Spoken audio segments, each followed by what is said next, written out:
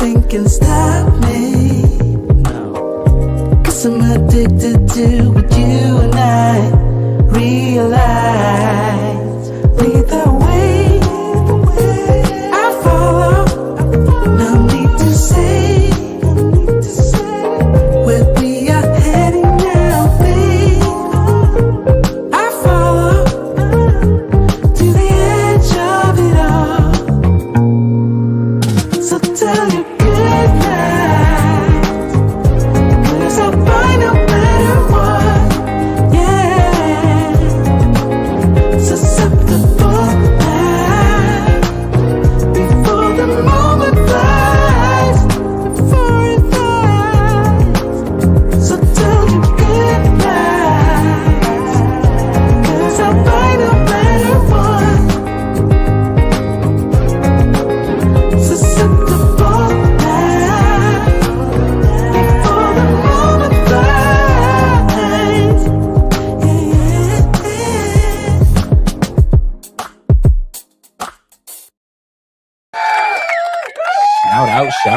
Shout out to all you men.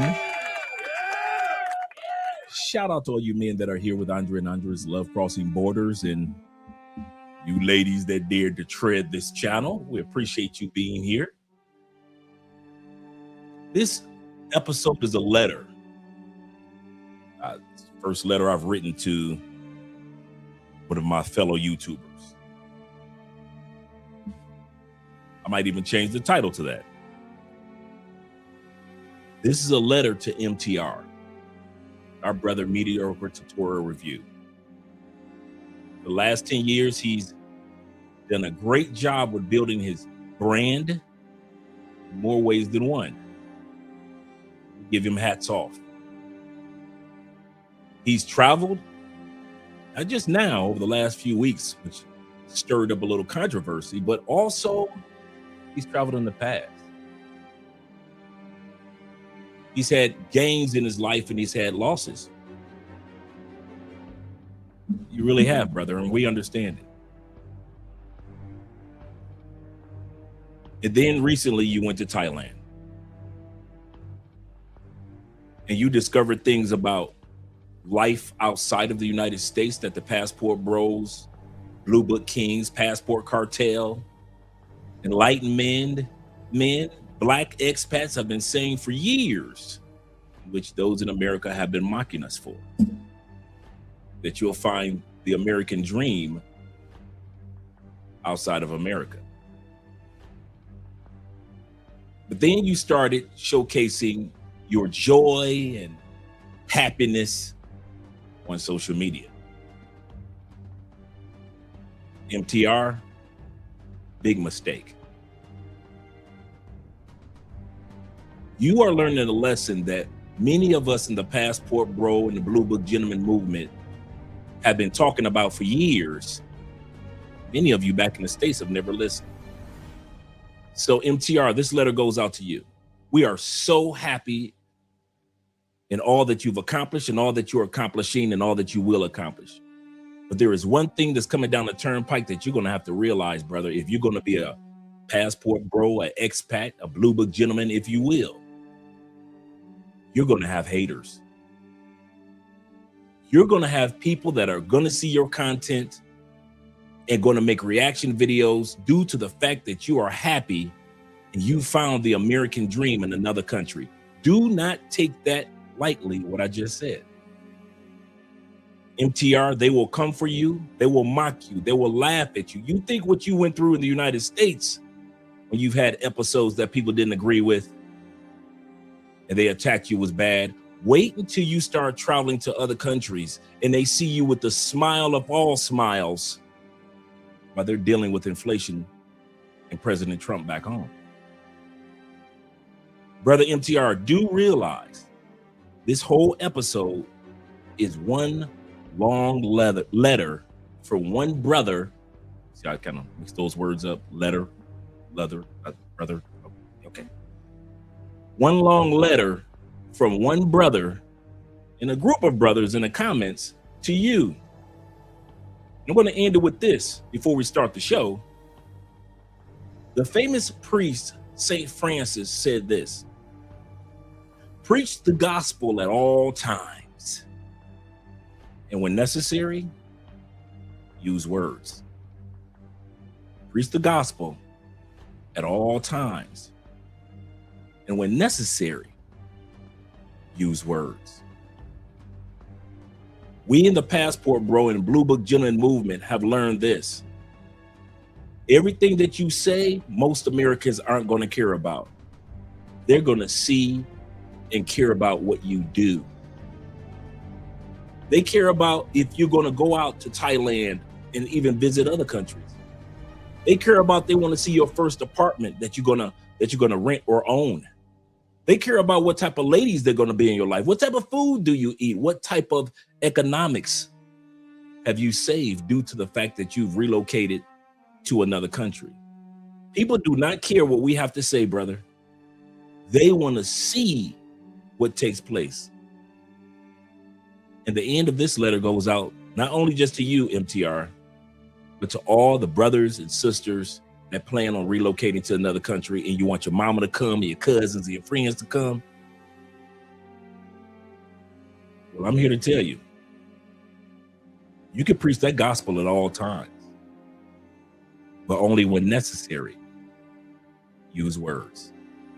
Let them see your life outside the United States before you try to drag family, friends, and other Americans outside the United States. Now, that may not have been for MTR, but that goes out to all of us who are hoping to bring family and friends outside the United States. Because just like it took MTR a long time, it's been 5 years since he actually did that reaction video about Thailand with Richie Mack. 5 years.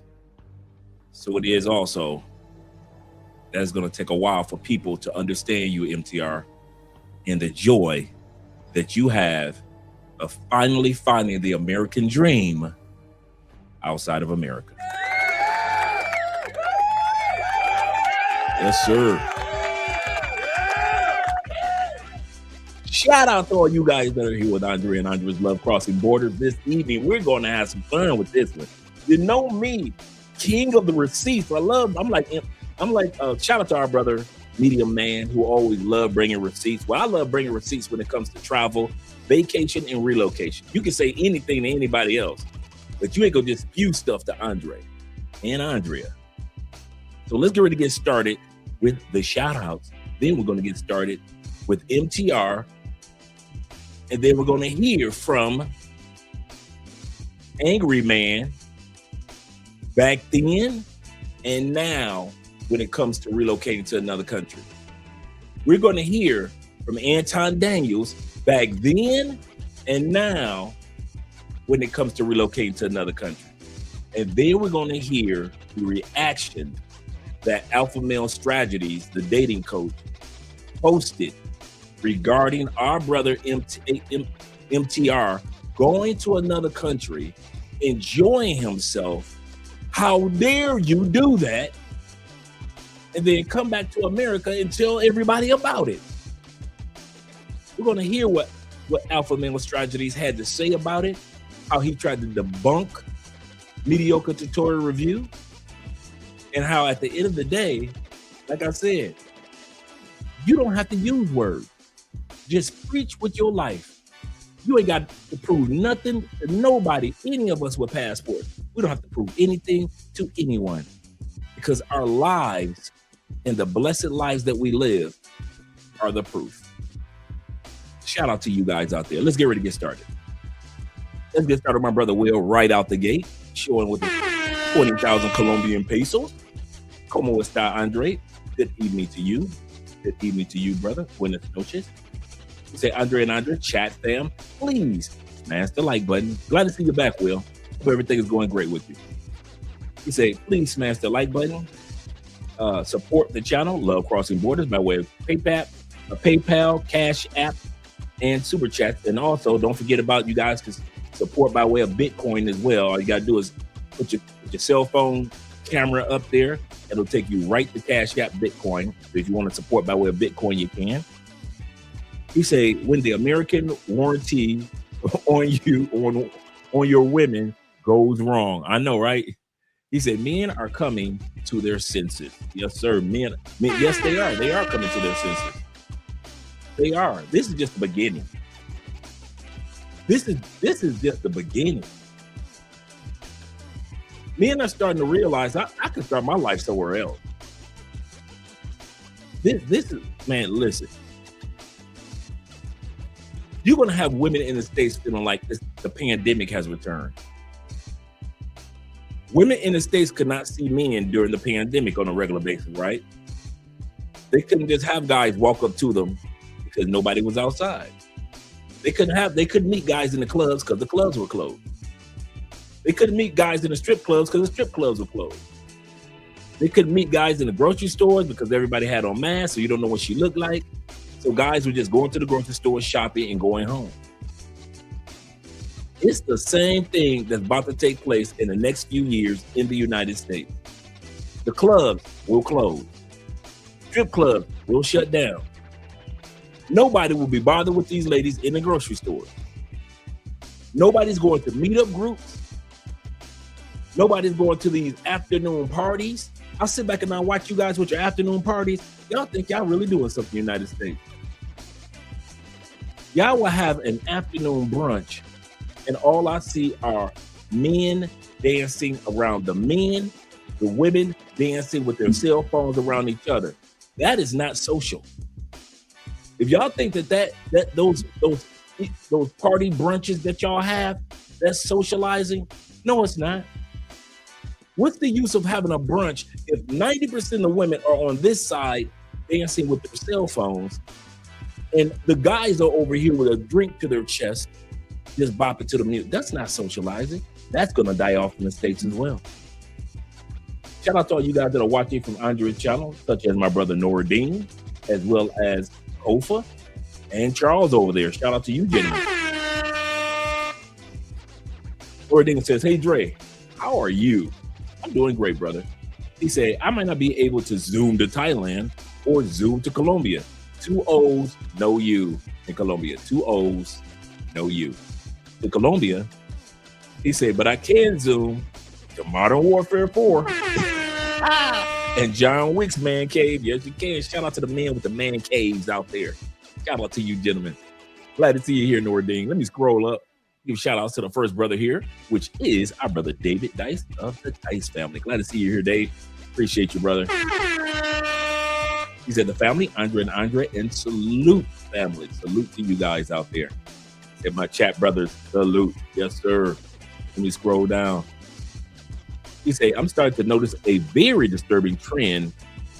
Every time a quality black man is happy, you got their brother, you got the other brothers out there in the community or other sisters hating on him. Absolutely correct.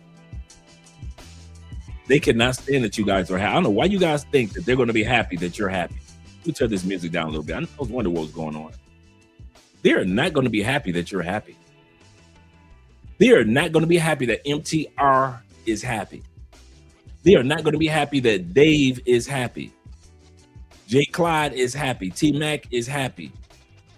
They are not going to be happy for you guys. Will is happy. They do not want to see, dude, they expect in the United States that a man's happiness is centered around his woman and his kids being happy, right? That's how we were trained in the United States by our mothers, right? Our mama told us your happiness centers around your kids and your wife being happy. Your happiness doesn't matter. You're supposed to live a horrible life. Like Charleston White once said, I'm going to play that one day. Men don't get their flowers or appreciation until they're dead, till you've worked yourself to death on behalf of others. No other country asks that of men. Only in the West. Colombia, they do not ask their men to work to death. Thailand does not ask Thai men to work to death. Philippines,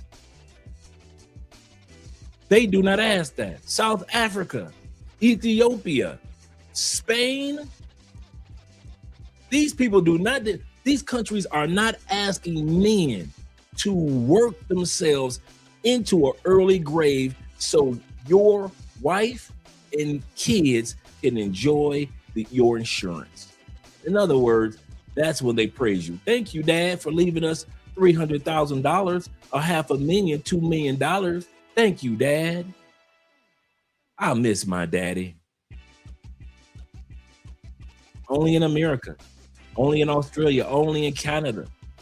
They ask you, they demand of you, they expect of you as a man to work yourself into a mental grave and then a physical grave. In other words, you are expected in the United States, once you get married or in a serious relationship, and you have kids, you're supposed to mentally die. Financially die. You can't buy stuff for yourself like that unless you're rich. But the average man is expected to financially die. In other words, buy her expensive things. Make sure the kids are taken care of course. Of course, the kids.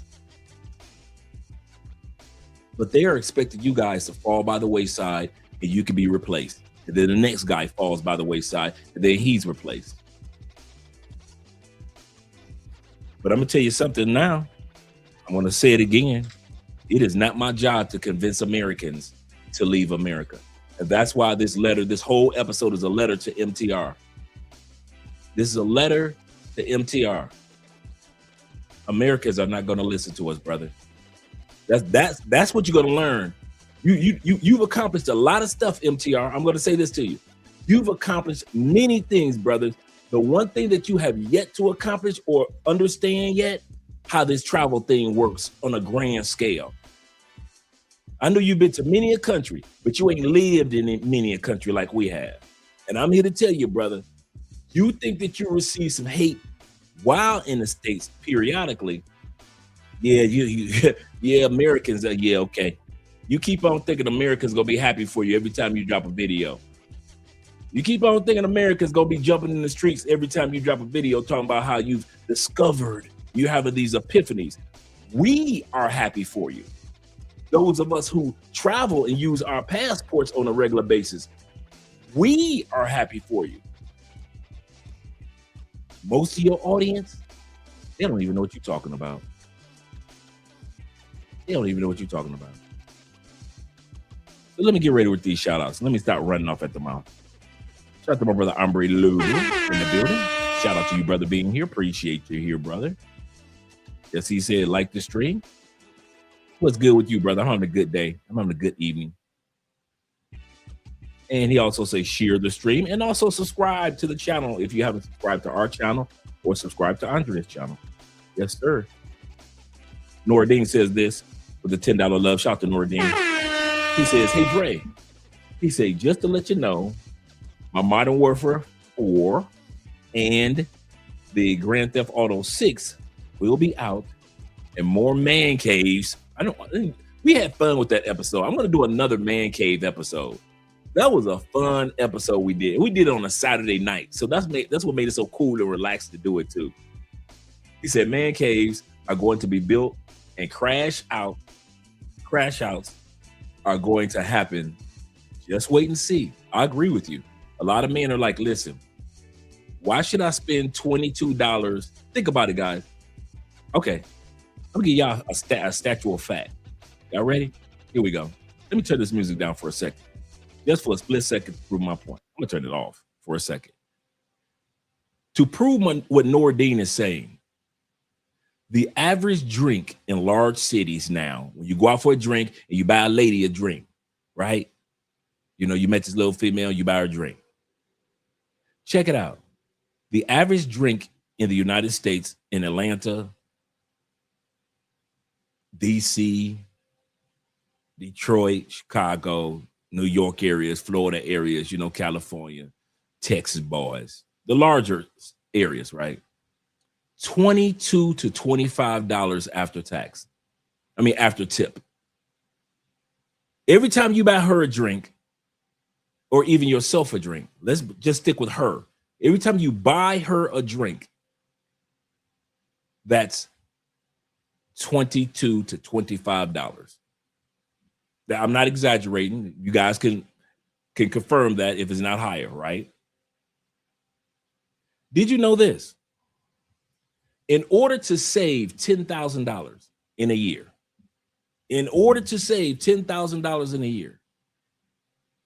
all you need to do is put to the side in investments, money market accounts, a crypto, $24.70 a day. I'm gonna say this again. In order to save by the end of the year, from the beginning of the year to the end of the year, all it takes is $24.70 a day. That drink money that men used to spend on drinks, they're starting to realize that $25 drink can go towards my $10,000 by the end of the year going into my investments. Women don't realize men are so logical. We are looking for ROIs now, return on investments. And if it take me to, hey, be in a corner by myself with my drink in my hand and I'm bopping to the music and I didn't have to buy 5 of y'all drinks and I get to put that money into my money market account, and by the end of the year with $24, $25 clips, I got $10,000 in the bank. You guys do not realize how expensive it is. And we're going to do an episode on that. How expensive it is in the United States to date the average woman. 3 dates in the average city. 3 dates cost you on average between $150 to $450 for 3 dates. 3 dates. Fortunately for American men, you get this. You live in a hookup culture. So most of us, let's be honest, I said the other day about 70% of the women that I've been with, I ain't never had to take out on a date. All I had to do is make them laugh and they throwing their panties down. Some of y'all are like, oh, I need to deal with some Black and Mild, some Hennessy, some Luther Vandross in the background, and she throwing her panties down. So most of us know that we live in a hookup culture that you really ain't got to take no chicks on no date no more. They try to make it seem like that on social media. Bruh, we know by experience, most of the women that we done laid down with, we ain't have to buy a bottle of Hennessy for real. You ain't have to have, you could buy some cheap liquor, and a lot of women will drop their panties. And I'm not just talking about some hood chicks. So that's the caveat right there. But I just want you guys to know how expensive it is to date and how men are now starting to realize I'm not going to get a rate on my return for this. If I buy her this $25 drink, including tip, I might or might not get a return on my investment. So why don't I take that $25 I would have bought for this chick, put it into my money market account, put it into an ETF, put it into my crypto, put it to my, in other words, my Vanguard, my Fidelity. And by the end of the year, I've got $10,000 that's flipping. That's how men are starting to think now. Women think is because we ain't got no game, and we that's because we ain't getting no coochie. No, ladies, hear me out. We getting the coochie. We just ain't getting quality women to come along with the coochie. So the sex ain't the problem, ladies. The problem is after we have sex with y'all, are you a quality woman? Most of y'all ain't. Ladies, even the Bible says most of y'all ain't. Ladies, does not the Bible say, he that findeth a wife has found a good thing? The word good means beneficial, a beneficial thing. And does it not say in the next part of that verse in Proverbs, and found favor with the Lord? In other words, in order for a man to find a good, beneficial woman, God got to do him a favor. That's how rare a good woman is in the West. God got to do you a favor to get you a good woman. He that findeth a wife has found a good thing and has found favor with the Lord. God got to do you a favor? You can't just have a bunch of quality women just walking down the street. You can't just have a bunch of quality women at a luncheon. You can't have a bunch of quality women with degrees and businesses. You can't just have a bunch of quality women. So I can't just find quality women in every atmosphere. You mean in order for me to be in the United States, Canada, UK, Australia, and Western Europe, I would literally need God to do me a favor and give me a good woman. Yeah, I ain't staying. Yeah, when I could go to another country where it don't take all that, and I can see herds of good women. I can see herds of bad women, but I can still find a herd of good women in other countries. Let's go back with the music. Bring that beat back, Dre. All right, let's get back to these shout outs. Will says this. Will says, one trend that I've noticed, he said, one trend that I've noticed and witnessed about brothers who travel or live overseas, they don't hate. No reason to. He's 100% correct. They are very happy for each other. That is true. That is true. There are very few of us that I've come across that hate on each other. The pay for play dudes don't hate on the dudes that are married. The dudes that are in relationships, we don't hate on you dudes that come for vacation. The dudes that come on vacation don't hate on the pay for play dudes. The dudes that come for the experience, like you like to hike and swim, and you coming for the adventure to each country, you don't get hated on by the dudes that are in relationships with kids. It's like we all kind of jail with each other. And then when a hater does come, we kind of shut him down. We kind of shut him down like, hey, dude, I don't care what you're talking about. You can go on somewhere with that hate. Take that back to the States. You can take that hate back to the States. Ain't nobody trying to hear that.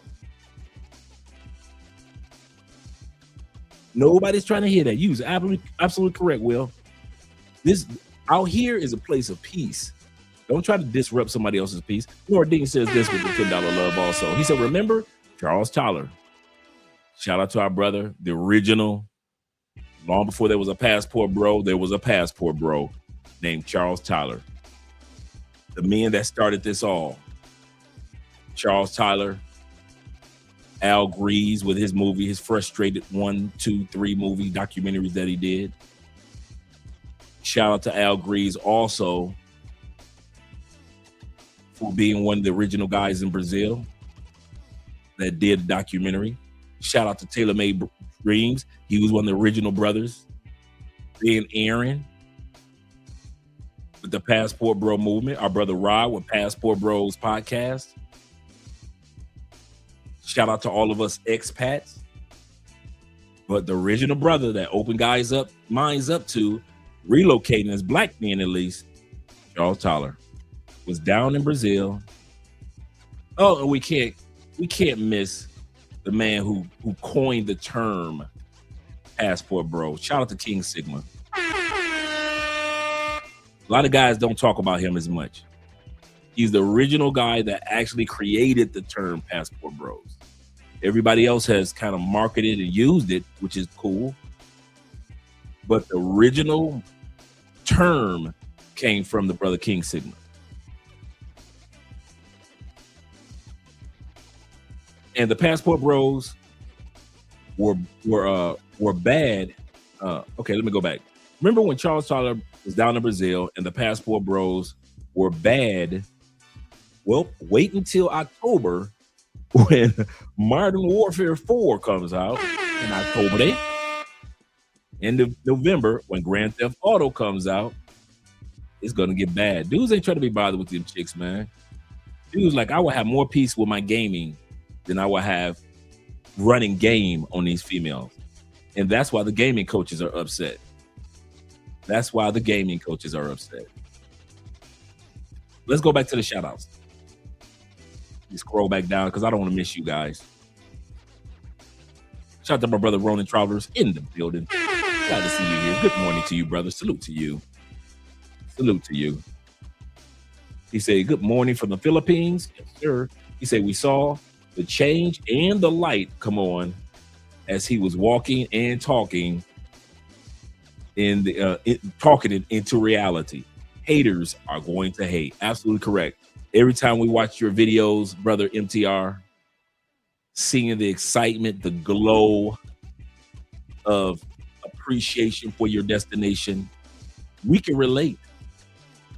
I'm gonna say this again. We're the ones that's celebrating with you, brother. If you wonder who's all celebrating with me, it ain't really folks back in America. It's those of us who have passports and have been using them on a regular basis. We are dancing in the streets with you, brother. And we saw that glow that our brother Ronan Travelers is talking about. Shout out to E-Man Perry, as well as Zeke being in the building. Shout out to Zeke. And El Patron representing. Salute to you as well, brother. Glad to see that you're here. He say, chat fam, he said, I'm excited for this one. He say, the thumbnail made me laugh out. Dude, I made that thumbnail like 2 o'clock in the morning, bro. I was like, I need a good thumbnail. Because I didn't just want to do, okay, y'all want the truth? Okay, here we go.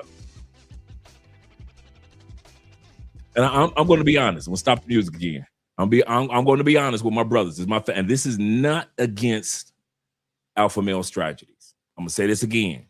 I am not going against, so don't be like Andre coming against alpha male strategy like he did Anton. No, Anton's a clown, okay? I watched Alpha Male Strategies video. I don't know who I told this to. I think Kings and Dreams. Shout out to Kings and Dreams, James. We were talking last night, yesterday on the phone, right? And in the afternoon. And I said, some guys are from the South. They are Southerners. And you can hear the Southern accent in their tone, right? These Southerners. Some dudes are country as fuck. And when you listen to them talk, you can only listen to that country accent only so long to where you like, oh my God, dog, stop talking, please. That's how I feel. And like I said, I support alpha male strategy. So let me not trip, bruh. But bruh, you gotta do something about that country ass accent. It is not a Southern accent. You guys from the South, you know what I'm talking about. There are Southerners that have a Southern accent and you know that they're from the South. But there are people that have a country backwoods, sound like they in a cornfield some damn where, picking cotton and tobacco type of accent. Am I lying? And I'm not just talking about black dudes, because you got the white dudes down in the bayou that you don't know what the hell they saying. So when I say there's a difference between a Southern accent and you country motherfuckers, whether you black or white, don't think I'm insulting anybody, because even Southerners know that there is a Southern accent and there's a country accent. The reason why I created the video montage the way that I did is because, dude, I was not going to sit up here for 4 hours and listen to alpha male strategies, country ass accent. I'm going to tell y'all that now, bruh. Alpha male, I love you, but you need to work on your dialect, bruh. Now, if you're going to live in the South for the rest of your life, cool. And you can say, F you, Andre, I don't even know you. I got you, brother. You don't know me, and I don't know you. But I know one thing, you one country motherfucker, bruh. I was waiting for you to pull out a straw and a straw hat. I thought I saw your ass in the movie Sinners. You were so country. Goodness gracious. All you got to do is take a suit off and put on some overalls. Your accent is too country. It's not Southern. Well, I got a lot of money and I got more money than you. Congratulations, bruh. You got money. And you still sound like you broke than a motherfucker. Some of y'all dudes got money and you still sound country like you live in a. I give you a perfect example. You ready? Shannon Sharp and Sterling Sharp, 2 NFL guys. Both deserve to be in a Hall of Fame, not just one. If you've ever listened to Sterling Sharp, the older brother, they both grew up in small town Alabama in a wooded in a tin roof house, but Sterling sounds like he was raised up north. He had enough sense to embrace his southernness, but realize improving his dialect would open up more doors for him. You wouldn't even know Sterling was Shannon Sharp's brother. Then you listen to Shannon Sharp. No matter how much money he got, no matter he's in the Hall of Fame, no matter how many touchdowns he's got and broken all the records, no matter how many Super Bowl wins he's got, that is one of the countryest motherfuckers in America. That dude is country. And I'm not talking about the animated part. He can stand there and just sit there. That brother sounds country, bruh. And I'm not coming at Shannon Sharp. I appreciate and enjoy. I was around watching Shannon Sharp play football. I was watching him on television all these years. So I'm not a Shannon Sharp hater at all. So don't think I'm coming like that. I'm just saying that there's a difference between Sterling Sharp, Southerner, Shannon Sharp, Southerner, but country as hell. That's alpha male strategies. So if you guys wonder, why did Andre break this letter up to MTR, our brother? Why did I break it up the way that I did? Because I was not going to sit up here for 4 hours and listen to this country ass Negro. No, hell no. I know when I say certain words and terms, you guys can tell that I'm a Midwesterner. Because many of us Midwesterners, especially in the Black community, we're the first generation Northerners. So you'll hear a little bit of Tennessee in my voice, and then you'll hear a little bit of Alabama in my voice, because my mom is Alabama, my dad is Tennessee. I'm the first generation Northerner. So you'll hear that. But boys, some of you dudes country than the mom. Y'all some country motherfuckers, dog. I ain't gonna lie. I ain't gonna lie, bro. I wish I could put it any other way. So that's why the thumbnail looks the way that it does, because there was a point in time when Alpha Male's strategies thought one way, and then all of a sudden he went a different way. There's another time when Anton Daniels thought one way. You thought it was just let Anton slide away from this, and then he started talking another way. There was another time Angry Man thought one way, and then he went a different way.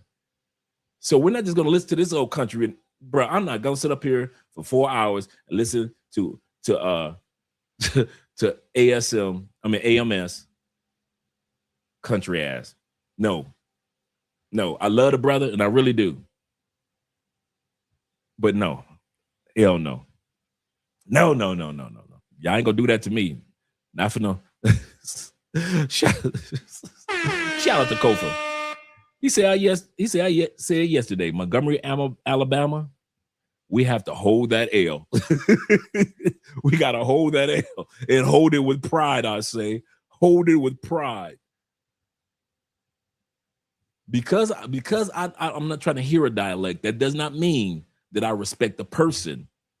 Because a lot of people think if I talk about that dialect, that means you must don't like Shannon Sharp, or you must don't like alpha male strategies. No, that's not true at all. I don't know these gentlemen. B, I'm very proud of them as men of color that have accomplished all that they've accomplished and are accomplishing, ing. But that damn dialect.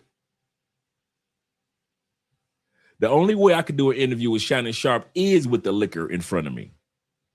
I'll be drinking the Club Shay Shay all day. Like, what'd you say, Shannon? Fuck it.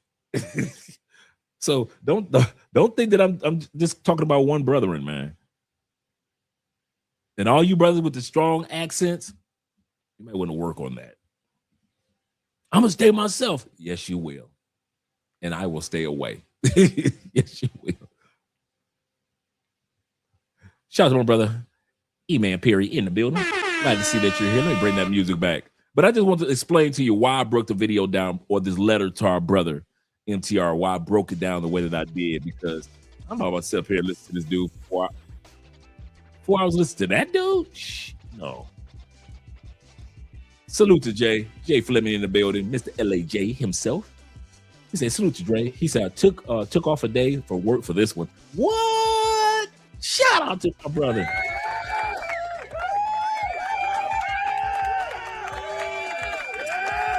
This is a good one. This is going to be one of my favorite episodes of the year. I know this now. I really do know that.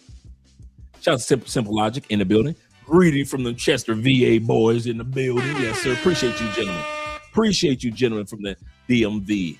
Appreciate you guys being here. And all you Cleveland boys, salute from Cleveland. Yes, sir.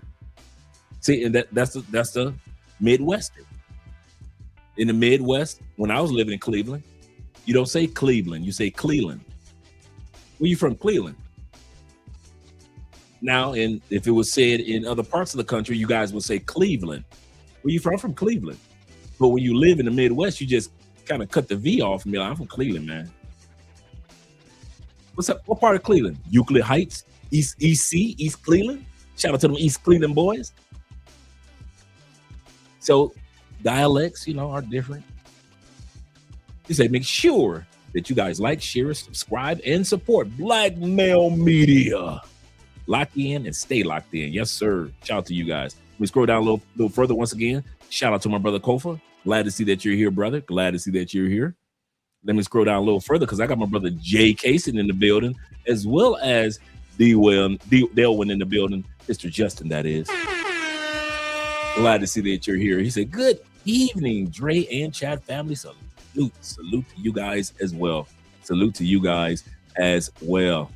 And we got my man Twan in the building. Yes, sir. We're going to have a good one tonight because we got Twan Charles B in the building, as well as my brother JT in the building. What are we doing right tonight? This is going to be, we got 89 people. Oh, I can't do it, everybody. We got 92 people. Oh, yeah. Let me go ahead and hit these super chats. I can't hit everybody tonight. I love you, brothers. I can't hit everybody tonight. Not 92. We'll be here for a hot minute. He said, just here, making sure, shout out to T-Mac. T-Mac said, just here, making sure that guacamole with fresh organic Colombian avocado. Yes, sir. So that's what he's making. Yes, sir. I need to be where you are. Tomatoes and onions, enjoying the broadcast. Man, I need to be where you are. I was not a guacamole man in the States. I'm gonna tell y'all that for real. I like, what's that green stuff? Ugh, what's that? I'll never eat that. Man, I'm a guacamole fan now. I love me some guacamole. Do not get it twisted. Shout out to my brother Dapper. D-Pain in the building. The Dapper D-Pain in the building says this. He said, what's good, Dre? And chat fam.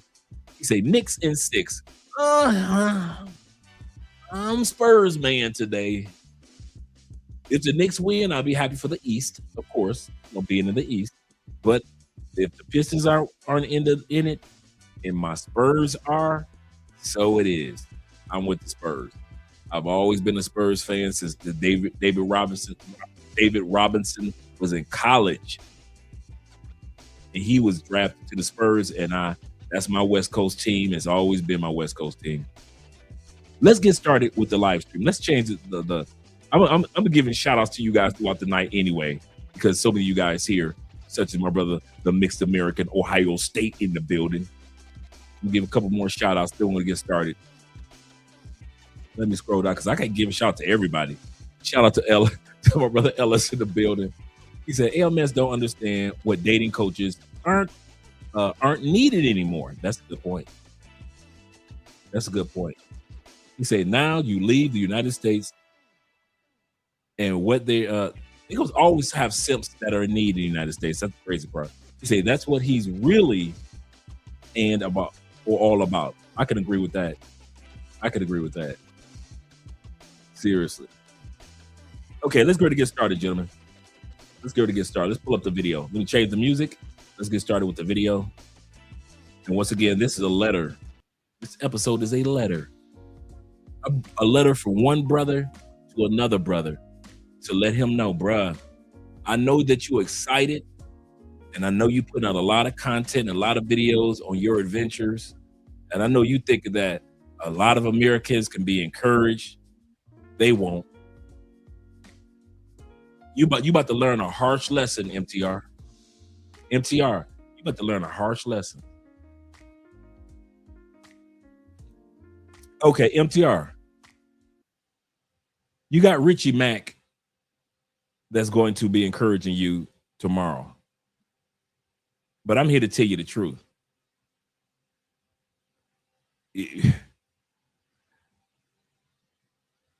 Your fellow Americans can't see beyond the plantation, the borders of the plantation.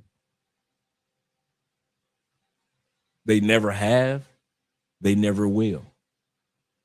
We're going to look at a stat tonight that's going to confirm what I'm talking about. Most people don't know. When Americans get their passports, when Americans finally get their passports, they rarely use them. It's not because of money. And when we do use them, 50.1% of the time, we only go to Mexico or Canada. Half the time we got passport, we go anywhere in the world, anywhere on the planet.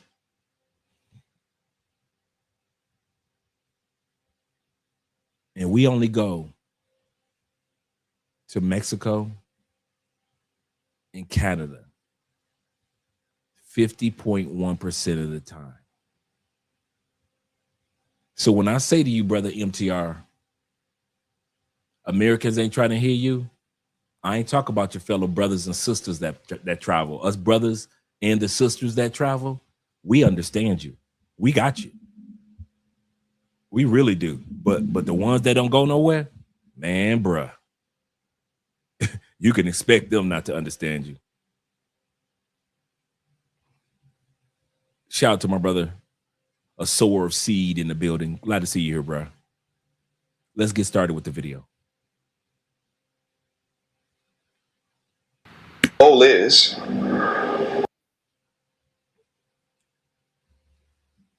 okay. Don't know what happened there. Let's try this again.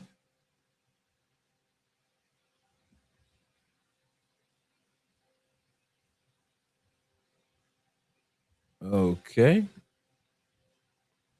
I'm going to bring it down and then bring it back up. That happens sometimes. Remove from studio and bring it back into the studio.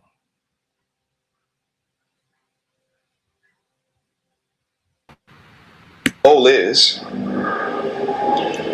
to save and invest as much as what you can so that you can use the money as a tool for something else. And listen, guys, it's not to say that your life in the West, all right, ain't good, all right? Shit, a lot of you guys it's good. Y'all better stay your ass in the West. See, MTR makes his money off of YouTube. You gonna try to go down there and do your job down in Taiwan, it ain't gonna work. He said that's not gonna work. First of all, you're gonna hear Alpha Male Strategy several times use Taiwan instead of Thailand. In other words, when I say that Americans don't care about travel, they don't care about where you travel, MTR. Now, remember, guys, this episode is dedicated to our brother MTR, so I'm talking directly to him. You've put out videos talking about I'm in Thailand, Thailand, Thailand, Thailand, Thailand. But Americans care so little, they think you're saying Taiwan and Thailand because to the average American, it might as well be the same place. You might as well be in Taiwan. Number two thing, Alpha Male Strategy said, y'all better keep y'all in the West out here in the West. MTR make his money off YouTube. Okay. Long before there was a passport bro movement, we using facts. MTR. Long before there was a passport bro movement, there was a digital nomad movement. Long before there was a digital nomad movement, it was the expat movement. Long before there was an expat movement, there was the military brothers and sisters. There have always been people leaving outside the United States long before it blew up on YouTube. When I left almost a decade ago, there were over 9 million Americans living outside the United States. 1.5 of them at that time period were living in Mexico. Mexico is the #1 expat location for all Americans. If you don't live in the United States, you live in Mexico. Like I always say, who the hell should have put up the wall? Mexico. I don't know why Americans want to sit up there and cry talking about putting up some damn wall when you are the main ones that's flooding into these people's country just like they flooded into ours. And here's the kicker. It's not as many Mexicans flooding into America as it is Americans flooding into Mexico. I didn't say all immigrants. I said specifically Mexican immigrants. There are more American immigrants that live in Mexico than Mexican immigrants that live in America. You can look that stat up. Now, if you add everybody else up, you got millions of people from around the world that try to come into America. But I'm just talking about Mexico because we flood their country. 1.5 million, even when I first started traveling. What's my point in laying that foundation? Don't you ever let somebody tell you, MTR and the rest of you guys, that you can't relocate to another country because you can't make money. One of my favorite things that I say about us men and also the ladies that we're discovering is our superpower once we leave the States. Some of you guys did not open up a food truck in the United States, never thought about it. It wasn't on your mind at all. You left the United States, your superpower kicked in. You got 3 food trucks in another country. Some of you guys never thought about cloud engineering with Theo while you were in the United States. Never came to your mind. You never thought you would do cloud engineering. You didn't know what cloud engineering was. Now you guys have left the United States or planning on leaving the United States, and you're taking cloud engineering classes with Theo. Doors open up. Some of you guys never did outside the United States contract work or outside the United States government contract work. Both opportunities are there. Government contract work is that you get contract work in other countries by way of the U.S. government. Basic contract work is just companies that aren't government ran, companies that are just hiring you by recruiters, and they just so happen to have a spot open in Qatar, in France, in Spain, in Thailand. And it's a company that are recruiting Americans and asking Americans, hey, can you come over here and can you teach this, or can you manage this, or can you translate this for us? So when you hear these Americans trying to tell you that you can't make it outside of America, I'm here to tell you, long before there was an MTR, there were 9 million, or Love Crossing Borders, there were already 9 million Americans already living and thriving economically. Everyday regular people, not millionaires and billionaires. Everyday Americans, 9 million of us were already thriving before the passport term was even created by King Sigma. Don't try to convince Americans to leave America and don't listen to Americans who have never left or only visited other countries outside of America. Don't you listen to them. I'm here to tell you, they think they know. You know what the number one thing is that I've noticed on TikTok when it comes to expats? They watch you guys' videos. You guys are in another country. You're talking like MTR. And what happens? And I read the comments. The first thing they say, this is the first thing in every comment, every time you guys post an exciting video on TikTok, whether it be about relationships, whether about somewhere you just visiting, whether about your new apartment in a new place around the world, the first comments are always, how do you make your money? Why?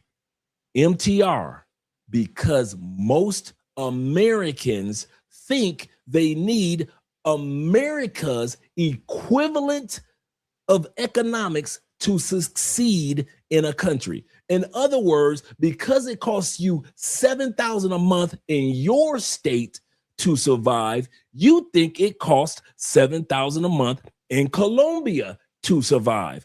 I thought that. I was paying for a 1-bedroom in Florida after I sold my home. I was paying $1,500 a month in the suburbs of Tampa, right? I come to Colombia, I'm thinking I needed to spend, not just have, spend $1,500 a month in Colombia. Do you know what a $1,500 a month apartment was getting me back in 2016, 2017, 2018? In Medellin, 5-bedroom apartment for one dude. 5 bedrooms, 2 bathrooms, in a brand new modern high rise. And I'm talking about high, like 20th floor type of high. I know it was that high. I think it was like maybe 15 floors. I didn't need $1,500. I didn't need that. Now that I've learned this, and there's a reason why I'm saying this. Now that I've learned this, still live in the suburbs. You guys have been around me in Cali. 3-bedroom, 2-bath, security everywhere, very family-oriented environment, upper middle class location, $650 a month. All I needed was $650 a month for a 3-bedroom, not the 12. So a lot of times Americans think what you need in America is what you'll need in another country. And I don't live in a shoebox, just in case you guys are wondering, because Americans will say that, yeah, y'all go to those other countries, you pay $300, but y'all living in shoeboxes. On the contrary, my house is far from a shoebox. My neighborhood is far from crime ridden and full of people walking around on drugs. That's not my neighborhood at all. But if you let Americans try to convince you otherwise, you think you can't leave and move to another country because, man, I need to make at least $7,000. I heard some of you fools sit back and say, I need to make $20,000 a month before I leave the United States. Are you out your rabbit ass mind? You can live in the upper class. I wrote a book about it. Come on, guys. Go on Amazon. The book is anywhere is possible. You can live in 60%. I'll walk you through it step by step. You can live in 60% of this planet statistically in the upper middle class of pick the country, 60% of this planet, $2,500 to $3,000 a month. I'm not talking about your party money and all that stuff. I'm talking about roof over your head, food and utilities, and your cell phone. And you living good in some of the best areas around the world. 60% of the planet. You can live in, look at your own city suburb that you think you can't afford to live in, or that you do live in and it costs so much to live in that suburb. You can live in that same type of, I'm not telling you to downgrade. And that's what Americans make the mistake of thinking. That's why I'm telling you, MTR, stop trying to convince Americans. Man, you will burn. MTR, if you think that 5, 6, 10 videos are going to encourage Americans about what's going on out here in the world, my brother, it won't. It won't. You'll get your views. They'll be happy for you. But none of what you're saying will sound real to them. Americans actually believe if it takes $10,000 a month for me to live in my city comfortably in America, I need to have $10,000 a month to live comfortably in these other countries. And we who are out here, who are actually living the dream, living comfortably, are telling you, dude, it does not take that much and you can live better. We're going to look at that tonight when it comes to Thailand. So don't get caught up in MTR. Don't waste your time. That's what this whole letter is about, bruh. This whole episode is about MTR, bruh. Post your videos, make your money. Go on to the next topic. Whatever the next topic you're going to talk about, MTR, go on to that topic. Because Americans don't know a damn thing about living or truly visiting other countries. And that's how you got dudes like Alpha Male Strategies, Angry Man, and Anton Daniels, some of the largest content creators, talking crazy stuff about those of us that do relocate to other countries. Dang shame. I'm gonna hit to the super chats in a second, but I want you guys to hear from my brother MTR, one of his latest videos. Shout out to everybody out there that wrote something underneath the video where I talked about that I needed a break. And because I also talked about, you know, the impact of the death of my father. And in speaking through that, you know, I think that it hit a lot of people because you've either gone through that or you know someone in your life that has gone through that. Man, fuck cancer.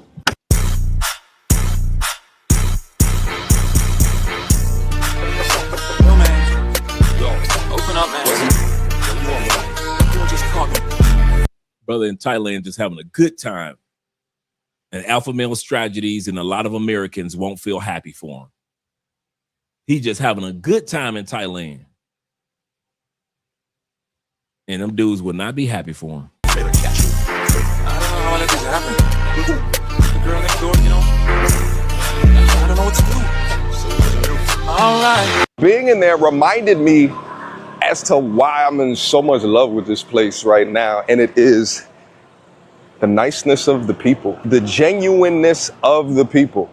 I wish I could have showed you like the behavior of like the waitress, right? Just so comforting, so humble, you know, so present, so feminine. Like she's like this big, tiny little lady, and so like overly accommodating. Shout out to the Thai people. Bangkok Lens, what you actually get for 15K, 30K, and 50K per month. For around 15K. All right, guys. Let's piggyback off of what I just said that Americans don't understand. In Thailand, we're going to use Thailand as a topic for the night, MTR. MTR, we're talking about the country you just came for 15K baht. In other words, for $460 a month. This is what you get furnished. Once again, $460 a month in beautiful Thailand, furnished. You can't get a garage furnished in the United States for $460 a month. You can't get a closet. You can't get an efficiency, a studio apartment for $460 a month furnished in the United States. But Alpha Male Strategy just told y'all better keep y'all ass in the West. Okay, but you will get a decent condo in a not bad location. Usually a studio or small one bedroom. You will get a gym, co-working space, pool, and a decent view. For 30K baht, you will get a Okay, 30K. We're looking at $920 a month. Let's see what you get for $920. big upgrade. Nicer one bed. Look at that. Okay, here we go. We got a great view. We got the balcony. We got the AC. We're talking about just fully furnished, very modern. Room, better furniture. Okay, come on now. Come on now. Y'all gonna quit playing with me. Y'all gonna quit playing with me. We're talking about 900. You ain't even cracked $1,000 a month on an apartment that's fully furnished.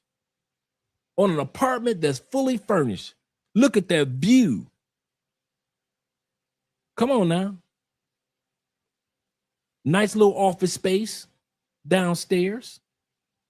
Better facility. And usually a more convenient location close to a mall. Come on, close to the mall.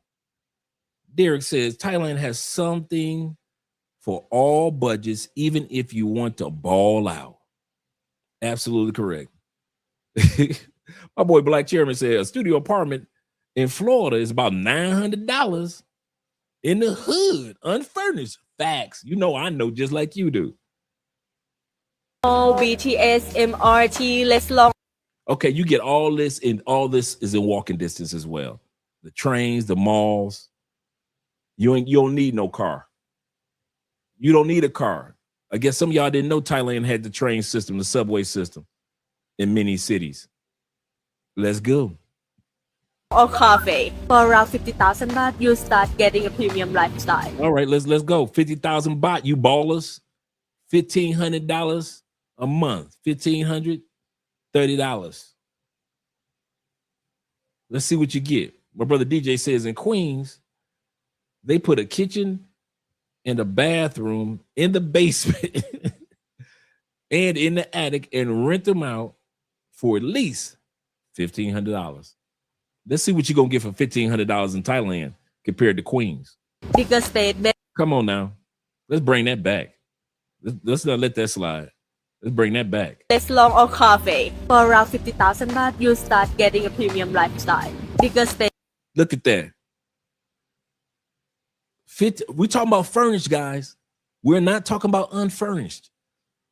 Alpha Male Strategies got y'all thinking that y'all need $5 million to leave the United States and live a happy life. You need if you ain't making 7 figures, you can't leave the United States. We're talking about fully furnished. Does not that bed look comfortable? Shout out to my brother Keith. I know, right, Keith? I know. IMF says this. Shout out to you, brother. He said, meanwhile, Alpha Male Strategies wants you to spend $300 to $500 on a first date with Keisha, who hates you and thinks that you are a sucker. Dude, do you guys realize that for the price of 5 dates, you can have an apartment that looks like this in Thailand? Better decide. Come on, man. Let's bring that back. We ain't about to let all that slide by. We ain't about to let that slide by. Furniture, better facility. And usually a more convenient location close to a mall, BTS, MRT, less long or cafe. For around 50,000 baht, you start getting a premium lifestyle. Bigger state, better design.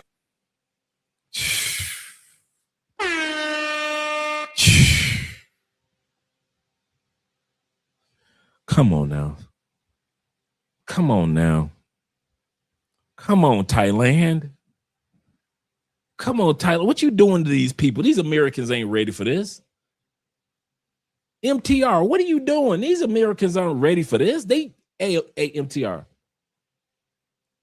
Americans are used to making money but looking broke. Okay? I'm gonna say this again. MTR, this ain't gonna work. It ain't gonna work, brother. Your fellow Americans are used to having to stretch a dollar. Your fellow Americans are used to having to rob Peter to pay Paul. Hey, MTR, don't do this to these people, man. Don't be, hey, MTR, stop giving Americans hope. That died when Trump got elected the first time. At least Jesse Jackson tried to tell him keep hope alive. Obama tried to help him out with the audacity of hope. MTR, don't be giving these Americans hope. That's why they don't like you. That's why they don't like passport bros, blue book gentlemen, expats, digital nomads. They don't like none of us. Why? Because we walk in what they hope to get one day. That's how we live. They hope to be happy one day. They hope to be at peace one day. Americans hope to have stable family. American men hope that their woman don't cheat on them. Hope that she don't spend up all his money. Hope that she don't turn out to have a baby by another man. American men, don't be giving these dudes hope. MTR, what are you doing? These men do not want hope. They deserve it. American men and American women deserve hope, but they don't want it. If Americans had a choice, you know, being a Libra myself and my brother Ronan, let's put it on a scale. If Americans had a choice between complaining and being a victim and having their hopes fulfilled and having peace, Americans will pick being a victim and complaining all the live long day. One of the reasons why Americans don't leave MTR is because they will not have anything to complain about and holler victim about, especially in the Black community. What is Black people gonna do if we ain't got nothing to complain about and play victim about? What are we to do? Right? So MTR, stop trying to get these people hope, man. These people don't want no hope. MTR, if they wanted hope, over 10,000 videos when it came to traveling, including ours, have come out before you posted yours. Years before you posted yours. Believe you me, if Americans wanted hope, they would have took advantage of all these thousands of videos from Ace Live, Tailor-Made Dreams, all the way to our brother Flight Madness with Danny, all the way to with BMT, Black Men's Travel, Aaron. You took advantage of my brother Jabril, Passport Heavy. They would have took advantage of all those opportunities. All the white boys. Shout out to the white boys out there, my brothers, the Vagga brothers. Them brothers, two white brothers, travel the world for 5 years. They would have took advantage of all them videos. Americans ain't gone no dang where, have they? Nowhere. A couple of us, but not most. And where do they normally go? Mexico. So MTR, I'm telling you, stop trying to get these people hope. They don't want no hope.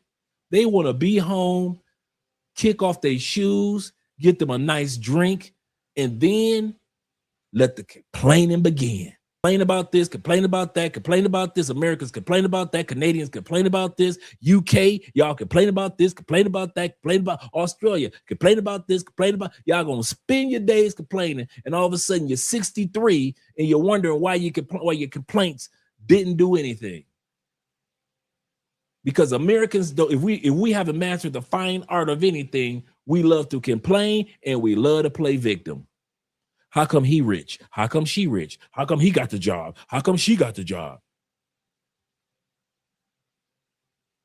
Black people, the white man, the white man, the white man, the white man, the white man, the white man, the white. If you had to leave, Black people ain't going nowhere. You know why? Because if Black people left in masses, who they gonna complain about then? You can't go to Brazil and complain about American slavery. Brazil, like, we got our own. Damn, what you talking about? So you can't go to Brazil and complain about, well, back in slave times. You can't go to Europe and sit back and say, well, they didn't serve my meal because I'm Black. No. They didn't serve you a meal yet because they're busy, and in a lot of countries, they move slow. So at the end of the day, black people ain't going nowhere. Black people ain't going nowhere for the number one reason, MTR. They will no longer have nothing to complain about and bitch about and cuss about and fuss about. And the last thing black people want to do is give up fussing, cussing, and bitching about the white man. They are not one of the MTR. One of the reasons black people are not going to Africa because they can't use that racism card, that Trump card that they usually use in the States. How you gonna complain about white people in a country full of black people? Now you can complain about injustice, you can complain about infrastructure, you can complain about different things, but you can't complain that it was a white man that stopped you as a police officer. No, that was a black man. So in order to complain about the white man, a lot of black people know they got to keep their ass in the States to keep the complaints rolling. Y'all ain't going nowhere. MTR, you haven't learned this lesson yet, brother. You will. You will. Black people ain't gonna never go nowhere. It ain't just because we built this country. It's because y'all know that if y'all go somewhere, you can't bitch nowhere else. You come to Colombia, you can't bitch no more. You go to Panama, ain't no more bitching and crying about your history no more. You can't be bitching about my baby mama. You can't bitch about my baby daddy did this. You got the kids. You living in Thailand now. You can't bitch about the baby daddy. He's still in the States. So now it's all your responsibility. So if them kids grow up fucked up, that's all your fault because you in Thailand with the kids now. Right? But as long as you in the States and your baby daddy in the States, you can still call him a deadbeat. And so that's why black people ain't going no damn where. You gotta have somewhere to bitch. Come on, black people. Tell me I'm lying. Tell me I'm lying about black people. These are my people. I was born and raised with y'all. East Side Detroit, Chocolate City. I was born and raised in a chocolate city. We haven't had a white mayor since 1966, a year before I was born. Don't tell me I don't know nothing about a chocolate city. I'm telling you now, 1966 was the last time we elected a non-black. So I'm here to tell you right now, black people are not leaving MTR because they will not have anywhere to or anything to bitch about after they leave.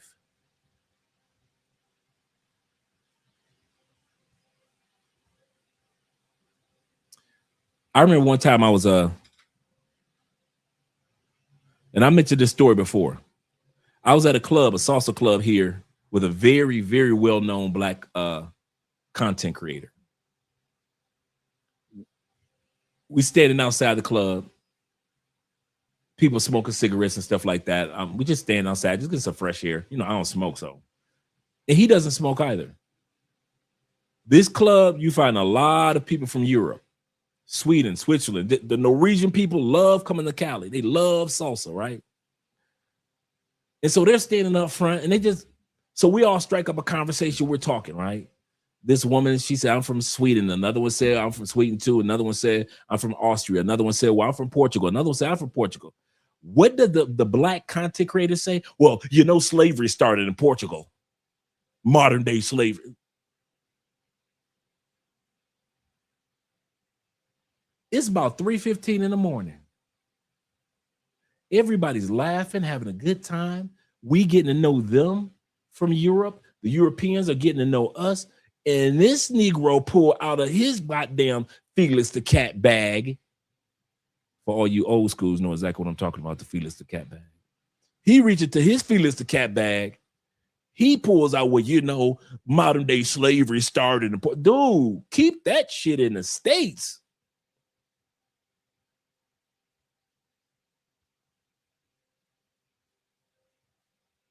Portugal has been past that era.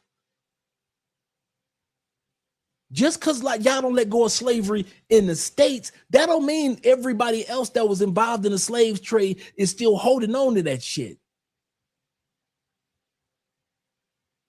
Now, when it comes to black people fighting for equal rights in other countries, yes, but they ain't sitting around talking about I shows wish the Spaniards would give us some rights.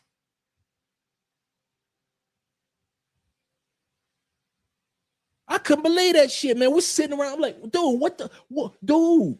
And this, like I said, this is a well-known content creator. And I'm looking like, dude, what the fuck is dude? I damn near walked away and I did not want this dude back in my truck. I swear.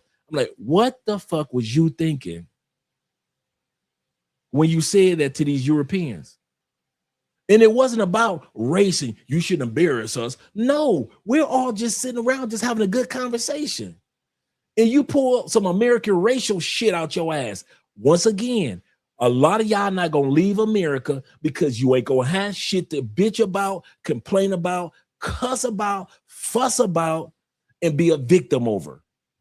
So that's why a lot of black people ain't leaving America. So don't try to make it sell it. You can sell that to somebody else. This is our country. We helped build this country. Our ancestors are here. Yes, that part might be true, but there's something else that could be true at the same time. And the fact that y'all asses want to be victims, and that's why you ain't gonna leave. And even when you do leave, a lot of y'all, just like the brother I just described, you still act like a fucking victim when you don't need to. I didn't know whether to be embarrassed or just mad at the brother. Or just sad. You know what I ended up being? I ended up feeling sad for the brother. I felt sad for him. Because no matter where he traveled around the world, he's been to so many countries. He still was a nigga. He talked like a nigga. He walked like a nigga. He behaved and thought about him. Not because of how everybody else is treating him, but because of how he treated himself. Remember I said the new plantation owners are black people. We own our plantations right here. I'll say this again. Black people own more plantations than in America than whites ever owned in the past. Why? Because we build our plantations on this land, on this soil. We limit ourselves. We put ourselves down. We complain. We still hollering victim shit. We don't believe that we can advance. If it was 20,000 plantations in the 1800s in the United States, believe you me, there's at least 2-3 million plantations today in the United States that keep our community limited. So I don't care about them damn plantations 400 years ago, because I'm watching my people walk around right now building your own plantations on your own soil. And you know I'm not talking about all black people. That's another one that's messed up with black people. If I say something, black people don't know how to eat the meat and spit out the bones. If I'm not talking to you, I'm not talking to you. Eat the meat, spit out the bones. But when it comes to black people, it's always a scenario of if I say black people, y'all all think I'm talking to you. Let somebody else be doing a commentary on black people. I know they ain't talking about me. They talking about niggas. See, I don't get offended because I know there's a difference between black men, black women, and niggas. And so when they talk about what niggas do compared to what black men and black women do, I know we know they ain't talking to us. Governments ain't talking about coming in our neighborhood. They talking about coming to you niggas' neighborhood. They ain't talking about losing jobs for black men. They talking about niggas losing jobs. They ain't talking about black men having a bunch of these kids out here. No, they talking about niggas having a bunch of kids out here. See, we don't complain because we know there's a difference. But when it comes to that being a victim, I'm not talking about all black people. And those who don't move like that, no, I'm not talking to them. But those of you who do move like that, your ass so naive, you don't even know that I'm talking to you. let's continue on.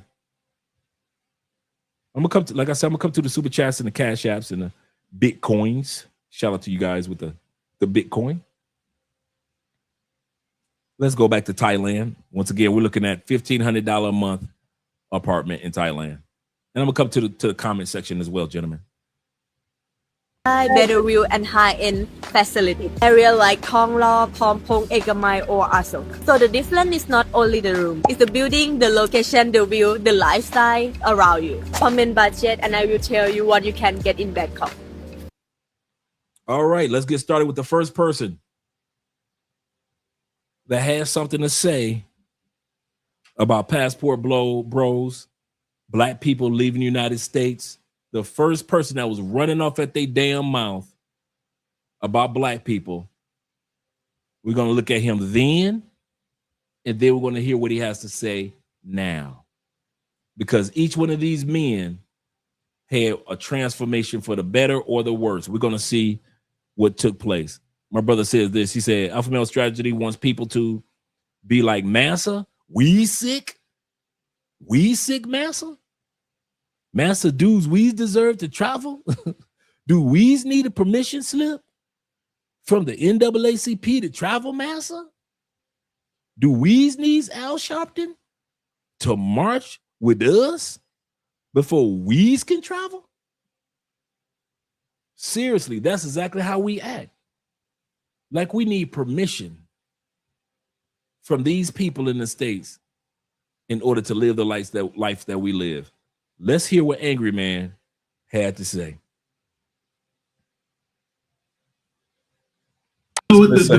Now, the gentleman that he's going to be conversing with is a gentleman, American, that has decided after a few travels that he wants to relocate to another country. Angry Man is going to come from the perspective of the average American. So now we have a conversation between an American, and then other Americans are going to come on the panel and give their commentary. So let's continue on. I don't think that you're educated. Now, that's cool. You can think what you want to think. You don't know. With that being said, doesn't mean I think you're stupid. So don't take it as an insult. It is what it is, brother. Okay, like this conversation is becoming ridiculous because every single time I say something to you, it's like you're being combative for the sake of being combative. I'm saying to you, bro, the crazy part is you doing the same shit. No, that's the loudest part. I'm actually not. You can sit here and act like you ain't, but everybody's watching this, bro. There's people in here to see it. Can I interject real quick? Just please do. Go ahead, bro. So the question was like, is America the best place to live? Is that what you were implying? Yeah, that's subjective, but yeah, yep. So let's pause for a split second. The question was, is America the best place? Their initial question was, is America the best place for a person to live? The person initially that we heard from was the guy that was the expat, the guy that traveled, the guy with the passport. Angry Man, the American, calm, never raised his voice, act like he got some sense in his head, like our mothers used to say. The guy with the passport, loud, sporadic. It really didn't make any points. What am I saying? And I mean this from the bottom of my heart. Fellas, ladies, stop trying to convince others why you use your passport and why they should use their passports. They can't see it. How are you going to argue with Stevie Wonder about how red a rose is? How are you going to continue to argue with Ray Charles on how blue the sky is? Do not, and I mean this, all you individuals that are going to watch this after the live stream, never, ever get into arguments with your fellow Americans about why they should leave Mr. Gilmore's plantation or why you left Mr. Gilmore's plantation. They do not understand it. They can't fathom the thought. They think about, guys, remember how you thought before your passport. Before you saw a YouTube video of your favorite YouTuber in that country. Think about how you thought about America, all you ex-military brothers. I know you were 18, 19, 17 but when you enlisted, but think about how you thought about America prior to enlisting, and then you landed in Germany, Taiwan, Philippines. And all of what you thought about the world was washed away to this day. Do not, I've been saying this for years, argue with your fellow Americans who decide that they want to live in America. My thing is this: you can't even afford a house. Like, inflation is crazy. You can go to another country. I'll say this: at the best, I can't see myself retiring in America. My last 20 years of my life, I won't be here at this current rate. I'd probably be somewhere in the EU just chilling as an old man. Now, before Angry Man continues, and this clip was from a couple years ago, we're looking at Angry Man back then. Because just like MTR had a metamorphosis, there are a lot of times guys have an opinion at one point in time, and then it changes. We're going to look at Anton. Opinion at one point in time, see his change. We're going to look at, I keep receipts. I got some old receipts that dudes don't realize. If I come on your show, I record that shit. I got receipts. Alpha Male Strategies back then, Alpha Male Strategies now, when he's coming after MTR. We're going to end it with him and his latest videos going after our brother MTR. Because this is, you can't, yeah, go ahead. Hold on a second. Juggernaut, what were you getting ready to say? I was, so for me, I'm from the FL. So, you know, we deal with Jamaicans, Haitians, all that. Like how people from New York do. Even from Bahamas. They come over to Florida to work. You know what they always tell us? They tell everybody, not just Black Americans, they tell everybody. Y'all got it good, but y'all just fucking it up. And I see that shit really a lot from my generation. We mess it up from what we get from the millennials, what the millennials gave to us. Once again, I'm going to break down what he just said. He said that on his job, you got a lot of people come from the islands and different parts of the world, and they'll be doing manual labor, and they be like, man, y'all got it good over here in America. Y'all just messing it up. You know, I wish I was born over here. I wouldn't be like this. But what does the brother do in response? What's his answer? The buck stops here. It's my responsibility to be a good American, the best that I can be. No. He says, well, we messed up because we got it from the millennials. In other words, it's not my fault. It's the generation before me, is their fault.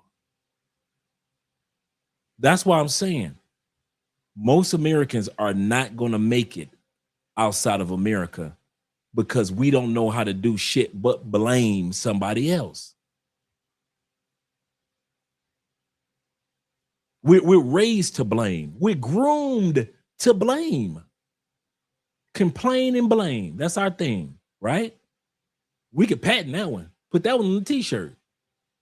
We complain and we blame. Right? Let's be real. I'm not hating on my country. I'm just being honest.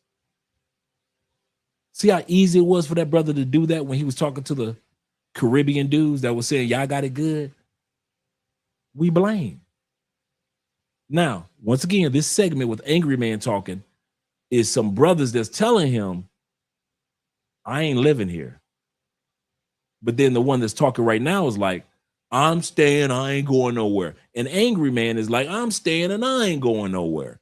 So let's finish listening to what they have to say. If we are so animated on hating on our own country, bro, you talking about going to Africa or Europe, nigga, they gonna look at you like, bro, you just a traitor. He said, for those that didn't hear it,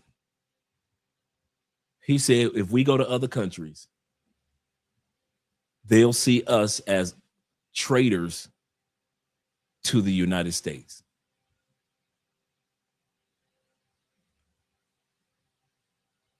Have you guys ever felt like you traded on the United States when you relocate or travel to other countries? No? Okay, even deeper. You ready? Do you even give a damn if somebody sees you as a traitor and you didn't do anything that equated that term?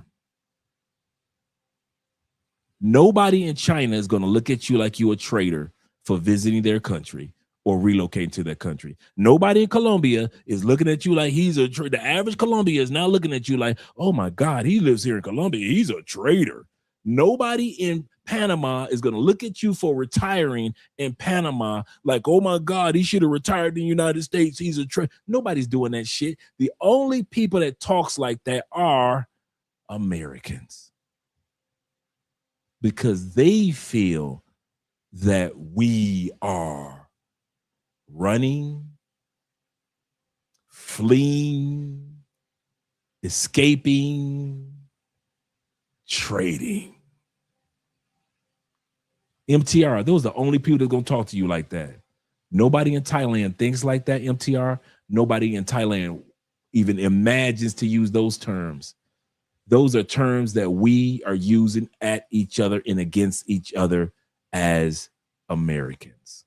So MTR, you ain't never got to worry about that. And I'm talking to you other guys in the comment section that haven't moved outside the states yet. Ain't nobody looking at you as if you traded away from the United States, especially if you haven't done anything to equate that term. You know how strong the term traitor is? You could be locked up for that term. You could be incarcerated for that term. You can lose your passport for that term. But for people that don't have passports and don't use passports, they don't know how dangerous to use that term traitor is. You don't play with certain terms. We know what true traitors are, and they get locked away. But only Americans will use that term on a fellow American. Just because you found peace in another country. My brother Darkest in the building, he says this. He says, stop trying to convert that's a good point. Good way of putting it. Non-believers, just let them stay. That's how I look at it. I get more peace for not trying to convince Americans to leave than I ever would get dealing with the stress of trying to get Americans to leave. I get more peace from having Americans stay than I would get if I try to waste my time every episode to get Americans to leave. Hell no. That you asking for ulcer. You asking Americans to leave America, you are asking for an ulcer. You will never see me do an episode on America. This is why you should leave. Hell no. I only talk to those of us who want to leave, and it's already a part of who we are. But the rest of Americans, I'll waste my time with them. I love y'all, but I'm not about to waste my time trying to convince y'all. This is not a sales pitch.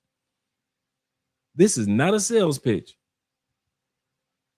International Quiet Storm says this. Shout out to my brother, Mr. Pro for You with the YouTube channel Love, Purpose, and Passports. Make sure you guys subscribe to their channel. International Quiet Storm, if you don't mind, drop the link to their channel. Him and his wonderful wife. Love, Purpose, and Passports just did a video of places to live in DR for less than $500 a month. And we ain't talking about shabby spots. But Americans don't want to know that. They don't want to know that. How dare you try to tell us that there is an easier way that our money can be spent? Who are you? Who are you to tell me that I don't have to deal with inflation and stress? Who the hell do you think you are to tell me that I don't have to deal with the bad medical system in the United States? We already looked at the equality gap index a couple of days ago. Remember, when it comes to equal rights for women compared to men, which countries give equal rights to women compared to men? Didn't we look at that a couple of days ago? Did we not find out of 140 countries, America was not in the top 10 when it came to women having equal rights? Top 20, top 30, top 40. America was number 42. Colombia was number 41. Rwanda was ahead of America when it came. Brazil, Portugal ahead of America when it came to women having equal rights as men. So when I hear women in America talk about this equal rights bullshit, and you guys go to those other countries and you guys are just with those women that have no rights. I'm like, what pause? You do know America ranks number 42, not in the top 20, not in the top 25 countries for equal rights for women. You do know America ranks number 42 when it comes to equal rights for women. Y'all making all this money, women, and y'all still ain't got all y'all fucking rights. And you want to talk about women in other countries. But you can't tell that to Americans. You better not tell that shit to American women. What? We making money, so we don't need no equal rights. Okay, all right. No, got you, ladies. Understood. Let me shut my mouth. You put the time in your country like that. You tell anybody else what we can use. What I'm seeing is happening to a lot of Americans, particularly the ones that are about my age right now. And these are the This is about millionaires that are leaving the United States. And this brother's going to give a good breakdown. ones like six-figure project executives, that entrepreneurs and things of that nature. The second they hit that 4% rule, they're out the country. They're living in Costa Rica. They're living in Thailand. They're living in Colombia. They're living in the Dominican Republic. They're living in Dubai. And the reason why is for a very simple reason. If I'm going to live somewhere and I don't have to deal with quote unquote racism, I don't have to deal with quote unquote sexism, I don't have to quote unquote deal with being mass shootings or civil unrest or having armed federal agents shoot me for a routine traffic stop. If I don't have to deal with that crap and I can still live on $50,000 US and live very, very comfortably, a lot of Americans are leaving and going abroad. And I'm seeing that time and time again. As a black female, when you hit that 4% rule, are you out the country as well? To be honest, Chris, it goes beyond that 4% rule. Like even before that 4% rule, I'm planning on going back abroad in a few months. Millionaire Americans are leaving the United States. The U.S. used to be the gold standard for the wealthy. Now Forbes just published new data. Look at the date. Yeah, I know I like to come with receipts. Look at the date. Because we always talk about all the millionaires that's leaving UK. Yes, that's true. But guess who else is bleeding millionaires? Guess what other country is bleeding millionaires? We produce them and we bleed millionaires like white blood cells. We produce them. Yes, we are a country. We create millionaires. Yes, we do in America. But we also bleed them. Once they become millionaires, they leave. That's the new trend. That's the new trend in America. Become an American millionaire or billionaire. Yes, we got them. We got a lot of them. But what the new trend, the old trend was make $1 million and enjoy your life in the States. The new trend is make your millions and get the hell out the States.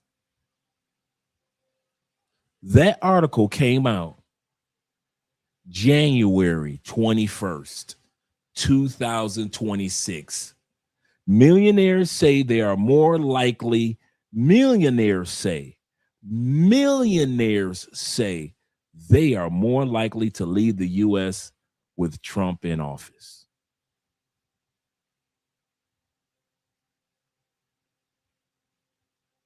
Y'all want to talk about all the millionaires leaving UK. Y'all want to talk about all the millionaires that America makes. And both of those are true. But what else is true is that America is bleeding millionaires. From Art and Capital saying the opposite is happening. In a survey of 1,000 millionaires, 33% say that they're more likely to leave now than before the recent election. That's 1 in 3 actively reconsidering where they live. This is not about a luxury upgrade. 84% are worried about foreign policy. 74% are concerned about the U.S. economy. 75% believe better economic and quality of life opportunities exist out of the United States. What does it say about America if the country that used to attract global wealth is now losing its own, and its wealthiest citizens no longer see it as the best place in the world to live? Before she goes any further, let me ask you guys this. I mean this all sincerity. Why become a millionaire if you're still going to deal with driving while black? I'm talking to you brothers and sisters. Why become a millionaire if you still got to pay for the average house $405,000 for the average house? Why become a millionaire? Why become a millionaire and you still got to deal with Karens and Keishas? Why become a millionaire when you don't even know if you could trust what kids that are in school with your kids might not delete the other kids in school? Why become a millionaire and still deal with inflation of food prices, gas prices? Why become a millionaire when it can be wiped out in the United States with one medical situation? Let your wife, God forbid, something happens to her. Let you, God forbid, something happens to you. You a millionaire. In the United States, it will wipe that out to get your health back. So why become a millionaire to stay? Why do all that hard work just to put yourself in a situation where if I get pulled over in this very luxurious car, I can be harassed in a luxurious car with a suit on as a black man or a black woman as easy as Keith and LaQuisha in the hood. You done bust your ass to become a millionaire, and you can get pulled over by the police just as fast, if not faster, than Tyrone, and he got 2 pistols and half a pound of weed in his car. Why become a millionaire? Why become a millionaire when you don't even know what female you can trust once you become a millionaire? You could become a millionaire in the United States and she ain't gonna do shit for you. You can't become a millionaire in the United States or even not be a millionaire in another country, and that woman still gonna get up tomorrow morning and cook you a hot meal.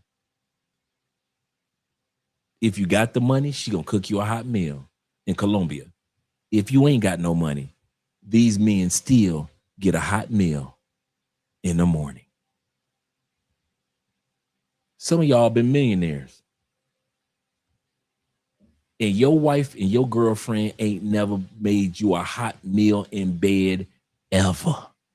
You ain't never woke up to a hot meal in a tray. Ever. You worth what, 3? Oh, 4 million. And your woman ain't never done a goddamn thing for you except suck your dick. That's it. The same thing you could have got from a prostitute. Down the block, don't miss the alley on the right. So I'm serious, guys. If I'm gonna bust my ass to become a millionaire, everything I do and everywhere I live is gonna have a ROI, return on my motherfucking investment. I did not become a millionaire to get pulled over by some fucking police in the United States. I did not become a millionaire and be summoned to court for a raggedy ass ticket. I did not become a millionaire to have white people glance at me and talk about you don't need to be in this neighborhood. I did not fucking become a millionaire just so people that are of my own culture are hating on me out of jealousy. I did not do that shit. That's why America is bleeding millionaires. I did not become a millionaire to give it all away in taxes when I got all these damn tax breaks the moment I leave the United States.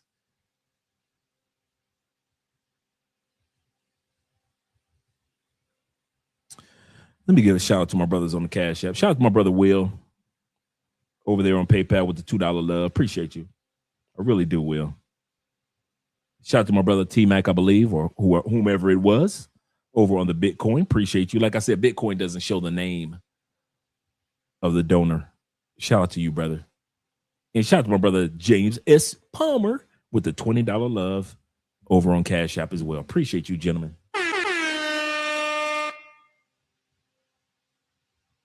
Yeah, they pay. I know prostitutes that treat men better and give you the girlfriend experience in Thailand better than some of you dudes that's been married 15 years. I will put a Thai prostitute up against a Colombian, a Brazilian prostitute that's doing the. Now, I'm not talking about a regular how much for 30-minute prostitute. I'm talking about the girlfriend experience prostitute that when she gets done doing what she's doing, she wake up in the morning, she cooking breakfast, she clean out your Airbnb. I will put a Colombian, Thai, Philippine, Brazilian prostitute up against an American wife any motherfucking day of the week. And I'm talking about wives that's in my family and your family. So I'm not talking about just whimsical women. I'm talking about I will put a prostitute that's giving the girlfriend experience in DR up against y'all motherfucking wives of 15 years. You go ahead, write out the resume of what your wife has done for you other than give you some goddamn kids and give you some head and get on your damn nerves in the United States. Go and write the resume out. You got 15 years or whatever she's been able to do in your life to write down. Get the writing. Get the motherfucking writing. And once you done, I bet you my scroll will be longer than yours. And this female is a prostitute in DR, a prostitute in Thailand, a prostitute in Brazil, a prostitute in Peru, a prostitute. That's how raggedy marriage is in the United States. There are prostitutes that will give you the girlfriend/wife experience that's so good that if you get back to the States, you ain't gonna never marry nothing in the States. Your prostitute treat you better. Some of you dudes have had 10 girlfriends in your life. If you add up the sum total, everything all your girlfriends have ever done in your motherfucking life, the prostitute in the Philippines that you met treated you better than all 10 of them bitches back in the States that you had in your lifetime. Every girl, go ahead, roll right up the scroll of your last 10 girlfriends and one prostitute. I bet you I can write a scroll longer than yours. Bet you I can write out a scroll longer than yours. One prostitute in Colombia give you the girlfriend experience will let you see how a man's supposed to feel more than 10 of the women that's your ex-girlfriends in the United States. That's a damn shame.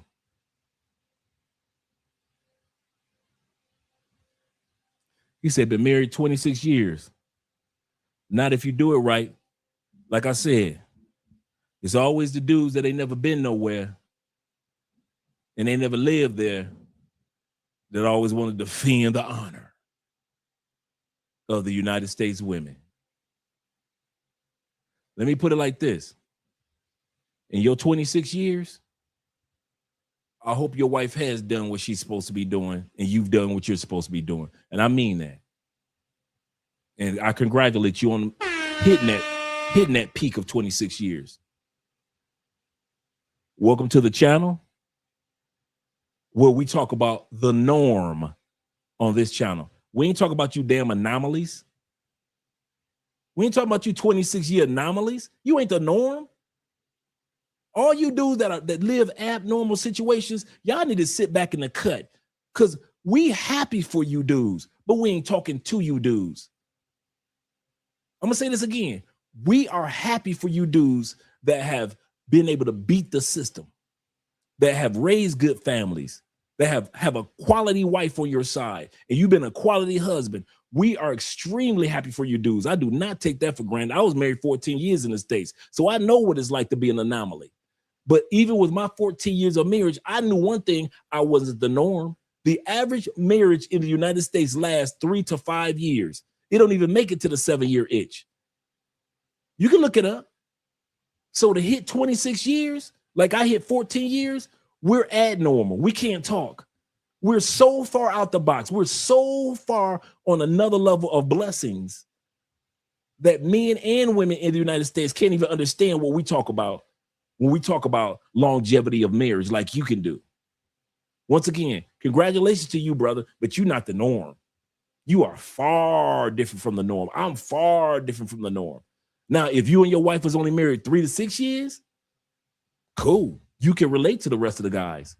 But I'm telling you, most men, most women ain't doing for them what your wife has done for you. You are an anomaly. You are rare breed, brethren. Congratulations. Congratulations. If a person makes it to year 7, they are a rare breed in the United States. Rare breed. You make it to 7 years of marriage, everybody talk about the 7-year itch. That's the divorce spot. No, it's not. In the United States, the divorce spot is 3 to 5 years, not 7 to 10 years. I don't know why y'all think American marriages last that long. They don't. Did you know this? American marriages last 3 to 5 years, but it takes between 5 to 7 years to finalize a divorce in the United States. Riddle me that one, Batman. It takes 5 to 7 years to finalize the. Now, I'm not talking about, y'all ain't got nothing. Y'all split it. I divorce you. You divorce me. And we do it real quick. We don't need no attorneys. I'm not talking about those. I'm talking about just on average, just average everybody together that's getting divorces in the United States. The average divorce takes 5 to 7 years. I know people that's still working on the divorce. It's been 11 years. And I'm talking about people with money and attorneys and everything. 11 years, they still trying to get this divorce to go through. So marriages last like that, but divorce takes forever in the United States. Here's the other kicker. 26. Sounds good, doesn't it? I got 26 years. I'm going to tell you something. You better keep praying on that 26 years and pray for your family like it was only 26 days. Because statistics show 36 to 39% of all divorces happen after the age of 50 years old. That's why with you guys that have long marriages like I had, like you have, brother, I'm never impressed. I'm going to say that again. All you dudes that's been married 20 years plus, I'm not impressed. Because you live in a country 36 to 39% of all divorces that take place happen after the age of 50 years old. You still got a chance for her to sit back and wake up one day and say, you know what? Yeah, this ain't gonna work for me. The kid's grown, the house paid off, both cars have been paid off by you. We've done all the vacationing. Yeah, I'm gonna go ahead and go with my life. While I still got to, she'll leave you because she got a good 20 more years to go. And she trying to get to Jamaica to get to some of them bamboo pole raft trips so she can get slapped up, flipped up, rub it down. Oh no, she can get some of the Jamaican raft trips. So once again, I say for you 26, pray for your family as if you've only been married 26 days. Because the devil does not give a damn about me being married 14 years, and he damn sure don't give a damn about you being married 26 years. He will tear your shit up after 50 just as fast as he'll tear your shit up before y'all hit 50. Y'all better do y'all homework. Y'all think y'all got bragging rights, huh? 26 years, we've been together. Devil don't give a damn. 39% of women divorces, 39% of divorces, and 75% of those are filed by women. A woman will divorce your ass after 50 just as fast she'll divorce your ass before 50. Don't y'all ever get women fucked up. We ain't got no bragging rights as men. We do not have any bragging when it comes to living in a country with laws that are against men. We never get to the point where we can get comfortable with bragging rights. You know how many women in their 70s file for divorce on their men? In their 70s. They ain't got no problem with filing divorce on your ass in their 60s.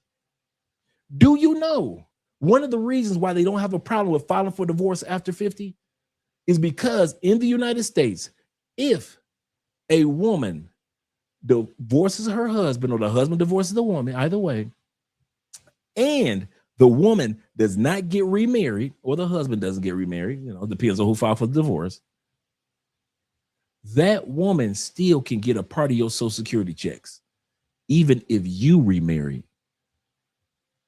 So after 50, if you could go to the IRS website, it's right there. We've done it plenty of times on this channel. I'm just not going to do it now. Your woman in the United States, if she was married to your black ass 10 years, one day, her ass, as long as she doesn't remarry, can get a part of your Social Security money for life.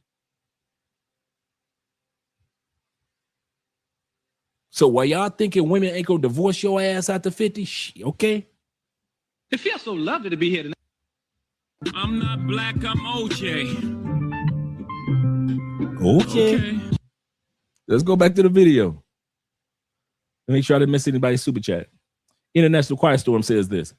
He said, look at the American black woman who was married that was caught getting bent over in the judge's chambers. I heard about that. I heard about that one.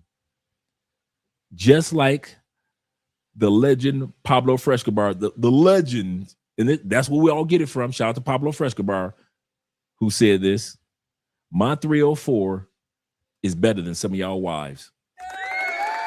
Yes, he did.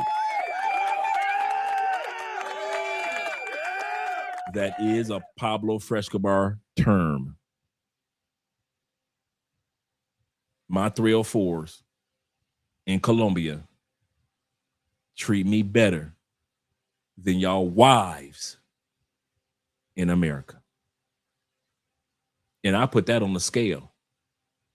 I will put that on the scale. Most American wives don't do half the shit that a prostitute in another country, a prostitute. Just think about it. We as American men, we brag about our wives.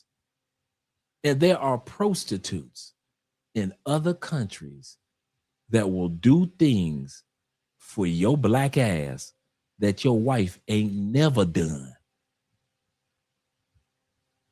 That prostitute will sit back, invite you to the picnic, cook at the picnic, make your plate and drinks, all your drinks at the picnic.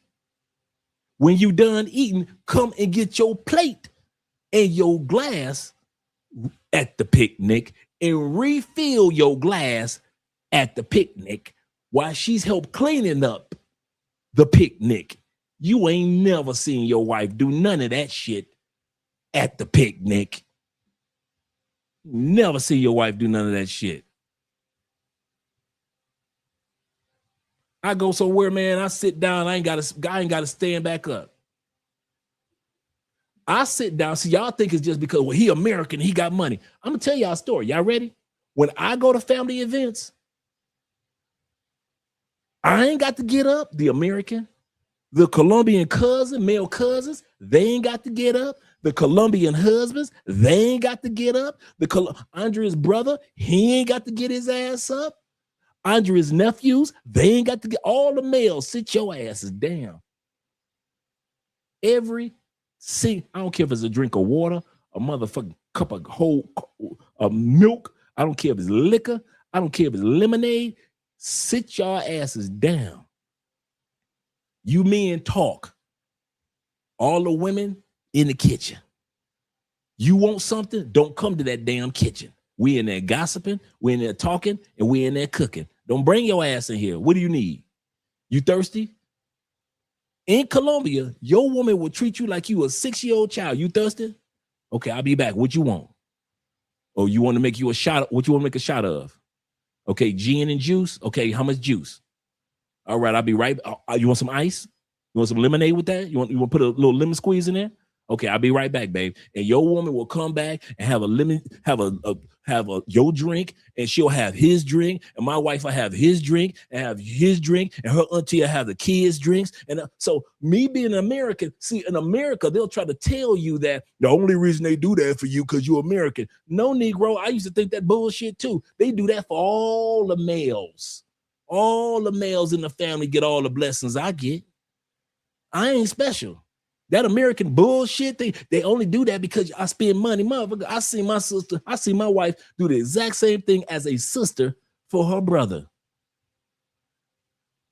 I get a hot plate, he get a hot plate. He gets all his drinks brought to me, I get all my drinks brought to me. She do the same thing for her daddy.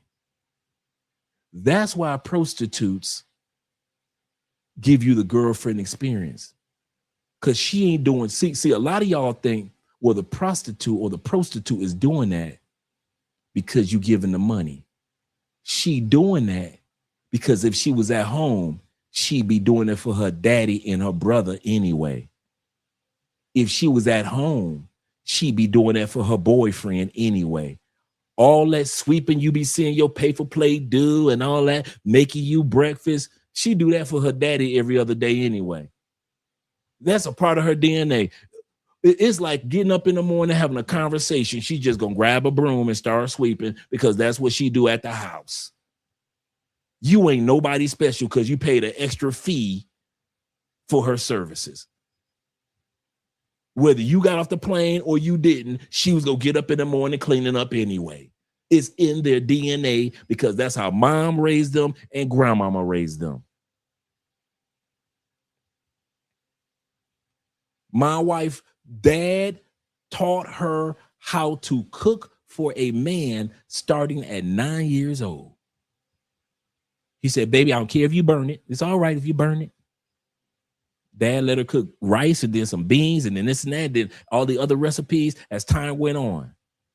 So she had to learn to cook. Now, I didn't say her dad taught her how to cook for her man first. She's only 9 years old. Her dad taught her how to cook for a man, meaning him and her younger brother, because they knew if she's already in the habit of cooking for a man, when it was time to cook for her man, it's no big deal. My wife just bought a brand new tray. She just bought a brand new tray. One of those trays that, you know, breakfast and bed trays. I didn't buy it. She bought a new one. We still got the old one. Do you know how many times my wife throughout the week wakes me up with breakfast in bed? Now, mind you, I've had moments when I've done that too. But she was raised to make sure that a man eats. So when it was time to make sure that her man eats, it's all subconscious. It's all subconscious. So when these men say, my pay for play, my 304 treats me better than your raggedy ass wife back in the States, is because they were groomed to take care of men years before this person got into the pay for play game. It's who they are. So that myth that y'all try to make us feel bad about, the only reason they do that for y'all because y'all Americans. I'm gonna tell you now, that's bullshit. And if you lived out here in these other countries, you know that was bullshit too. Because the exact same thing my wife does for me, she does for every male that she cares about. When 0 milligram came to our house, Vic, who just moved down here a few months ago from DC, he was down here by himself, Christmas holidays. Invited him over. My wife spoiled Vic the exact same way she spoiled me. I got a fresh drink. He got a fresh drink. I need to keep my ass out the kitchen. He need to keep his ass out the kitchen. I need to sit my ass down somewhere and just focus on conversing with the men. He sat his ass down and focused on conversing with the men. He had a great time. I had a great time. My wife brought him a plate. She brought me a plate. There is nothing special about me. Not in the way that you guys look at it. And I know if I came to Medellin and I'm at T-Mac's house and his girl is there, the same thing will unfold. She is not expecting me to get my ass up there and go in the kitchen to make my own meal.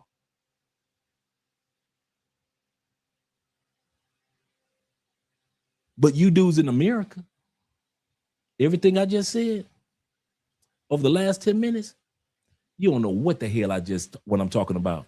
That everything I just said just went the fuck over your head.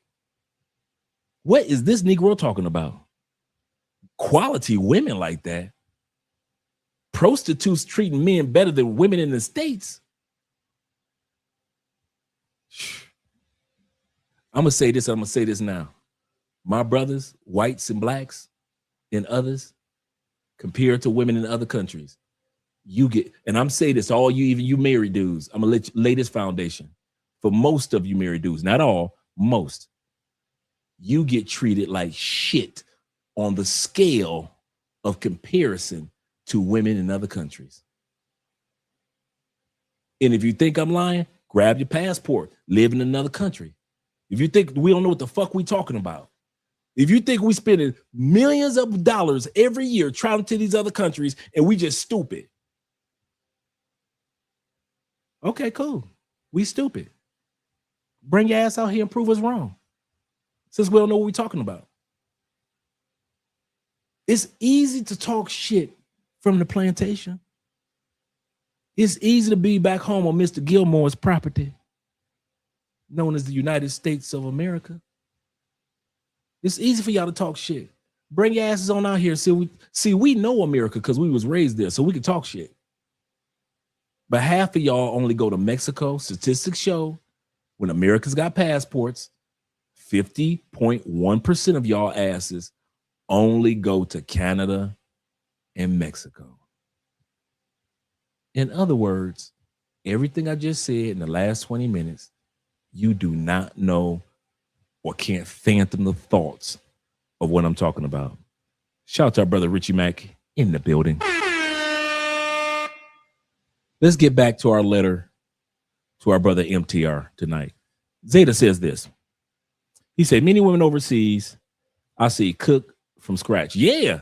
I be saying, hey, The most I can do in the kitchen, I'm gonna tell y'all the truth. I can peek. I'm allowed to peek in the kitchen, and really ain't got no business peeking because I'm supposed to be talking to the dudes about anything. We talk about politics, sports, everything. So I'm supposed to be hanging out with the men talking shit, right? Whether it be in the front, whether it be in the back, I'm supposed to be talking shit with them, right? Every once in a while, I glance in the kitchen and I see them out there. I see the ladies in the kitchen just laughing and giggling, having a good time, making the food from scratch. I'm looking like, dude,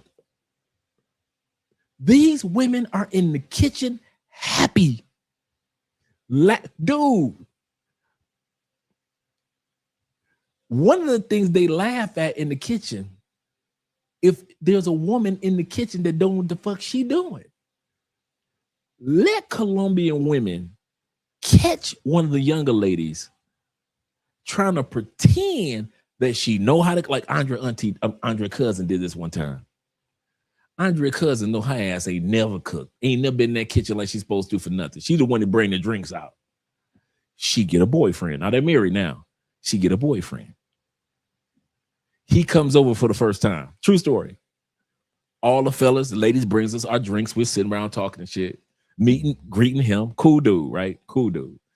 And Andre cousin then brought her ass in the kitchen like she knew what she doing. Because she trying to showboat for her little boyfriend because it's the first time you're over with the family. So she trying to pretend like she know how to cook.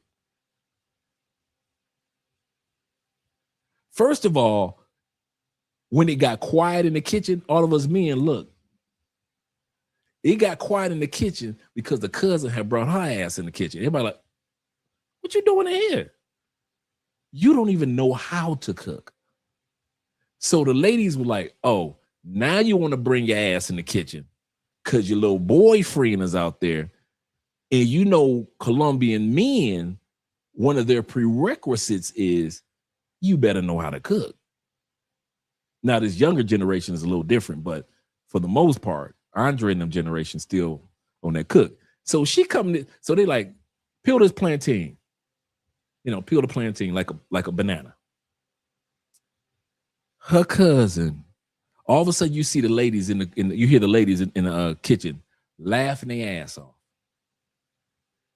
That cousin did not know how to peel like a banana, the green plantain, so they could fry it up. Andrea looking at her like, what are you doing? You tearing up that plant. What are you doing? So all the ladies are like, my point is, these ladies take pride in their cooking from scratch. They take pride in the joy that they have just being with ladies, having ladies time. And they take pride in the fact that we appreciate the meals that they make for us and how good the food is. From scratch. Nothing frozen. I ain't never seen no bags in there, no frozen shit. They be out there with the rolling pin, bruh. The old school rolling pin. I'll be like, damn. Okay. Can I get my drink refreshened? True story, man. They are serious about that kitchen. And I know in the Philippines and Thailand, they the same way. They serious about that kitchen. In America, every blue moon, you meet a woman like that. And you damn sure ain't gonna get no kitchen full of women like that, except for in the movies. You watch a movie, it's always black women in the kitchen laughing, just having a good time and cooking. Bullshit. In real life, you ain't gonna get no bunch of black women in no damn kitchen cooking together, laughing, and get the fuck out of here. I ain't seen that shit in years since when my grandmama was alive. Back then, but now, no. Shout out to my Canadian brother in the building. I told this guy where I was from. He said, oh, Canada. Black Nubian. And then National Choir Storm, he said, sorry, Dre. He said, but that person married for 26 years, actually a woman. Oh, she's a woman. Okay, cool. I'm going to tell you this. Even after 50 years old, everything I said was true. Just because y'all been married for 26 years, congratulations. Congratulations. But you still will file divorce. The laws are set up in the community, in social media, and propaganda is set up for you to leave your husband even after 50 years old. Even after 50 years old. So just because you with him for 26 years, you better keep on praying for your marriage like it's only 26 days. Because that devil will come and have your ass downtown filing paperwork on your husband, and he ain't did a damn thing wrong. And you'll wonder, why the hell did I file paperwork on this man when he ain't done nothing wrong? Because you are in the United States, and we are programmed to break up relationships, even after 26 years. She got disrespectful with a couple of brothers in the chat. I sent her back to her husband for correct. That's a true moderator. That's a true moderator right there. This dude right here, International Quiet Storm, that's a true moderator. My brother says this. Shout out to my man F. Tanner in the building with the $10 love. He said, man, I just got back from Germany. My cousin's wife and her friends treated me so well. I never received that type of treatment for women in my family.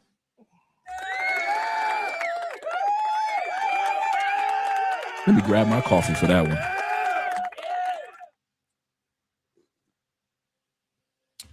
I love my family. Love my family. As a child, I got certain treatment because I was a child. As an adult, as much as I love my family and my family loves me, I have never been treated so well than when I've been around Andrea's family. Never. Don't even come close. You know, I got a great family back home.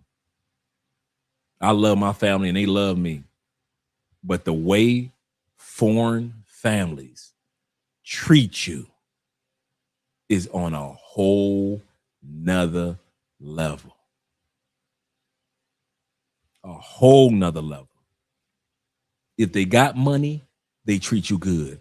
If they don't got money, they treat you good.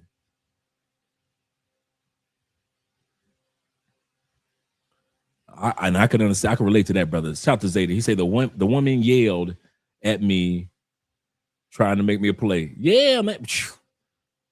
Man, listen, I knew not to go in that kitchen anyway. I knew my plate. Hey, because they had made like these pre-desserts. So while you're waiting on the women or pre-arepas, they made the homemade arepas. I think arepas, empanadas. I forget which one is which. No, the empanadas. That's what it was. The empanadas, the pre-made empanada, made them from scratch too. T-Mac fried them from scratch, right? For me, they made them with the shrimp. For them, they made them with the beef in it. But they we know Andre don't eat beef, so they put the shrimp inside of the empanadas. Oh my God. So those were like the pre-dinner appetizers from scratch.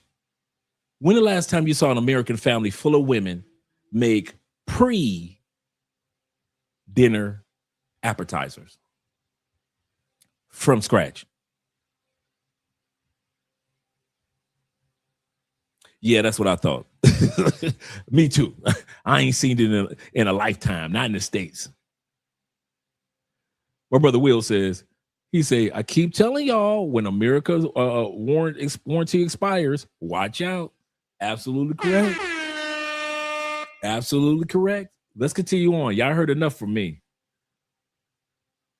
Y'all heard enough from me.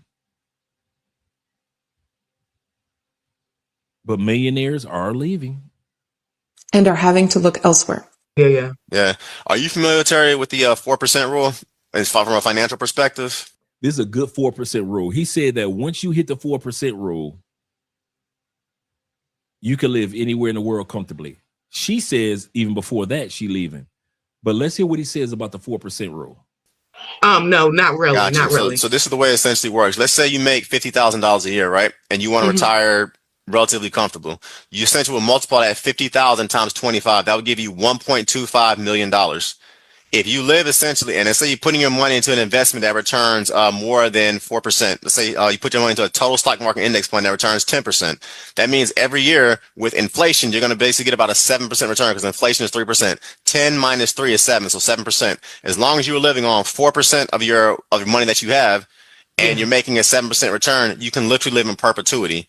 So let's say you're making $50,000 a year and multiply that number by 25. That means if you have $1.25 million in your retirement account, you can pretty much live like a demigod anywhere you want to go, as long as you're living on $50,000 a year, which is relatively simple to do.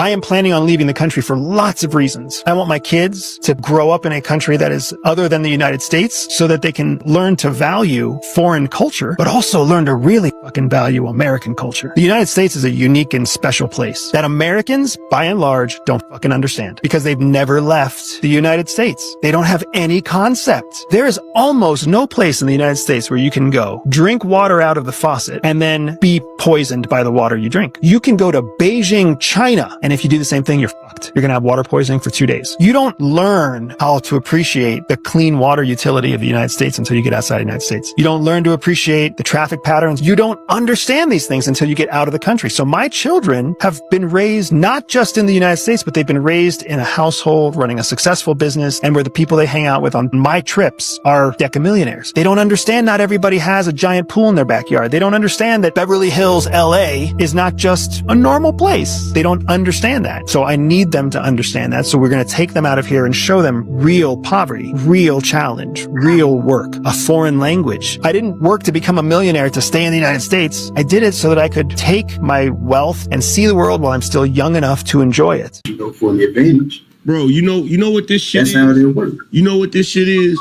This is what this shit is. America's a fucking house. And lately there's been a fucking house party going on. And the niggas that's in the damn house is partying just as much as everybody else is partying. And now that the house is looking a damn mess, instead of niggas saying, you know what, the party's over, it's time to clean this shit up, you saying, no, this house is messy, we need to go move to a new house. Like, no, nigga. Look, man, I got in my head. How long does 100,000 last without income? You ain't bringing in no money, and you just got 100,000. You just got 100,000 put to the side. Thailand, damn near 7 years to get on your feet with 100,000. You got 7 years to come up with a new game plan, 7 years to finish Theo's classes, 7 years to build a new career online, 7 years, 6.7 years. Vietnam, 6.3 years, just with 100,000. Mexico, 5.8 years, and Portugal, 4.3 years.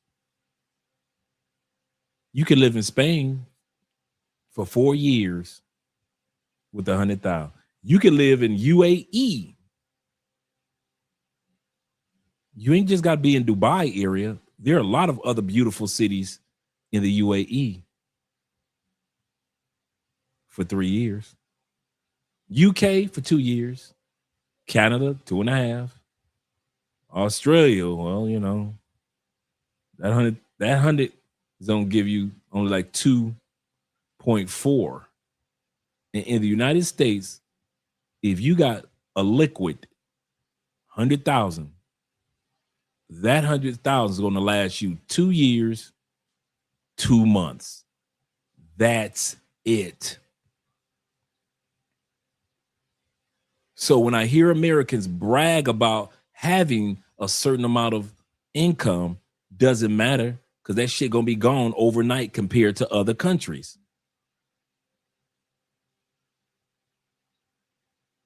That's why when we try to let you guys know, you don't need as much as you think to relocate to another country. You need that amount to stay in America. That 100,000 will last you 7 years. In 7 years, you could write so many books. In 7 years, you could start a new business online. In 7 years, you could do contract work. In 7 years, you could do government contract work. In 7 years, you could travel to different countries. And so there is so much you can do that if you left the United States with 100,000, and I'm not saying that you even need that much, but I'm just using this example. You could sit on your ass in Thailand for 7 years before you decide to get off your ass. You can sit on your ass in Vietnam for 6.3 years before you decide to get off your ass and get a job or do something. You have an actual $100,000 in your bank account in the United States. That shit barely gonna last you 2 years and it's gone. So all this bragging in the United States, I got 100,000 in the bank, that don't mean shit. It don't gonna last you 2 years. Just think about it. You got $100,000 in the United States liquid in the bank. You can go get it tomorrow morning, right? Or have access to it, right? That shit only gonna last you 2 years. In 2 years, you broke. 2 years, 2 months. When you could have took that same money that you stacked over a 5-year, 10-year period. Let's say it took you 10 years to stack it. You still could take it to Thailand and sit on your ass for damn near 7 years before you come up with your new game plan. But y'all rather stay in the States and struggle. That's why I don't tell your ass to leave. Keep your ass right there. Keep your ass right there in the struggle states. Stay right there. Don't you move. Don't you move. Don't you ever say, Andre told you to leave the United States. We ain't till it go no goddamn where. You keep your ass right there, stack that 100,000, and in with all them bragging rights that come along with it, and in 2 years, that shit gonna be gone. You gonna be back to square one. In 2 years. I had the one up here for it was like for I think it was 700. No, I think it was 800,000. Do you know that there are countries where 800,000 will last up to 25 to 30 years? And I mean, sitting on your ass and ain't doing nothing else, ain't making no more money, bringing no more money in, sitting on your ass. You got 25 years of sitting on your ass in many developed countries with 500, 300, 800. And you can at least get 6.7 years in Thailand with just 100. Man, y'all rather stay in the States and struggle. Keep your ass right there. Keep your ass right there. Don't you leave. Don't you ever say Andre told y'all to leave. That'd be a bad thing. If you ever want to hear a lie, let somebody talk about Andre on Love Cross Border said we should leave America. I ain't told you to go no goddamn where. I told y'all the opposite. This channel is dedicated for all you motherfuckers that need to stay right there. I don't want Keisha out here. I don't want Pookie out here. Ray. I don't want to see Karen ass out here. I don't want to see Bubba from the hills of Kentucky with his racist ass out here. I don't want to see ICE agents out here. I don't want to see retired ICE agents out here. I don't want to see no retired ass racist police out here. I don't want to see none of you mother. Keep your ass right there. Wave that motherfucking flag. Stay right there with them expensive ass clothes, expensive food, and overrated everything. Keep your ass right there. Give birth to the next Michael Jackson. That's what you need to do. We need another Michael Jackson. Keep your ass in the States and Gary, Indiana, and give us another Michael Jackson. That's what y'all need to do. But y'all not gonna try to get me to tell y'all ass to come out here. Hell no. Listen, if I had another YouTube channel, it's gonna be called Zoom to America. I'm gonna be zooming y'all asses straight back to the States. Y'all gonna be zooming in the goddamn circle. I'm gonna have y'all zooming the circumference of the earth. I'd be like, this is what you need to do to zoom to America. I would zoom your asses around so many goddamn countries on this planet and zoom your asses right back to Chicago. Zoom it to America. I'll be doing live streams all about America. Don't you want to be in Philly? Philly's the best. Hey, forget about the fentanyl. Philly's the best. I know you want to be in Detroit. Hey, don't let the crackheads scare you. You want to be in Detroit. I'll be zooming motherfuckers to America like a motherfucker. I ain't gonna tell you guys to zoom to Thailand. I'll be zooming you motherfuckers to the States. I'll be like, hey. I know you want to zoom to Watts. I know you want to zoom to Watts. Hey, Fourth Ward in Dallas. I have all type of episodes of zooming motherfuckers to the Fourth Ward in Dallas and shit. I'll be finding the worst motherfucking areas of New Orleans to zoom motherfuckers to. I'll be zooming your ass everywhere. I ain't trying to tell you motherfuckers to go nowhere. Shit. I'll be making America look so great and grand and shit. I'll be showing y'all all type of landscape and how y'all can save money with American discounts. Coupons still exist. I'll be showing you motherfuckers the greatness of the American ladies. I do every episode will be American women with she's your queen to be. Every episode I be showing y'all, you know how Richie Mack be showing y'all caddy of the day? I be showing y'all American club bitches of the day. It be bitches in the club from America and shit. I be showing y'all, she's the club girl of the day. You can buy her all the drinks you want for $25 a drink. The American, just zoom to America. Shit, I ain't about to tell y'all I have to leave America. I'll be a zoom to Florida, motherfucker. I have y'all ass zooming to Florida. Hey, y'all ass zooming to Alabama. Be like, hey, I'll be doing videos on underestimated states. I'll be having y'all zooming to Mississippi, Alabama, Southern Louisiana, Northern Florida, all the spots that don't nobody talk about. I'll be having y'all motherfuckers be zooming to El Paso and shit. Zoom to El Paso, Texas. It's not what you think it is. Shit, zoom to the Texas Panhandle. Shit, I'll be zooming y'all asses to the States. Don't be bring your asses out here with us. All that goofy shit, you little badass kids. Do you really think that we want in Colombia or Thailand, the Philippines, or in parts of Africa, your badass kids with them teen takeovers just running up and down the streets of Cartagena? Just 90 black kids just running for no goddamn reason, tearing up everything. Y'all keep that shit in the States. You think them people in Thailand want y'all ass in Phuket with 50 badass black kids just running up, tearing up everything in Phuket? Hell no. Keep them badass American kids zoomed to America. Shit. I would have y'all motherfuckers zoom to Saskatchewan, Canada, before I had y'all motherfuckers zooming over to where we are. Shit. What the fuck I would waste my time telling you motherfuckers to come leave America. I ain't that one.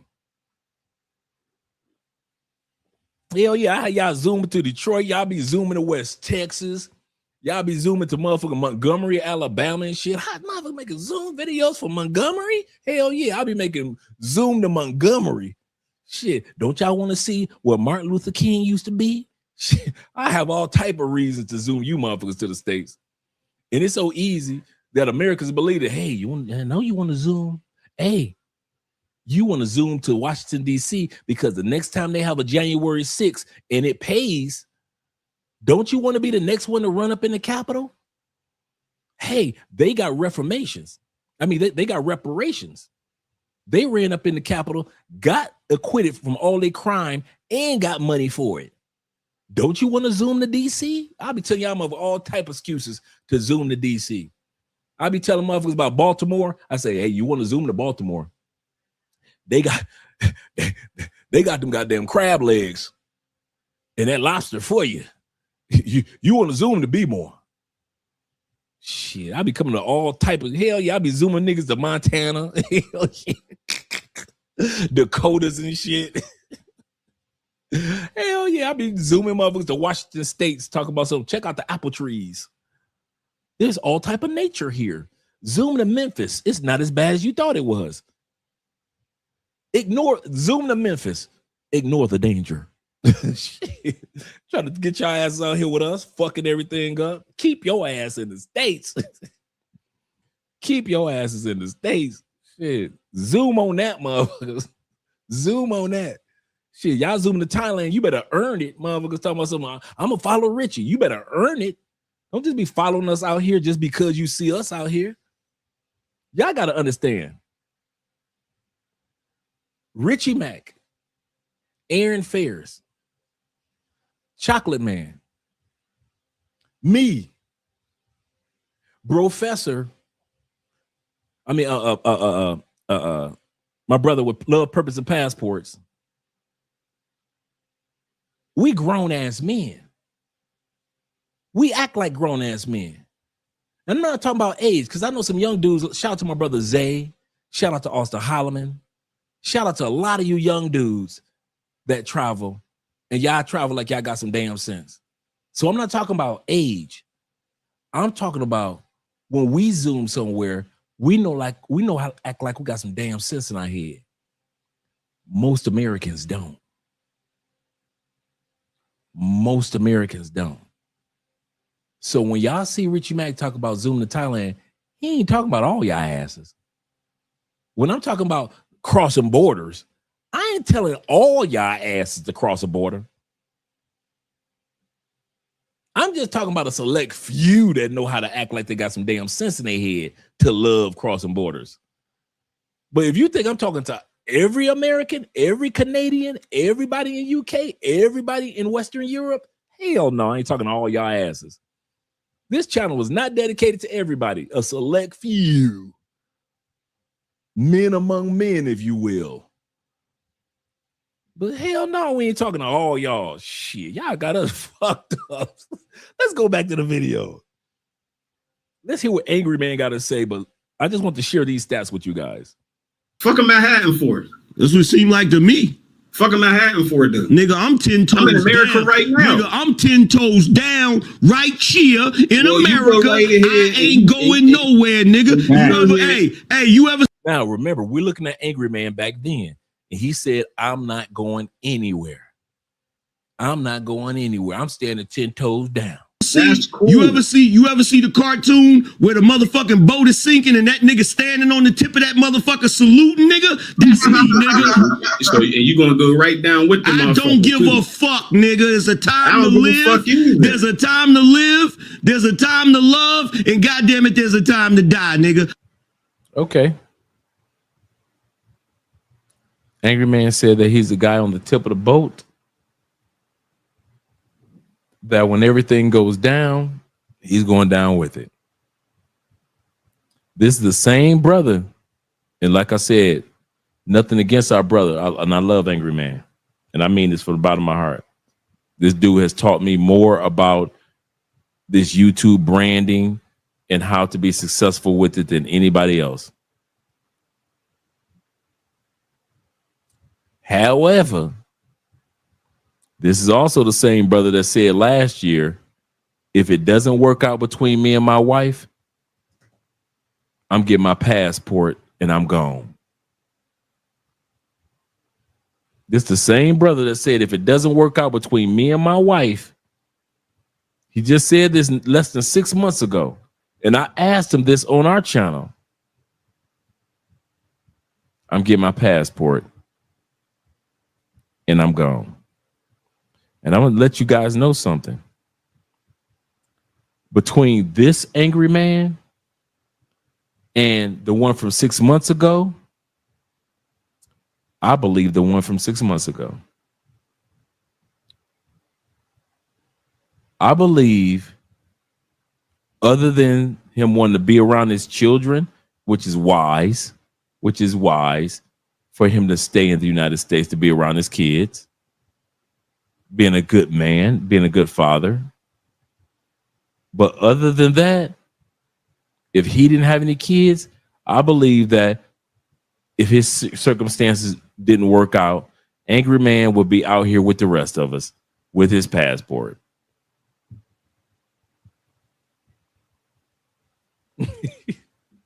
I don't give a fuck. But here's my thing too.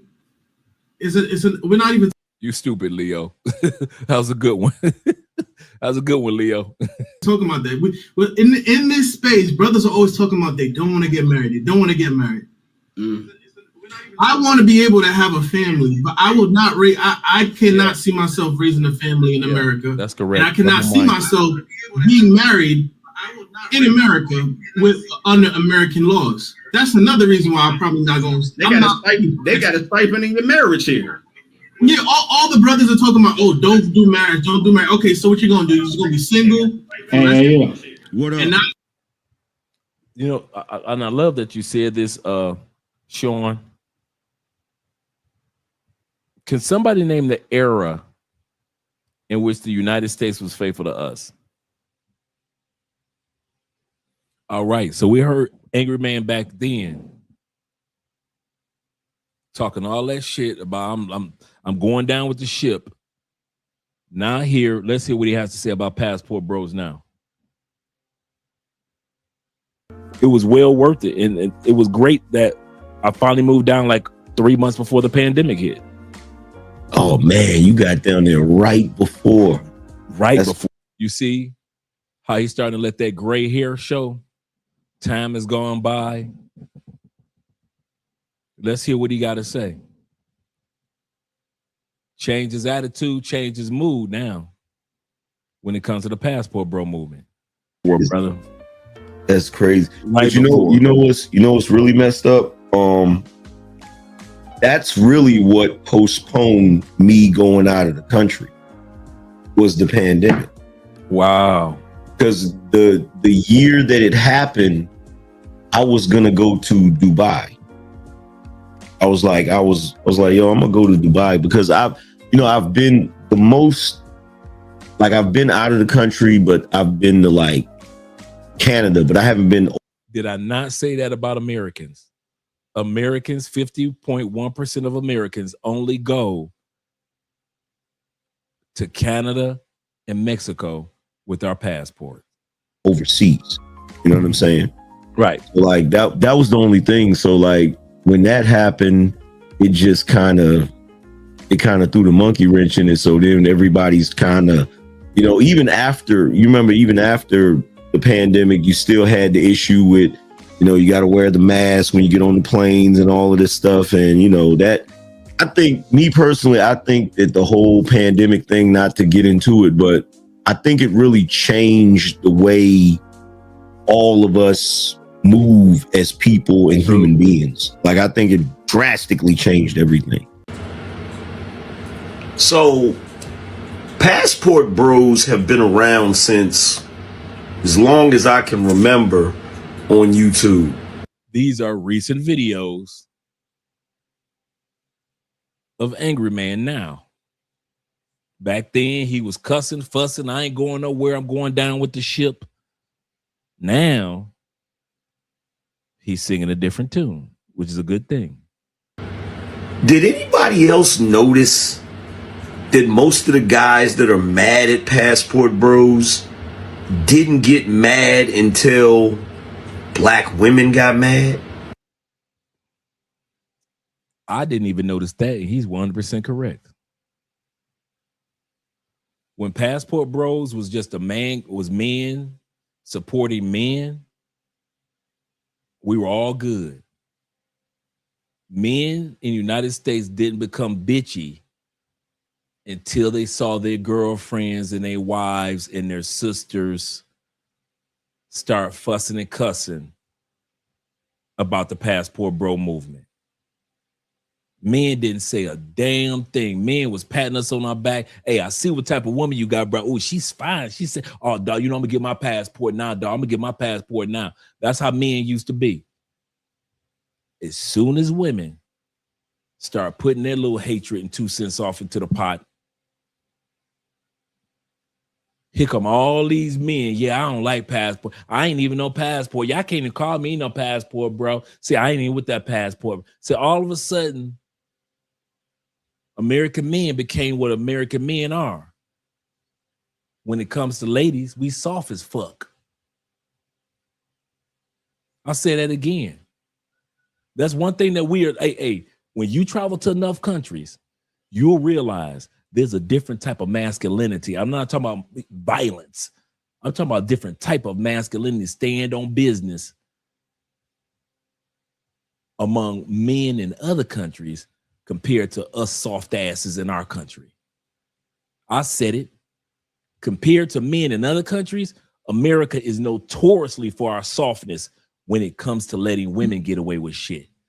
Now, if it's 2 men, hey, you want to fight all day. You want to pull out the artillery, right? When it comes to 2 men. But when it comes to checking your bitch, you soft as fuck.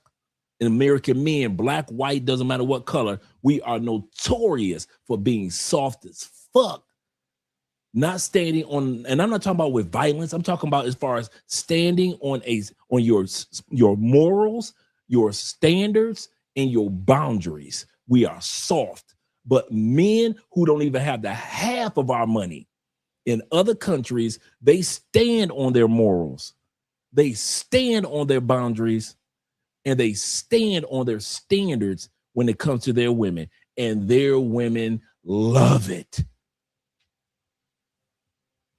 But as for us, whatever our woman want to bitch about, we gonna bitch about it too. If she don't like the passport bros, you know what? I don't like them either. If she don't want to travel, I don't want to travel either. You know, I know I won't go to Cartagena without you, baby. You know, I won't go to Cartagena without you. You know, no, baby, I will never go to DR without you. I will never go to DR without you. Baby, you the only woman. You are my Brazilian queen. I will never go to Brazil without you. I never go. I soft asses. Soft. That's one thing I can say that men globally got up on us. We may got a lot more money, but when it comes to standing on your standards, your boundaries, and your morals, it's poor motherfuckers in the rice fields of China got more balls when it comes to women than your ass, and you a multi-fucking millionaire.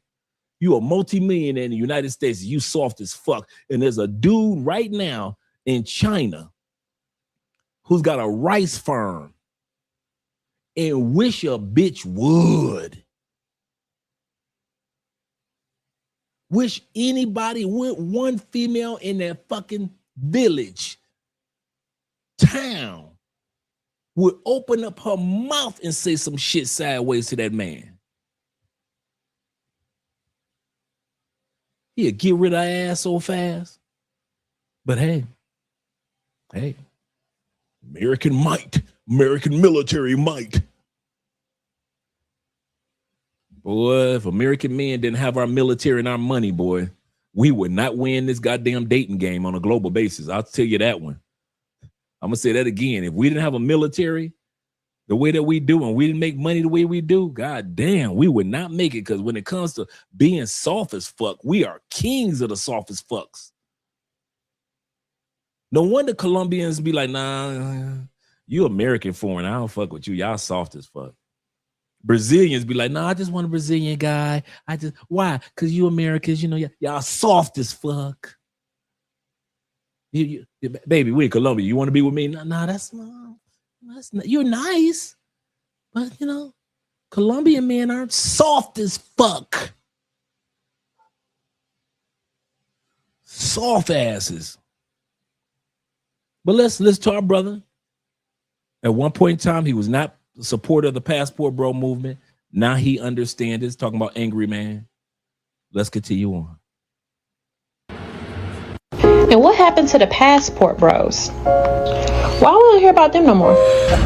See how angry man has matured over time, and now he understands the movement. He just recently dropped this video, because I know this video myself. This video that he's doing reaction to just came out over the past couple of weeks. So his reaction is just over the past couple of weeks. They found out that those women don't really like them. Cap. Pure 100% cap. You want to know what's amazing to me? What's amazing to me is how desperately y'all want them to lose. First and foremost, the reason why you don't hear about the passport bros is because y'all got tired of complaining about them. As far as what they're doing, there are still passport bros on the internet still doing content. They're happy. That's what happened to them. They're happy, and y'all got tired of complaining about it because your complaints didn't stop them from doing what they doing. So stop coming up here capping. All right, let's listen to our brother Anton. Anton Daniels on the Passport Bros back in the day. This episode is a letter to our brother MTR to let him know we're happy for you. But I'm here to tell you, is going to be a lot of people out there that's not. I know you would think most Americans will be dancing in the streets, hearing your content. We are. But as you live in another country, you're going to realize there's going to be a lot of dudes, including alpha male strategies, who we're going to look at tonight, does not like the fact that you are enjoying your life in other countries as well as the States.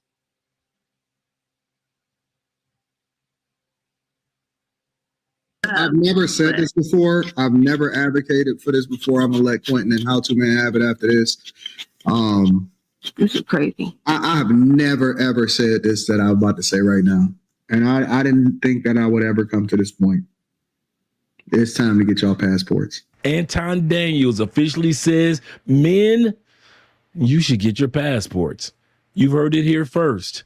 Anton was one of the main individuals, a staunch advocate for men staying in the United States and tolerating the relationships that they were getting, well, the quality of relationships in which you were getting.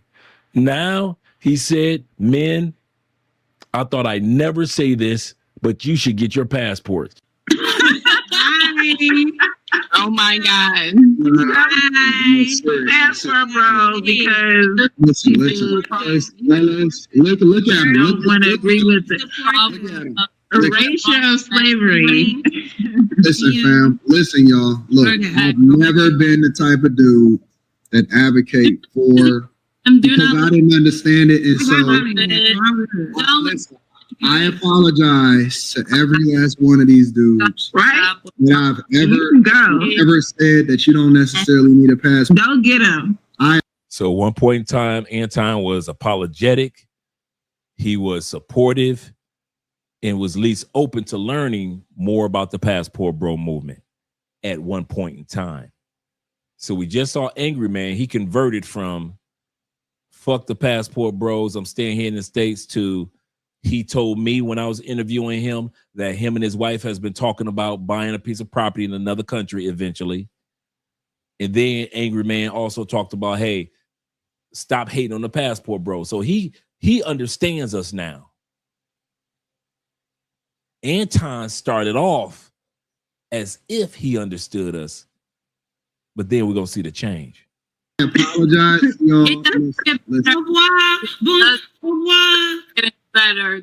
It doesn't. Please go. Get it. Your passport. You see how Anton is looking at his own panel? These are your sisters. These are your sisters that were there for you, sitting next to you in church, in synagogues and mosques. These are the same sisters that were with you in grocery stores. But since you decided to take the audacity, or have the audacity to take advantage of choice, they mock and laugh at you, just like the brothers in the church video. They mock and laugh at you. Most of these women on this panel have never used a passport. And now, this is what I was talking about earlier.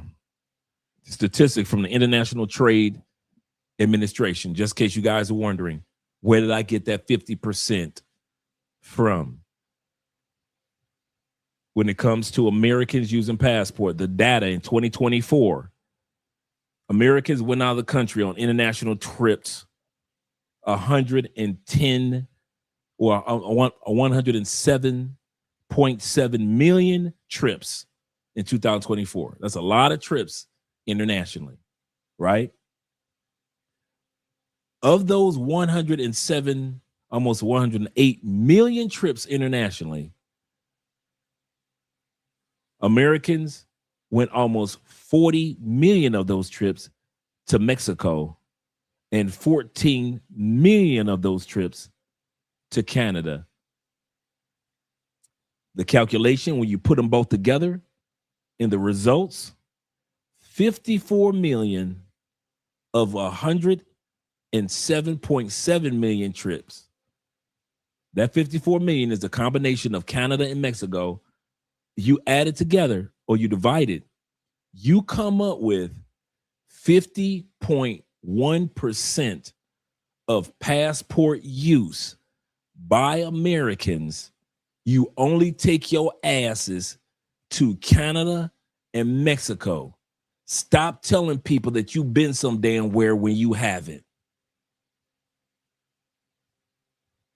Stop telling people that you took your ass to Cancun as if that was something special. And y'all know over 40 million y'all ass have been to Mexico. You don't go nowhere. 50.1% means the majority. That 1%, that 0.01 means it's spilled over into the majority now. Majority of American trips internationally only go to Mexico and Canada. Y'all don't go no damn where. So stop pretending like y'all got passports and y'all doing some shit. Y'all just as scary as y'all was before you got your passport. Well, I'm going to Canada. You might as well take your ass across the street. You might as well go from DC to Maryland to VA. You ain't going no damn where. You might as well go from Chicago to Detroit. You ain't going no damn where. You might as well go from New Jersey to New York. You might as well drive from Tampa to Atlanta. You ain't going no damn where. That's how it is to go with a passport and you got 50 motherfucking Mexican stamps on there, 25 Canadian stamps, and you think your passport look like mine, T-Max, Theo's, and Richie Max. It ain't the same, Americans. It is not the same. You motherfuckers be going to Cancun and Tulum and think y'all have done some shit. Now, I just got back from Cancun. Nigga can't tell me now. I just got back from Cancun. I told y'all I'll come with the receipts. Medium man come with the receipts in the States, and I come with the international receipts. Because y'all ain't going to be sitting up here just thinking I just say shit to say shit. And this was the stats that came out 2024 with the official International Trade Administration. Let's continue on. If they have, they probably used it maybe once or twice in their life. I already mentioned to you guys, statistically, over 50% of passports are used by U.S. citizens to travel only to Canada, Mexico, and maybe some of the Caribbean islands. Where you currently located at, my friend? I'm in Thailand right now. You in Thailand? In Thailand. Yes, sir. I've been living here for close to a year now. It'll be a year, and maybe next week it'll be a year. Wow. Okay. So what made you head over to Thailand in the first place? Well, I've been living overseas for 3 years now. I left America in 2019, and I moved to Colombia for about a year. Then after that, I moved to Brazil for almost close to a year. And then from Brazil, I came straight here to Thailand. I'll be about a year. So, I like to travel. I've been to about 9 countries so far. But Thailand is a very easygoing and very safe place and cost-efficient place as well. We're forming like a expat community out here. So a lot of brothers out here. Shout out to Zoom to Thailand. And other YouTubers out here. From Detroit and being a lifetime C student, you know the odds is not supposed to be in my favor. It's not. Now you see how at one point in time Anton was understanding of the movement. He was doing interviews with us. He was telling the sisters and telling the brothers, black men, get your passport. All supportive at one point in time. Supposed to be in any of our favor, right? Even when it comes to women, when it comes to relationships, when it comes to finances. But the reality is that we actually at the top of the totem pole and we don't even realize it. But I think that that's why it's so important for people like you in the space, because you show, what's possible. You show why it's needed to have these cultural experiences. You show why it's important for us to continue to grow and to continue to support each other, because let it come to society, or let it come to women, or let it come to people that's bitter. They'll tell us what we ain't supposed to be, when in reality, we at the top of the totem pole. So, yeah, man, that's why I love watching you, man, because you tell the truth. Now look at this Negro. All those years, he's doing interviews with us, and I understand the movement, and I understand everybody's not the same. Now listen to Passport Bro. Listen to Anton Daniels on the Passport Bros now. got to get my passport. Come home. Come home. Stop being a dummy. I have never seen a passport bro that I was like, that nigga is sweet as fuck. I want to be like him. I know I'm cool with O'Shea Duke Jackson. I think his name is. Did not that Negro just say that this is why I watch you, Dre, because you show us how it's supposed to be done? Did he not just say that? Passport to Thailand or travel to Thailand or something like that. I forgot what the name is. It's a couple people that I'm really cool with. Somebody said, who were you talking about? I don't know these niggas' names. You cannot name me one nigga that is just great. And I was like, I could take something from him. Fuck these niggas. When I see a lot of guys go overseas to date women, to mate with women, to get connected with beautiful women overseas, and I've been living overseas for 3 years. I'm not a passport bro. I mean, I've been living overseas in Cabo San Lucas, big tourist hotbed for 3 years with my whole family. And when I see guys that come over there and I see the type of women that they mess around with, it's no different than a woman in the hood or the hood rat in the hood. And let me explain to you guys how this works, right? So a guy may come over into the Dominican Republic. He may come over in Colombia. He may come over in Mexico, and he may see a baddie all day long. You know, she look good. She fine, body type, but she really a hood chick. She a hood rat. She is nothing over there. But to you, she's everything to you because you're looking at her body. But really, this is just a chick that's in the hood. You can find that same kind of woman with that same mentality in the hood in Atlanta, in the hood in Detroit, in the hood in Chicago. Only difference is they're in Dominican Republic. Yeah, they over there, so they're a little foreign or whatever. They got the same energy. They got the same attitude. They have the same outlook on life. Nothing changes except the demographic and where they at now. Now, I agree with him. If I go to the hood of Detroit, Chicago, and other cities, and I hung out in the hood, and I was dealing with hood chicks, I'll come across a certain hood mentality. Okay. If I take my ass to another country, DR, Colombia, doesn't matter, parts of Southeast Asia, and I deal with only chicks that have a hood mentality, I'm going to get those results. Here's the kicker. Have y'all ever heard me talk about I've dealt with hood chicks in any other country, including the United States? You guys have heard me tell hundreds of stories. Have any of my stories ever in the States or outside of the States included a hood bitch? None. So all my stories I tell you about all my escapades ain't never included no hood chicks. You know why? I didn't move like that in the States, and I don't move like that out of the States. What's my point? This brother is giving you an opinion about the type of women that he has been around and his type of people that he cool with have been around in DR and maybe any other country for the last 3 years since he lives outside the States.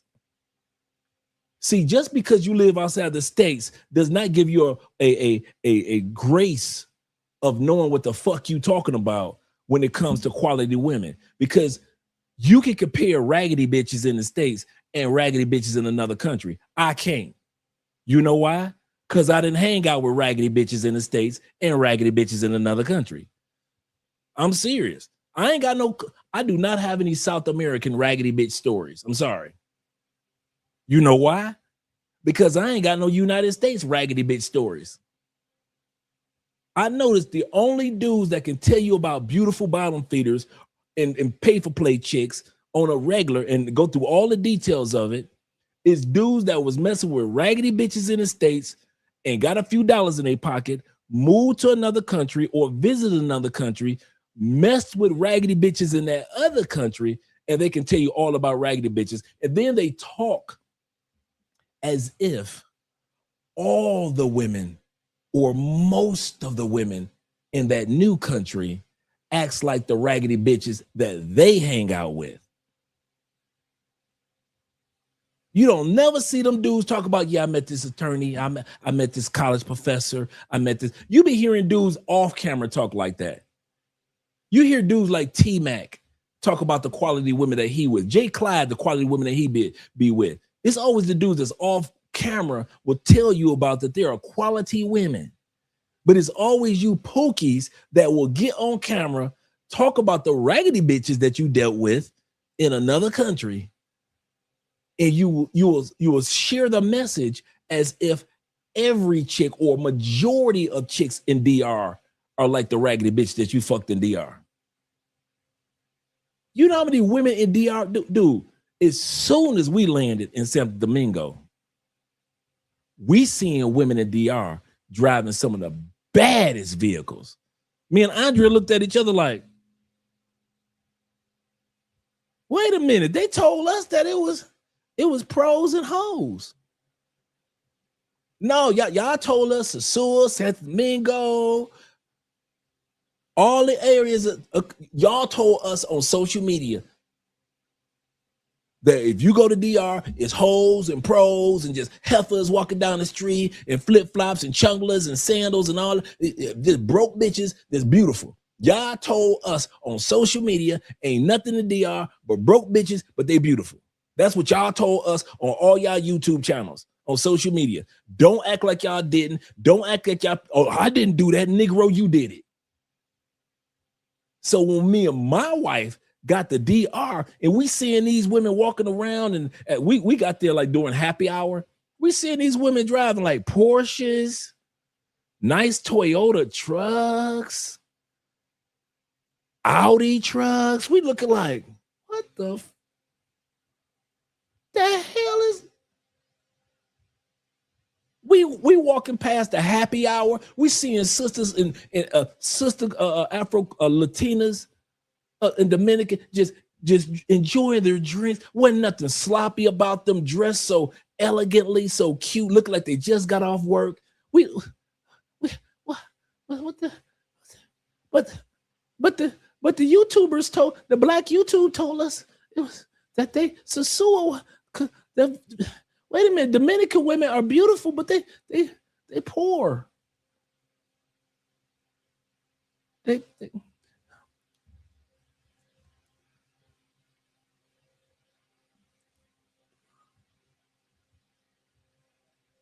do you know how fucking pissed I was when we found out in DR this is the only island that's got a subway system.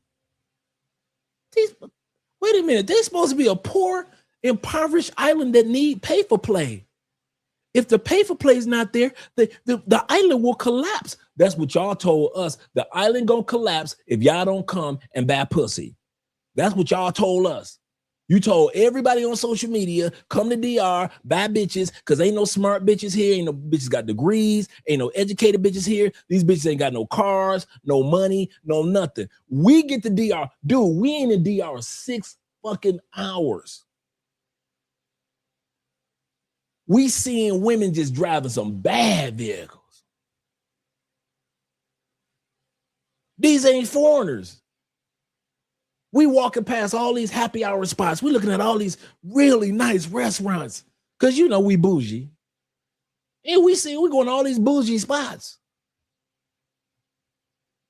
And ain't nothing but women and men in there just living their lives after they got off work. We ride the subway. That motherfucker look like they just built it yesterday. It's so clean.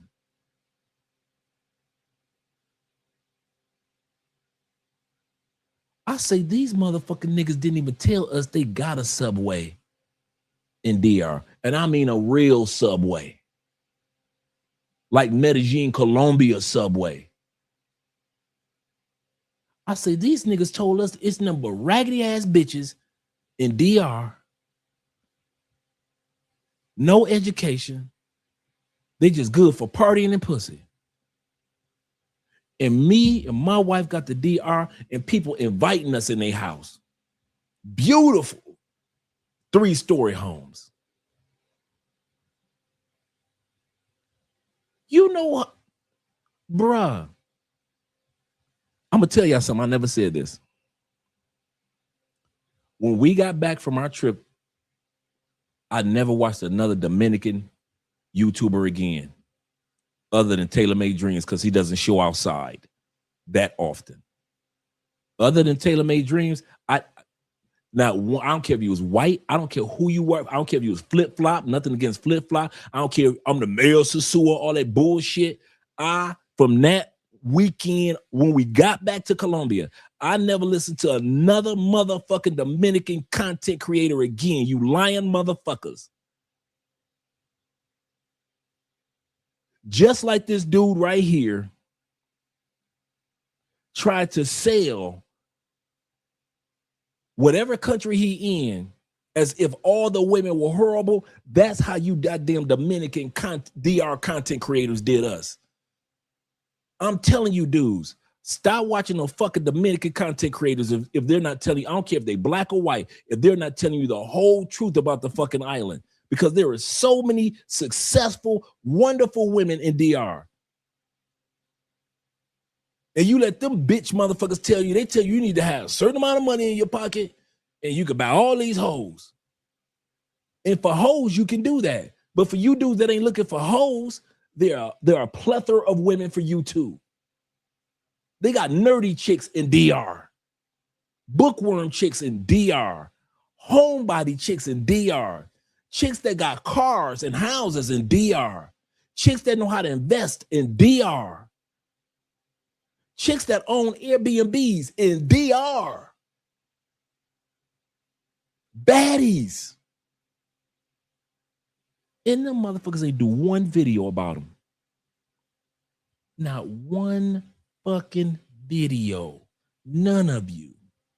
So when I got back, if you ever notice on this channel, I don't talk about DR, do I? I love DR. We had a wonderful time. We went all over the whole island. We spent a month there. We everywhere. And the one thing I learned, I'm going to keep my mouth shut about DR. Because all them goddamn content creators, you lying motherfuckers, you ain't tell us shit about real Dominican women. That's about their business. You only talked about broke ass Dominican women, just like you do here in Colombia. You only talk about broke ass Colombian women that's coming from up the hills and shit. You only talk about broke ass Venezuelans. You only talk about broke ass Brazilians. Y'all ever notice every time you turn around with Zoom to Thailand, he's showcasing a Thai chick that at least got a job? You ever notice that's a thread that goes through his channel? He ain't gonna give y'all ass the chance and the satisfaction of trying to act like every female in Thailand is either a bar girl or on Walking Street. See, Richie don't give y'all ass that chance to pull that bullshit. Richie will show y'all, I got a female barber, I got a female that does this for me, got a female that does that for me. The female over here owns this restaurant, the female over there, she's a caddy of the day. You ever notice that all these women on Richie's channel somehow, some way got a job? But if I listen to the rest of you motherfuckers about Thailand, every bitch in Thailand broke. Ain't nobody got no job in Thailand. I listen to you motherfuckers. Everybody selling pussy in Thailand. Everybody? Everybody. Everybody. I listen to y'all videos. Y'all make it seem like every bitch in every woman from birth is just selling coochie in Thailand. When that is a small selection of women that y'all just keep regurgitating and recycling on social media because it gets views. But the other bulk of women in Thailand that are really about their business, that are going to school and getting educations in the Philippines, oh, y'all don't want to show them. Yeah, y'all want no. I ain't gonna show no girl in the Philippines that knows how to drive. I ain't gonna show no shit like that. A woman in the Philippines that know how to drive. Hell no, I ain't gonna show that shit. You think I'm gonna show a woman in Thailand with a book? You think I'm gonna show a Thai book, a chick in Thailand with walking down the street and she got her book in her purse? No, I ain't gonna show no shit like that. I ain't gonna show no shit like that. I'm gonna show lies. I'm gonna make it seem like you come to Thailand, you can buy every bitch on the island. Really, huh? Everybody on the island for sale. Everybody on all the thousands of islands in the Philippines for sale, huh? All of them, huh? All of them. The indigenous ones, everybody. Y'all make it seem like every Brazilian is just a dumb black bitch. I'm gonna say that again. Y'all go to Brazil, the only content y'all ever put out is just party Brazilians. I like what one girl said of a Brazilian video we did a couple days ago. She said, why do y'all think that we only party when we got to work too? Brazilians work 6 days a week, like Colombians, not 5 days like in the States, 6 days a week. If you get hired for your job, you working 6 days a week. Let y'all tell it. Brazilian bitches ready to just dance and fucking suck, and that's all they know how to do. They ain't got no jobs. They ain't buying no property. They ain't got no land. They ain't got no cars. They don't own no bikes. They just broke as fuck, and all they want to do is get you off the plane and fuck you. That's all they want to do. If I listen to y'all,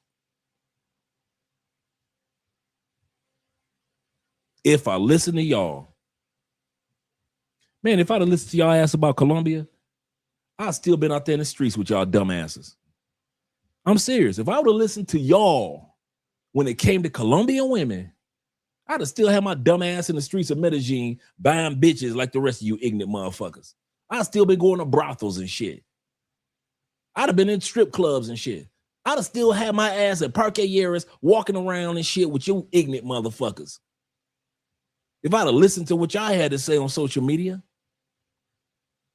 y'all don't showcase no positive shit about women in Medellin. Nothing. So ain't no nurses in Medellin, huh? Ain't no female politicians. Ain't no female business owners. The women in Medellin, no females got no jobs in the mall. Every mall full of male workers, huh? Ain't none of them, ain't no men, no females working in the malls in Medellin. Because y'all motherfuckers never had them on camera. Every pharmacy must be ran by men, because anytime y'all show a pharmacy, a store, y'all don't never show a woman with got a job in Medellin. That's like taboo. I don't know what it is about taboo in Medellin. Y'all motherfuckers y'all will ask a bitch, do you have a real job? Oh no, she can't be on camera. God damn it, she got a motherfucking job. What the hell she doing in front of my camera with a job? And the hell you doing, girl? I need broke bitches on my camera. Y'all don't never put no woman on camera that's really doing some shit. Never. Why you think I'm always got Paola on the channel? The realtor in Medellin. Why you think I always have her on here? I put women on here, the same type of women that I dealt with in the States. Women that was about their business. Dealing with women that's about their business ain't nothing new for me. And I'm not talking about a woman has to have a job to be about her business. I said earlier, can a woman take care of her man better than them heifers in the States? Then she about her business. Y'all try to make it seem like there is no other. No offense, Richie. Here we go. Y'all motherfuckers try to make it seem like Richie got a monopoly on the L's of the world in Thailand. Y'all so busy celebrating Richie woman. Y'all can't get y'all own L. You telling me ain't no other woman in Thailand can learn to make grits.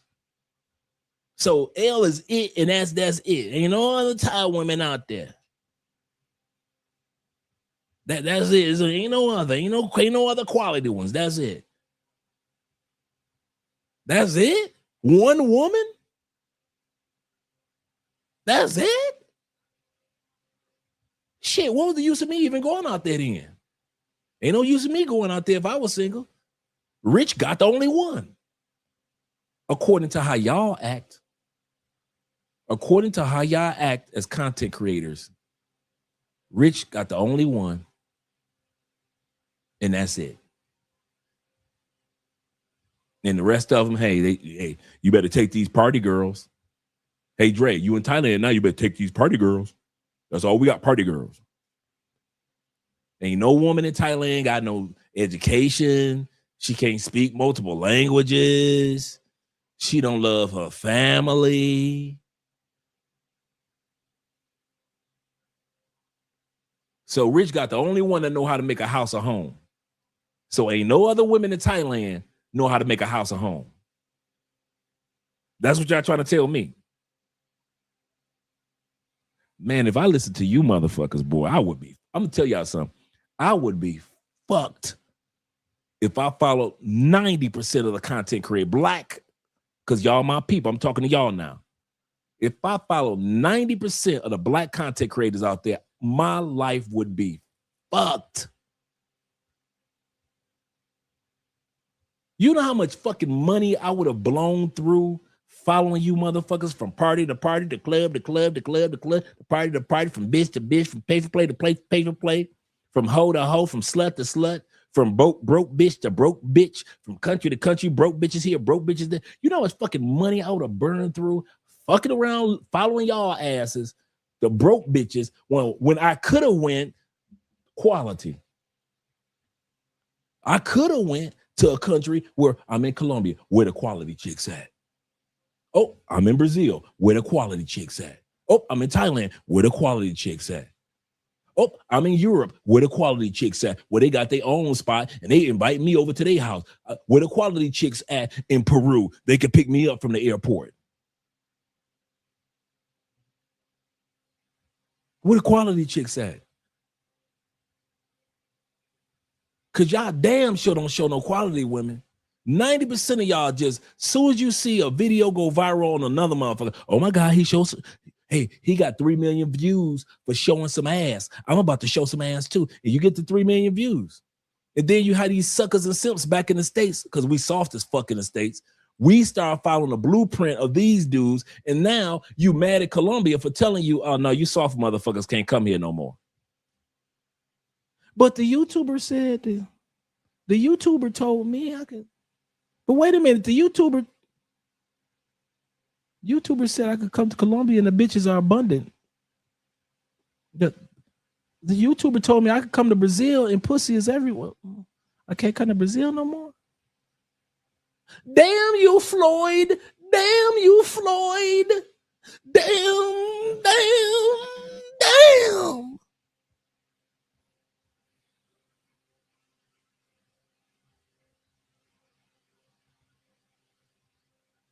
You weren't supposed to be going to Brazil looking for raggedy bitches anyway, if you're a quality man. Quality is by habit. That's one thing I've learned about being a quality dude. Now, mind you, I wasn't always quality. You guys have heard my stories about that. But now that I am, and a lot of you guys are, no matter where you go, just subconsciously, quality women come your way. And if you the type of brother, and type of white dude, type of Latin dude, that no matter where you go, whether it be back in the States or Canada, or whether it be to another country, and raggedy bitches show up everywhere you go, that's because you attract raggedy ass bitches everywhere you go. You ain't even got to try. You just get off the plane, you meet a broke raggedy bitch. You motherfuckers be meeting homeless bitches that I don't even know that I didn't know that country even had homeless bitches. I be going to countries, man. When I was going to countries, I was meeting bitches, and them bitches be picking me up at the airport in their car, drive me to their place, and I be damn near ready to move to that country. Y'all think Colombia was the only country I've been to? Okay, y'all got me fucked up. Colombia is not the only country that I've been to. And I'm telling you, I only fucked with quality women in other countries. Their quality had me tempted to move to their country. Not for them, but the quality of life. I'm like, damn, they living good in this country. Man, if I followed you motherfuckers to DR, and I'm serious, I would never want to live in DR. other than Tailor Made Dreams and Mr. T, the white dude, other than Tailor Made Dreams and the white dude, Mr. T, the bald white dude in DR videos, the rest of y'all asses, I wouldn't have never wanted to move to DR. Ain't no fucking way. Y'all make DR seem like it's a piece of shit. There are some really beautiful places in DR. Very nice neighborhoods. Let y'all tell it. Shit, I got a damn to fuck a bitch in a swamp. I got a damn to get some swamp pussy. Dre, you fucking swamp bitches now? Hey, I'm in DR, man. I ain't got a choice. The YouTubers told me I ain't got a choice. I got to get swamp pussy. Let's go back to the video. Listen to this knucklehead ass nigga Anton. Because you are a person from the United States and you got assets. They run the same game that they run with these guys out here in the States. You come over there with some money, they looking at you like a sucker. They looking at you to get. Now remember, he's talking about his type of women in his new country. That does not mean those are your type of women in the same country. Don't you never let another motherfucker's testimony fuck up who you are in another country. Check it.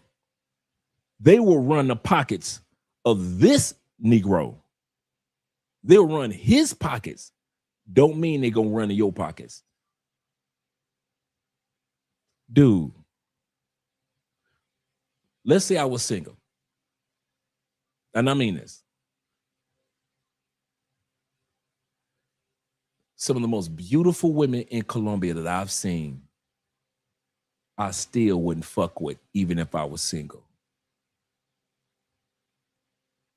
It's some Brazilians, I mean, flawless Brazilians I've seen. Even if I was single, that bitch couldn't suck my dick. I let nerdy bitches suck my dick. Homebody bitches can suck my dick. Business-minded bitches can suck my dick. Bitches that's on some spiritual shit can suck my dick. Bitches that own some shit can suck my dick. My dick finicky. Ain't no regular ass, broke ass, trashy bitch in any country gonna be sucking my dick. Them days over. Them days over. If Andre in all these years, if I ain't got enough pussy in my life to where I can't be finicky now, I can't be funny style now with who I fuck. I'm past the stage of just fucking a bitch because she pretty. I did all that in the States. I done fucked a bunch of pretty bitches in the States and other countries. So cool, I done all that. Now, what do you bring to the table to suck my dick? You just can't be no ragged ass pretty. I got dimples, bitch. Them dimples can't suck my dick now. See, if you'd have caught me 10 years ago, a bitch with just some dimples or nothing else could have sucked my dick. Yes, you could have. If you caught me 10 years ago, a bitch with a fat ass who wanted me to give her some anal, yes, she'd have sucked my dick back then 10 years ago. If you caught me goddamn 12 years ago, a bitch that didn't have a job and she lived in Peru, she could have sucked my dick. You right. Now, get your broke ass away from me, bitch. I'm funny style. I'm funny style in the motherfucker. I'm not talking about just on camera. I'm talking about in real life. Everybody can get the dick now. Everybody can get the dick now. I'm funny style. You damn right. And you know who I love that's like that now? Them motherfucking second wave of millennials and them damn Gen Xers. I mean Gen Zers. Them damn Gen Zers and that second half of millennials, them young dudes, them niggas ain't fucking nobody. Them young dudes focusing on making their money, come home, play their video games. Them motherfucking young dudes are jack off before they let them scallywag young bitches. One thing I can say about them young Gen Z, shout out to them goddamn Gen Z kids in the last wave of millennials, that last end of millennials that was born before Gen Z. I already plan on doing an episode on them. Them young dudes are not moved by bitches at all. 30% of their asses have saved their virginity past 30. They give no fucks about a fat ass and a smile. Not like us. Half of us in prison and in graves fucking around with a bitch. Not these young boys. Not these young boys. These young boys that's coming up now is all about their education. It's all about getting a paper. It ain't all about a bitch got a fat ass. These young boys up here reading books now. They getting a quarter zip sweaters and shit. Man, they don't care nothing about the shit that we was getting. Our generation, Generation X, baby boomers, and the first wave of millennials, shit. All a bitch got to do is halfway be pretty, and we'll go broke over a bitch. Not these young dudes. This new generation, these niggas ain't buying no drinks. They ain't showing up to no club. They say the clubs are shutting down in record numbers in the States. The strip clubs shutting down in record numbers in the States because them young dudes are like, fuck spending money on them bitches. I'm about to give me a passport and getting the fuck out. I got so much respect for them young dudes.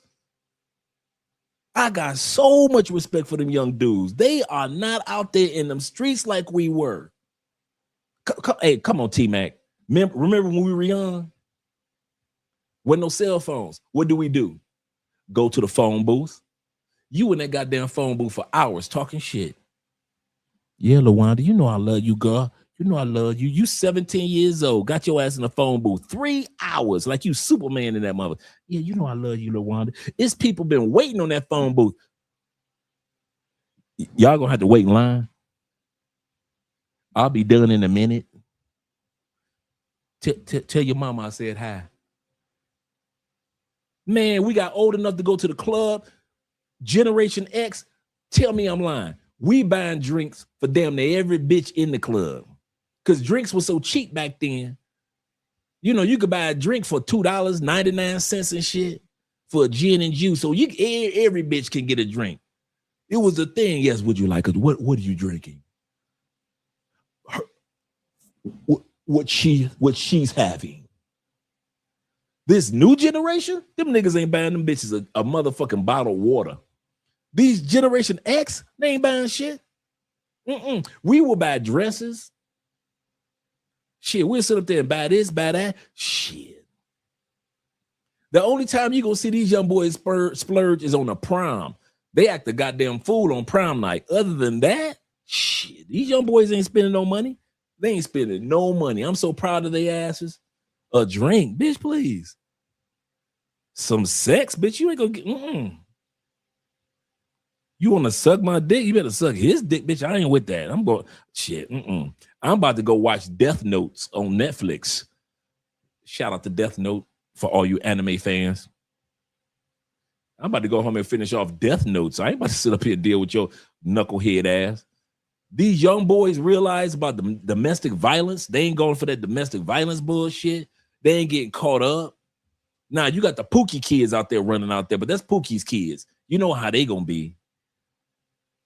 But there is a wave of young black men and young white men that's like, shit, fuck them bitches. And I'm so proud of them. I'm so proud. In that aspect, I ain't gonna lie. I ain't gonna lie. That aspect of their generation, I wish we had in our generation. Dick discipline. That's the one thing I can say that a lot of, not all, teen pregnancies are down. Venereal diseases among teens, down. These young boys letting these girls that do get pregnant get babies by the same young boy. So it'd be a young boy that's 22, but he got 8 baby mamas and shit. But the other boys over here, you know, I ain't got no kids. I ain't fucking none of them nasty bitches. I got crypto. These young boys be like, I got crypto. I can tell you about Claude. I can tell you about cloud engineering. I can tell you about AI. Bitch. Yeah, fuck. I can tell you one thing about women. Fuck them. These young dudes ain't got no problem saying, I don't know how to talk to a bitch, walk up on a bitch, holler at no bitch, fuck a bitch, suck a bitch. I don't know nothing about that. But I do know one thing. I know how to tell a bitch one thing. Get the fuck out my face. I'm trying to get this money. And I'm so proud of them young dudes, man. So proud of their asses.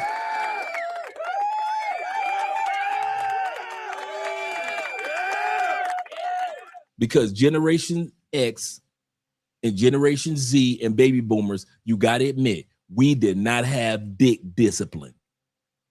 We were fucking everything.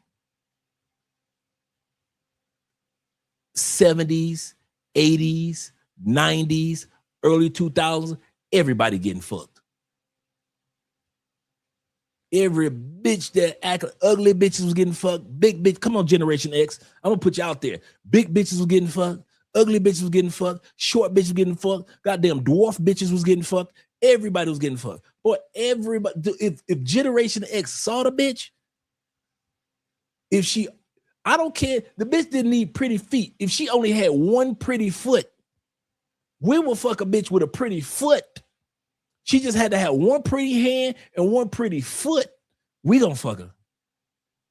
This new generation, these boys are learning to have dick discipline that we didn't have. And that's why you're gonna see in the next 10 years, a lot more millionaires under the age of 30. A lot more, because them young boys like, fuck them bitches. I saw what my daddy and my uncle went through. I saw what my school teacher went through with his wife, and she came up in our classroom acting a goddamn fool. I saw the articles of the women that came up to the job and deleted their husbands.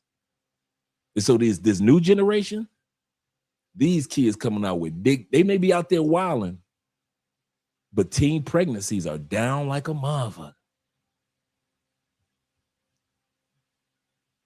Yeah. Shout out to Jay, Kings and Dreams in the building. He said, I definitely was knocking down almost every shorty move. Right. See, I was wild on a while. He's he said, how many pagers did you get? Hey, T-Mac, I see you reaching in the back of the crate. You reaching in the back of the crate. Pull out your pager. Beep. Yeah, bitch. 731. Oh, that's that code. Her mama gone. Oh, she sent me that 731 code. That means her mama gone. Y'all crazy with that with T-Mac. I didn't get too much caught up on the pagers, man. Even though they were out there, I didn't get too caught up on the pagers. By the time I got to the game, the pager era was leaving, and the cell phones were just getting ready to come out. But they were the big cell phones. Looked like a suitcase. He said, hell yeah, with a club foot. Man, I was fucking bitches in a cast. Like, bitch, you still sexy with that cast on. What you talking about? Y'all think I'm playing too. That's the funny part. Bitch, you still sexy with a cast on. Badass white girl. Girl, if you don't limp your ass over to that bed, I wish I was lying too. If you don't limp your ass over to that bed, prop that foot up. Shit. Cast don't hurt my feelings. I am not sensitive to the cast, baby. Yeah, right. Motorola's. Yes, sir. The brick phones. When your time was limited. When you didn't call nobody until after 5 o'clock. That's when it was free. See, you young dudes don't know about that. When your cell phone, you had to pay throughout the day. Like pay, it was like a prepaid. So people used to talk like once or twice during the day. I'm gonna hit the super chat. People used to talk once or twice during the day, but we didn't talk to each other until after 5. Like you could talk all night after 5 then. Because it was free after 5. See, y'all spoiled now because y'all could just grab a cell phone whenever you want, talk where you want. Shit, it wasn't like that before. AMS, shout out to AMS in the building. He said, Dre. He said, new young generation. He said, the new young generation is like this because of the manosphere information. That's a good point. That's available to them. And we didn't have that. That's true. Men giving information to men. That's true. He said, we didn't have this information growing up. That is a fact, brother. Shout out to you. Let's go back to this knucklehead, Mr. Shortman, Anton Daniels. Let's get back to the short, man, because we want to get back to our brother, MTR. That money out of you. All right, so now let's hear what AMS has to say back then about Passport Bros. What he used to say back then about the Passport Bros. Alpha male strategy. Guys, that ain't the only reason why guys want to run their ass to Colombia. Guys, that ain't the only reason. Because guys don't know how to get women to respect them. Mm-hmm. And so they go to these foreign countries, Brazil, Colombia, all these other countries where women are quote unquote more feminine, right? Yeah. Because they can't get the American women to respect them. They said that y'all can't get no women to ASM, Alpha Male Strategies, said that y'all can't get no women to respect y'all. That's why y'all couldn't get y'all had to go to Colombia. Why do men keep saying this bullshit when they know it's a lie?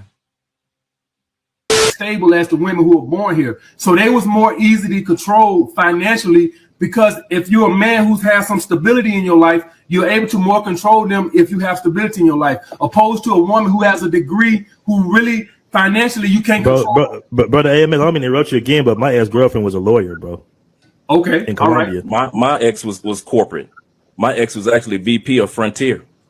Listen, y'all preaching to the choir. You're not gonna convince me to tell me, hey, some girl in Portuguese ain't more submissive than a girl in the American States. You preaching to the choir. What I'm saying is you have to be more alpha.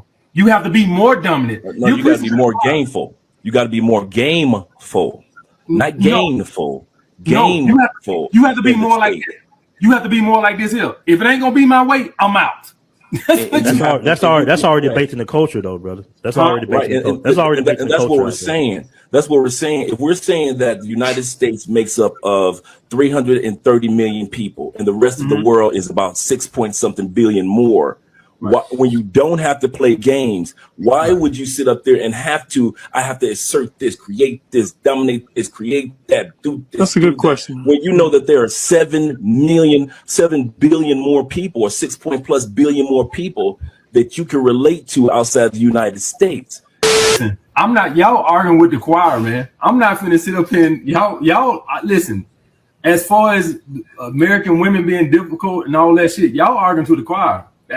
Listen, I get it. Y'all, you ain't finna try to convince me that a woman overseas ain't easy than one in America. You preaching to the choir. Get your passport is that bad. So, the big topic that's floating around on you. Now, once again, this was him back then. He said he understood why men were going to other countries. Here we go again. He just came out with this one a couple months ago. Shout out to Kings and Dreams for his reaction on his channel regarding this particular interview we're about to watch. YouTube in recent months is the Passport Bros. And today I want to talk about why the red pill guys, the manosphere guys, at a whole, not all, all right, I don't want the all police coming out of retirement, not all, but some guys in the manosphere don't think too highly of the Passport Bros. Now, to be fair, I have been critical of the Passport Bros myself. I think we all have seen, I've said stuff about the Passport Bros. But one thing about me, guys, is I can admit when I'm wrong. I can admit when I'm wrong. I'm a critical thinker. I don't follow the masses. Okay? So after watching Austin Holloman, a couple of his videos and stuff, getting this logic, today I want to talk about what the Passport Bros get right and what they get wrong. Okay, guys, that's what I want to get into. Okay, number one, guys, the Passport Bros have been said to be weak if they don't want to compete for American women, or, you know, they losers if they can't get American women. Okay, I see the logic in that, but I also see the logic in the Passport Bros logic. Their logic is not that I can't get women. Their logic is, I am not going to put up with these American women's bullshit. That's the. You go running off in the hills, you know what's gonna happen to me? I get to sleep on a mud floor. This is exactly how the dating coaches are when you guys leave. Let's bring that back. This is exactly how the dating coaches act when you guys leave. Not that I can't get women. Their logic is, I am not going to put up with these American women's bullshit. That's the. You go running off in the hills, you know what's gonna happen to me? I get to sleep on a mud floor. I get to eat what the pigs won't eat. You was mine to turn into a good nigga. You go running off and everything I got, everything I worked for. And it ain't much. It'll all be gone. It'll all be gone if y'all leave the dating coaches. It'll all be gone. Don't y'all leave these dating coaches. Put up with these American women's bullshit. That's the. You go running off in the hills, you know what's gonna happen to me? I get to sleep on a mud floor. I get to eat what the pigs won't eat. You was mine to turn into a good nigga. You go running off and everything I got, everything I worked for. And it ain't much. It'll all be gone. Their logic. Fresh and Fit, me, a couple other guys been critical of the Passport Bros. I want y'all guys to hear the hypocrisy in all of our statements, what we've said about the Passport Bros, including myself. Fresh and Fit podcast, shout out to my brothers Fresh and Fit, is basically bringing some crazy women on their platform and exposing how crazy and delusional they are. That's their platform. You bring some women on there, you ask them some questions to find out what's their standards, how much money their man has to make, all this, but how tall he has to be, how big his dick has to be, how long, how good his stamina has to be, what's his 40-yard dash, all this goddamn shit, right? Then you hear these delusional bitches on their show, and then you turn right around, and then you say, You stupid T-Mac. That was a good one. Tell the Passport Bros, y'all some bitches, y'all don't want to tolerate this. Dude, literally your whole platform is centered around talking about how crazy and delusional these bitches is. And then you could critique, me included. I'm not excusing myself, guys. Me too. I've been critical of them too. I've been critical of the Passport Bros too. I'm not trying to say, oh, they did it. They did it. No, I did it too. I'm owning it. I did it too. You can't have a platform that's centered around bringing delusional bitches on your platform and then telling guys, oh, you're pussies if you don't want to deal with this shit. You just made their point. Kevin used to have some fucking 4s and 5s call the show. Talking about they want a man who make $1 million a year. You can't make this shit up. Shout out to Godfather. You can't make this shit up. So in that aspect, from that point of view, guys, I'm going to apologize to the Passport Bros, because if I don't, we'll walk in contradiction. So he wants to apologize to the Passport Bro movement, which is cool. But at the end of the day, we're going to hear what he had to say this week or this past week to MTR, which was extremely disrespectful. In other words, he didn't even know what he was talking about. Shout out to the brother who sent $10 over on Bitcoin. Shout out to you. You guys can see in the top left-hand corner. If you want to support the channel by way of Bitcoin, you can. And shout out to my brother John C., who sent a $20 donation on Cash App. He said, have to catch you on the replay. Shout out to the replay crew. We'll walk in contradiction. Our whole platform, the whole Manosphere platform, just shits on female nature. And then at the other side of our mouth, we're like, how dare you not want to put up with this trash? So let's see him today.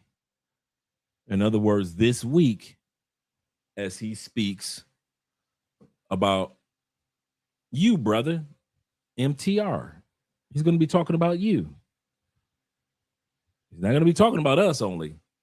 He says, now, let's do a recap. Angry man, one point in time, I'm all American. I'm going down with the ship in America. You can't tell me nothing about the passport bros. I don't want to hear that. But then now, Angry man is a lot more understanding and supportive. And even he said when we were interviewing him, me and my wife are considering buying a little piece of property as we get older in another country. Anton Daniels started off trying to understand the passport bro movement. Then, because we didn't do it the way that he thought we should, became a little bitch, and all of a sudden start pretending like he didn't know our names, talking about some come on home. You guys should be out there as a fetish. You should just come on home. Then we're hearing alpha male strategies. Talking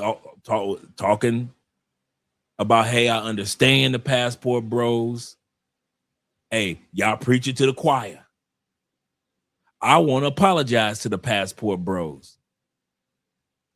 And then he comes out with this video talking about our brother MTR this week. In other words, I know Massa broke Anton. Yeah, we're about to see how Massa broke alpha male strategies too. Goal is to save and invest as much as what you can so that you can use the money as a tool for something else. And listen, guys, it's not to say that your life in the West, all right, ain't good, all right? Shit, a lot of you guys is good. Y'all better stay your ass in the West. See, MTR makes his money off of YouTube. You gonna try to go down there and do your job down in Taiwan, it ain't gonna work. If I had to trade shoes with Michael, let's say LeBron James or Michael Jordan right now and live their lifestyle for 1 year, and then you come back and put me back in my lifestyle, I cry for goddamn 40 days and 40 nights.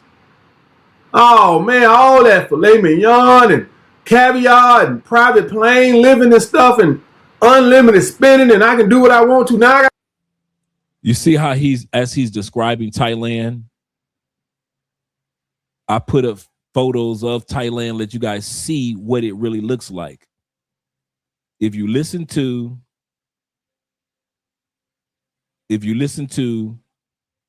alpha male strategies, you guys are going to impoverished areas. This is a mall. A mall. Come on, let's go. Let's bring this back. Y'all better stay your ass in the West. See, MTR makes his money off of YouTube. You gonna try to go down there and do your job down in Taiwan. I don't know why he keeps saying Taiwan, even though T-Mac likes Taiwan. Shout out to Taiwan.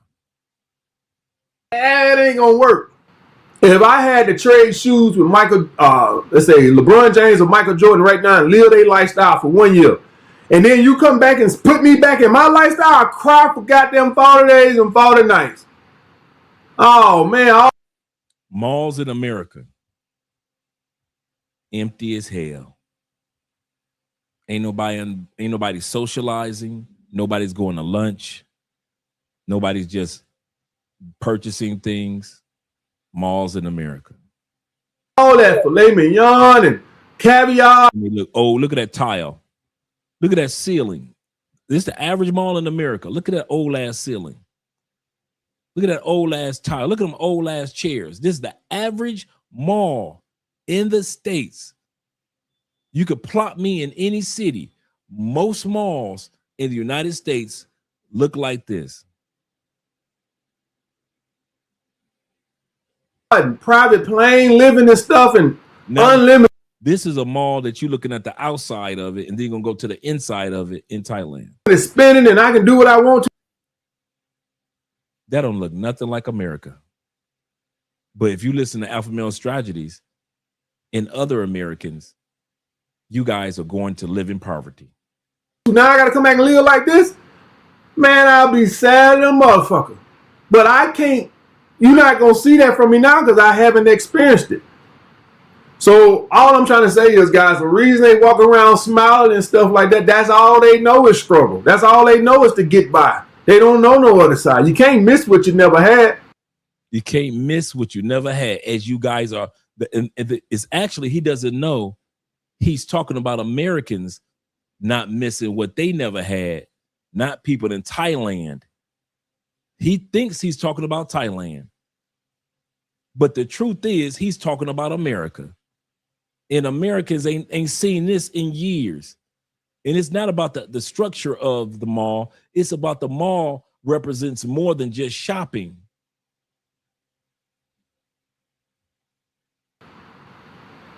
I believe Thailand is a third, maybe a second world country. It's not a third world in the traditional sense. Maybe second world country from an infrastructure perspective.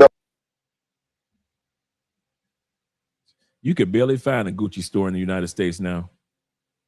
That's the crazy part. My brother Kings and Dreams with the $5 love says this. He says it's literally embarrassing how little these plantation guys understand that there's so many places abroad that have great infrastructure. That is so true, brother. That is so true. And Dave says this. Shout out to David Dice with the $10 love. And Dave says this. He say, Dre, I say this disrespectfully. Look at ATM. I mean, AMS. Come on, look at Antoinette Daniels. Angry Man, the same way. The Trail Spree Rail. Look at his coach, PJ Carlesimo. Carlesimo. Hope I pronounced that correctly. And we know what happens. That's how I feel about these dudes. Absolutely correct. Absolutely correct. Don't know what they're talking about. They don't know what they are talking about when it comes to other countries. He said, don't you dare leave this plantation. Or Mr. Carly gonna hang you for show. For real, seriously. We sick, boss? We sick? Carlimo. Is it? Carlesimo. Hope I pronounced that correctly. Carlesimo. He say, I was next to the Gucci store in the Aldino Mall in Bogota. Yeah, Bogota's got a couple of really nice malls like this. Corporal says this. Shout out to Corporal in the building. And shout out to all you guys that are watching from Andrea's channel. He say, Dre, that looks like the mall where we live here in Texas. It was sold twice in 8 years. It's near, he says, near got any better, or it hasn't gotten any better than back in the mid-90s. Yeah, we've seen our malls fall apart because malls are not just about whether you buy something or you don't. There's so much that goes on in malls, man. So much networking, so much people just go there to relax. He said Medellin has some nice ones too. He said, I'm going to go to go-kart racing at one of the malls. Yeah, we have go-kart racing across the street from Chipichape. Yep. He said, shit, even the airports blow American airports away. That's just when you arrive. That's a good point. Just on arrival. He said, I'm in heaven during layovers in Singapore. Man, I wish I was laid over at the airport in Singapore and Taiwan. If you guys ever want to go to TikTok and look up something amazing, the airports in Singapore and Taiwan. He ain't lying. He is not lying. He is not lying. You say, look up the movie theaters. Talk about luxury. That's true, too. That's a good point, too. There are things here that are a little bit different. Notably, the sewage, like the water situation, there's people out here, or excuse me, there's houses out here that every like 2 or 3 days, they got to get like a delivery of water, like in these big water trucks, right? That's some weird shit in the West America. We don't know anything about that. Also, there's something weird about flushing toilets, like toilet paper down toilets. Like there's certain like weird. It's beautiful, man.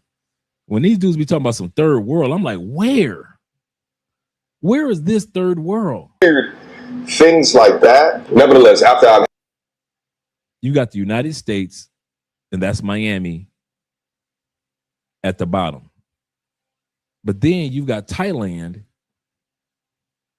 at the top. I've had countless conversations with the locals, mostly women, right? But a lot of the locals, and I actually been thinking about getting them over here. We can do like an interview sitting right next to each other, like having a conversation, so that y'all can learn firsthand kind of what is life now. After living in Thailand for 3 months, it changed my whole perspective on money. Especially the last like 10 years of my life, I've been big on like wanting to drive certain cars, wanting to live in certain size houses. And even when we got to Thailand, that was the same mindset, which was not necessarily a good mindset, bro. Like, you know, we spent $2,900 a month because we wanted what we was used to. We wanted that big spacious crib. After you be there for like 2-3 months and you start just your environment, you realize like that's not necessarily what matters. You know what I'm saying? I don't necessarily think that I want to live in a big spacious house anymore, man. I feel like I realized that doesn't matter, bro. Just being in a different environment and being around people who aren't living that same lifestyle was never a flex to live in a huge crib in Thailand. It was just what I was used to. And if the women over there, guys, in these countries, they're going to be more feminine to you because they see you as a kid. Let me stop right there. Shout out to my brother Dave. He said, I remember when this took place. Man, he tried to choke his own coach, man. Trail Spirit Real choked the Warriors head coach, PJ. Carlissimo. Oh, you guys say, yeah, Carlissimo. Back in the 90s for talking trash to him. Yep, choked his ass during practice. Talking trash to him. That's what AMS is doing, talking crazy. The brother just said, shout out to Kings and Dreams. He said only Neiman Marcus and Saks Fifth in most places in the wow. The malls are doing that bad in the States, huh? Goodness gracious. Let's continue on with our brother.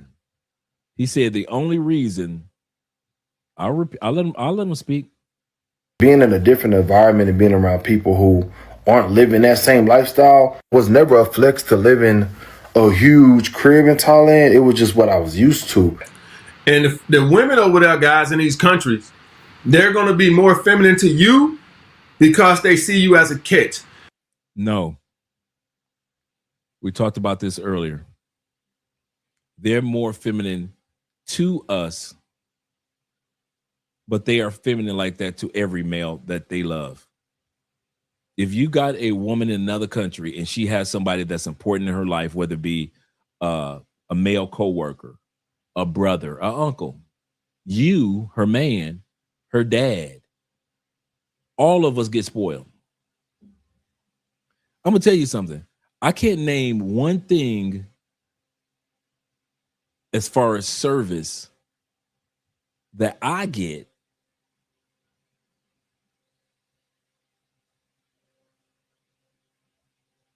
I'm trying to word this strategically because there are benefits to being a husband that everybody else doesn't get, of course, or a boyfriend that everybody else doesn't get. There are, let's put it like this, there are a lot of things that as Americans you would assume that only the husband or the boyfriend gets. And it is. But there are a lot of things that a lot of the men that woman cares about gets too. So if I get a hot meal, her brother gets a hot meal, her dad can get a hot meal. You can get a hot, if you're in our home, Andrea's not just going to make my plate. She's going to make your plate. She's going to make a hot meal for you. She's going to make all your drinks. So there are things that women are raised to do for men that they care about. That's why just not everybody can come in our house. Because only people Andrea cares about land in the house. Because she's going to cater to you and spoil you. She's going to make sure that you got a hot meal. When you get done eating, she's going to take your plate away. If you want, she's going to ask you if you want some more. You want any more? And then she's going to make another plate for you. You need your drink freshened up? I'll freshen up your drink. She does all that stuff for all of us. So when you hear these dudes talking like she only does that because you're American and you're special, we talked about this earlier. That's not necessarily true. These women were raised to treat the men in their lives this way. And that's why when you come along, you get treated that way. Femininity from women has always been about leverage, right? Leverage as in you're higher value than it. When these country dudes are talking about women, do realize they are only talking about women in America. They are not talking globally. These dating coaches, when you hear these guys talk, the Anton Daniels, when you hear these guys talk, these guys have little to no experience. Just think about it. Anton Daniels, 9 times out of 10, ain't never had no foreign pussy. And I don't mean just a pay-for-play chick. I'm talking about somebody that really cared about him in another country. Why? He's been married. He's a married man. He's supposed to be acting like he married, right? Supposed to be. Supposedly. You know and I know. The question was already presented to Alpha Male Strategies. What do you know about foreign women? Well, when I was in New York, this is what he said to us. When I was in New York, I dated foreign dude. New York foreign women are not fucking foreign women, just like Florida foreign women are not foreign women. I promise you, I've been with enough Latinas from enough countries in Florida. They are completely different. And even in California, and they are completely, oh, shoot, even in Texas, and they are completely different from the ones in their home countries. So any experience that you guys have had with foreign women in the United States, y'all can keep that shit. Y'all can keep that shit. Do not tell me that you dealt with foreign women and they were only foreign women. And I don't care if she was only, I don't care if she got to the United States last night. You can keep that shit. Foreign women in their homeland, home field advantage are completely different. Okay. Detroit Lions over the last couple of years, Detroit Lions football team has done really great. One of their stats is Detroit has like 50-50 wins when it comes, maybe 40% wins when it comes to playing away from home. Over the last few years, Detroit Lions, if they at the house, they got a 90% chance of whooping your ass. They are not a good road team. But at the house, oh, you can forget about it. You can forget about it. And that's just stats. Foreign women in the United States are nothing like when they got the home field advantage. When they're at home with their family members and their friends and everybody else who behaves traditionally daily. So when you have all these dating coaches and all these other dudes, I mean, you got dudes like, even though you got Angry Man, more of a supportive of the passport bro, black expat movement. Angry Man ain't been, like he said, I ain't been out the country except to Canada. He ain't been out here. So Angry Man ain't never had no Colombian chick. He ain't never had no Brazilian chick so gorgeous, so beautiful, looking like a supermodel, but she barefoot and cleaning up the house. Or she get in her chunglas, cleaning up the house, listen to some beautiful music on Sunday morning. He don't know nothing about that. And I'm not coming at Angry Man regarding that. I'm coming at alpha male strategies, not knowing what the fuck he talking about. And I'm coming at all you American men who keep on assuming that your experience with foreign women in America is the same of what we experience out of America. We're here to tell you it's not the same. And when it comes to our American women or foreign women better, foreign women surpass by eons American women. American women focus on their, here's the problem with American women. Y'all ready? They have forgotten how to walk and chew bubblegum at the same time. What do you mean, Dre?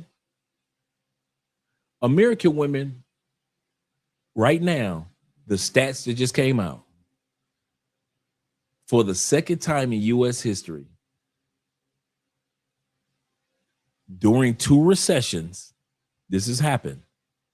The one that you guys are in now, and I think the one that was in 2008 with Obama and the housing crisis. There are more women employed in the United States than men. When you hear women say that, statistically, according to the facts, it's true. Why? And men have lost over 100,000 jobs in the last 6 months. Not like women last year with the 300,000, but 100,000 is a lot. Why? Because the growing sectors in business in the United States are 80 to 90% careers that have been driven by women anyway. The service sector is growing. Women have always dominated the service sector. The medical sector in the United States is growing. Women have always dominated the medical sector. So as these arenas are growing with opportunity, more women are hired in these areas, but the manual labor, the construction, the working at the plant or the factory, the roofers, and a lot of jobs that men would normally do are being replaced either by AI or just not being replaced at all. And then also, here's another stat for you. There are over 7 million men in the United States that aren't even looking for work at all. They lost their jobs, and most men go back out and try to look for another job.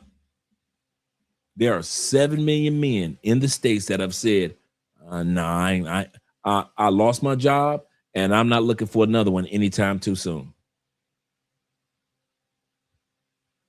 So yeah, there are more women in the United States that's working, but here's the part. They've forgotten how to walk and chew bubblegum at the same time. They think as long as I focus on my career and my degrees, and I focus on my advancements and my bonuses and my car, and look at me, I'm Queen Luxury, that's all they need. They don't know how to raise a family at the same time anymore, have children at the same time anymore, be wives at the same time. And they don't know how to do this. Come to Colombia. There are successful women that are wives. And when they get off work after their successful job, they know how to take care of their family. Go to Brazil. There are very successful women in Brazil that have boyfriends or husbands and will cater to that man. Take your ass to Thailand. Take your ass to Philippines. Go on to Portugal. Go ahead and go to Barcelona, Spain. There are successful women that know how to walk and chew bubblegum at the same damn time. And American women no longer think that they need to. They think is either or. Either I'm a trad wife, meaning traditional wife, or I'm a business independent corporate wife. Women in other countries know I can be both. I can be successful in my career and bring my ass home and take care of my man and my kids. Sad. Sad.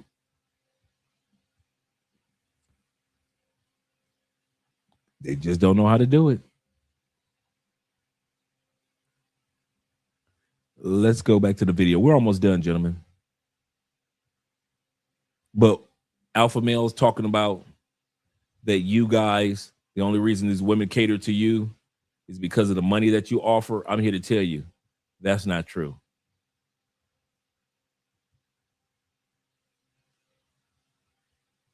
And the other thing, before I let you guys go in regards to this, the other thing that gets me with these dating coaches, you ever notice the dating coaches clientele are men that are looking for solidified relationships. Most of the clientele are not dudes that are looking to be with a bunch of ladies. Some of them are, but most of the clientele, for what I've seen, are guys that are just looking for one or maybe two special ladies in their lives. You ever notice that dating coaches ain't got no goddamn body in their life? You ever notice dating coaches never show solidified relationships? They can show you a chick that they're dating. They can show you chicks that they're dating. Ain't none of them motherfuckers ever married. Ain't none of them motherfuckers ever got a solid girl that's been on their team for years. And I'm not talking about that behind the scene chick that you jump in her life and out of her life and in her life and out of her life. I'm not talking about them chicks. I'm talking about you never see dating coaches with the track record that the clients want to have. Your clients are dudes that want solidified relationships, but you never see them motherfuckers in a solidified relationship. Ever. Ever. Me, I would believe a dating. If I was you dudes out there and I had to believe a dating coach, and I mean this, I'm a proof is in the pudding type of guy. The proof is in the pudding. You got to show me that you have found somebody solid, somebody special. You ain't got to be married, but you damn sure got to show me that y'all got longevity. Because if I'm gonna hire your ass at $2,000 for your counseling, $5,000 for your counseling, you giving me a $2,000 course. I'm not trying to be paying $2,000, $5,000 to a dude that ain't even got no goddamn solid relationship. You just got a bunch of bitches that you fucking. I can do that on my own. Shit, I don't need no dating coach to show me how to get a bunch of bitches, not in America. If I'm hiring you to show me how to find something that's more solidified. And you will never see the motherfuckers with receipts of being in a solidified relationship. Ever.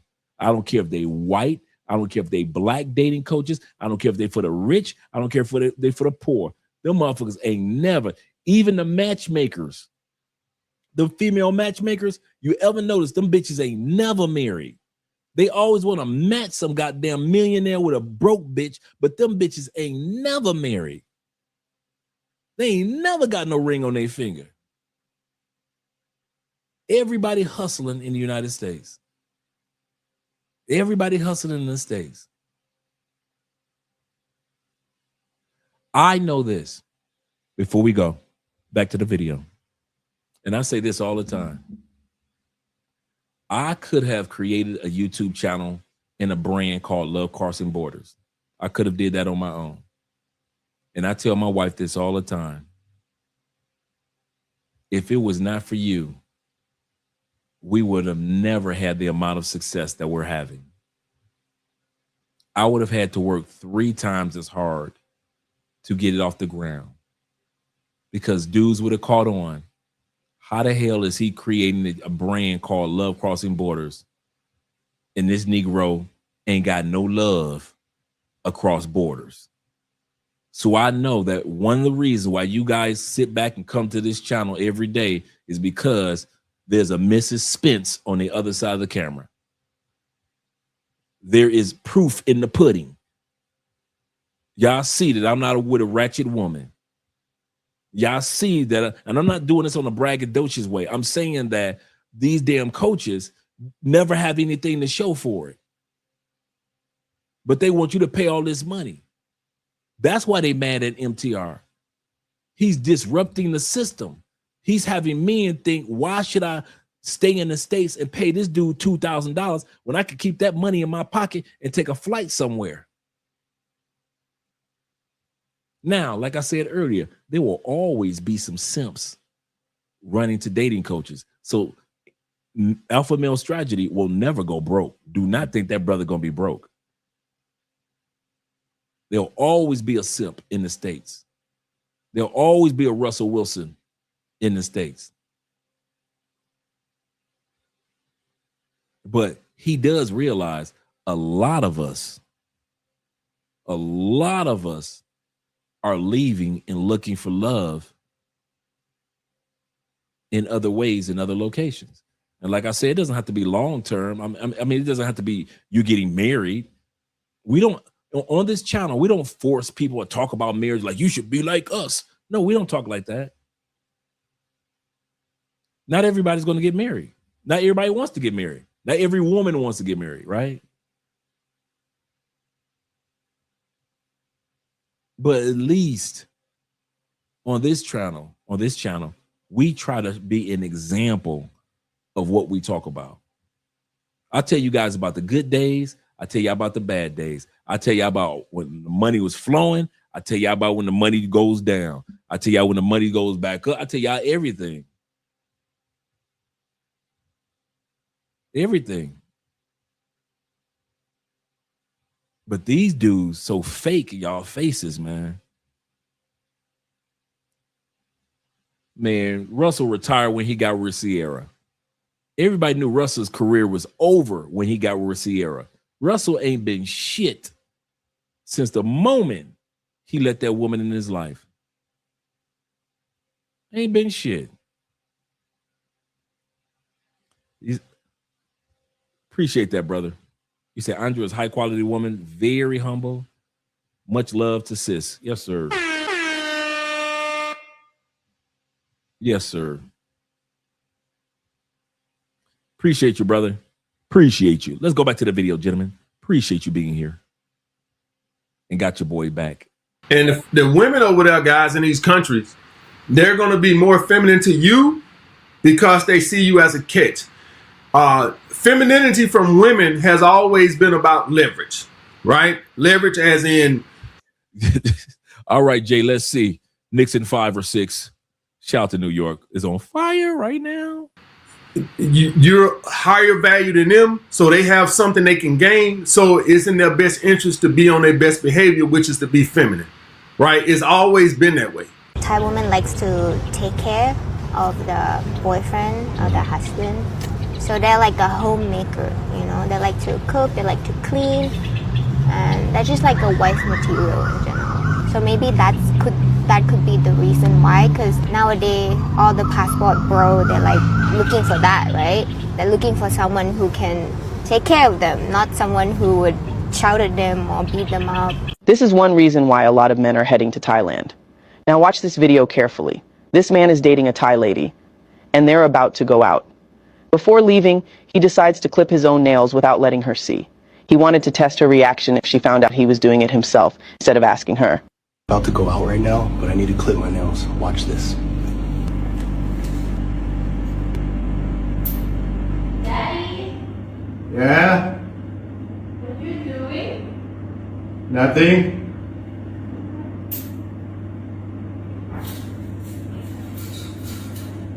Hold on. That's my job. That's my job. That's my job. That's my job.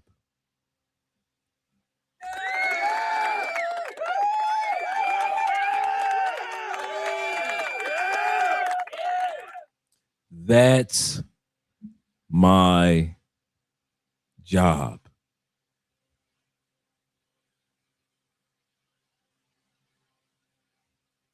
She didn't say, make sure you clean up your mess. She didn't say, don't cut yourself. She didn't say that I'll do it next time. She said, that's my job.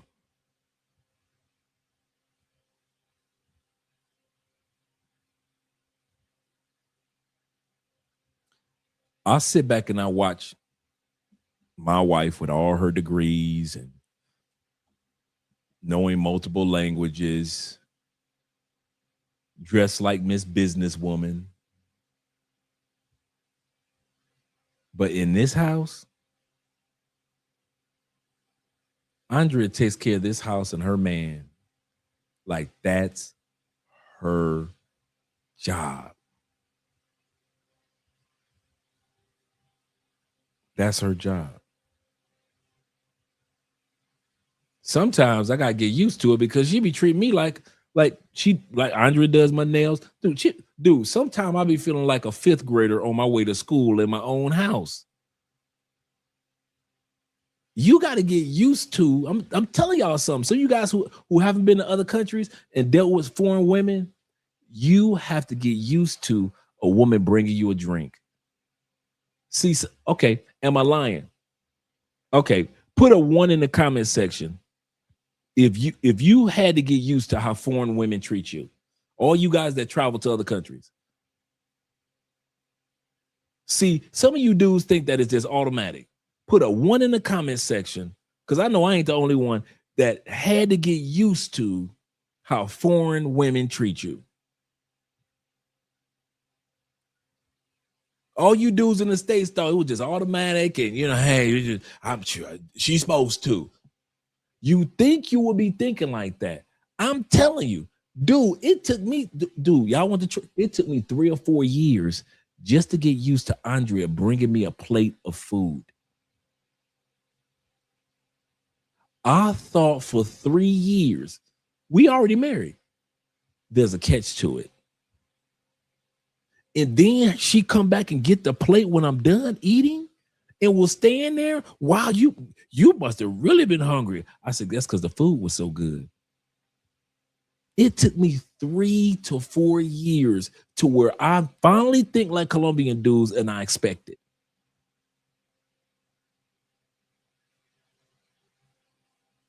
Dude, I would sit up here, dude. I would sit here, true story. I would sit here like, okay, something ain't right in the universe. I was watching a TikTok short of a brother. He was being interviewed. He said, I left Thailand. He said, I couldn't take it. He said, I was not used to women catering to me. I didn't understand it. He said, I'm used to American women. This man said, I was not used to women catering to me. Neither was many of us. Thank you guys that put the 1s in the comment.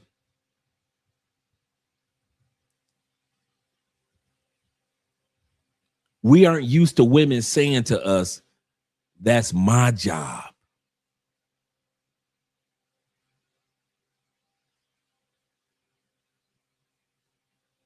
You see how she does her nails? Andrea is, we get older as men. Let's be honest. I'm gonna talk straight up. We get older as men, and you start getting that hair growing in your ears, right? Growing on your ears right here and there, because you're older dude. Let's be real. I don't care where we're going. You would think I was in the 5th grade. Andrea would be like, come here, let me see them ears. Sit down. That's what she'll say. Let me see them ears. Sit down. Her mother taught her one of the most embarrassing things that you could have with your man is him having hair in his ears. Now, not just a little hair. I'm talking about, you know, you're an older dude. So she taught Andrea, you take care of that. Your man ears are supposed to always never have hair showing in your man ears. That's very tacky. Now, mind you, I could easily get one of them electronic ear cleaning machines, right? I could easily get one of them, right? One of them barber machines, boom, right? Take 4 seconds. But that's Andrea's job. I could use the machine, but that's Andrea's job. Taking care of my nails. If I'm not going to get a manicure, that's Andrea's job. Making sure this house is a home. That ain't my job. That's Andrea's job. And these women know this is their job. Right, ears and nose. We grown men, we get older. Got to clip the nose hairs. Make sure you take care of that. And Andrea takes care of the ears.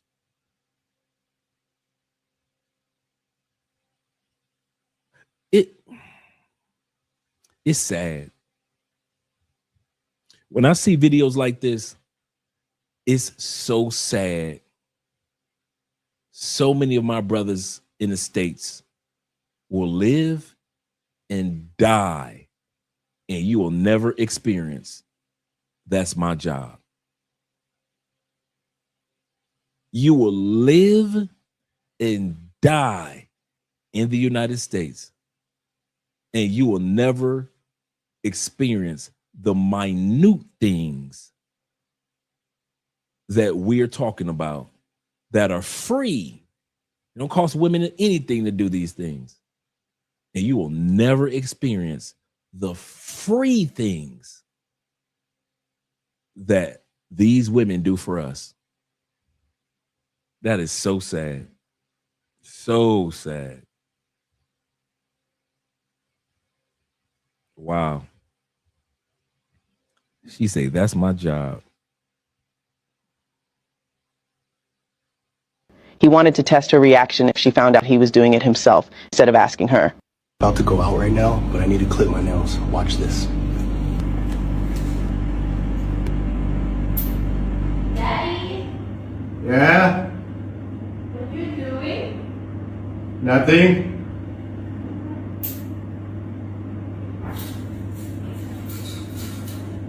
Hold on. That's my job. That's my job. That's my job. She said, let me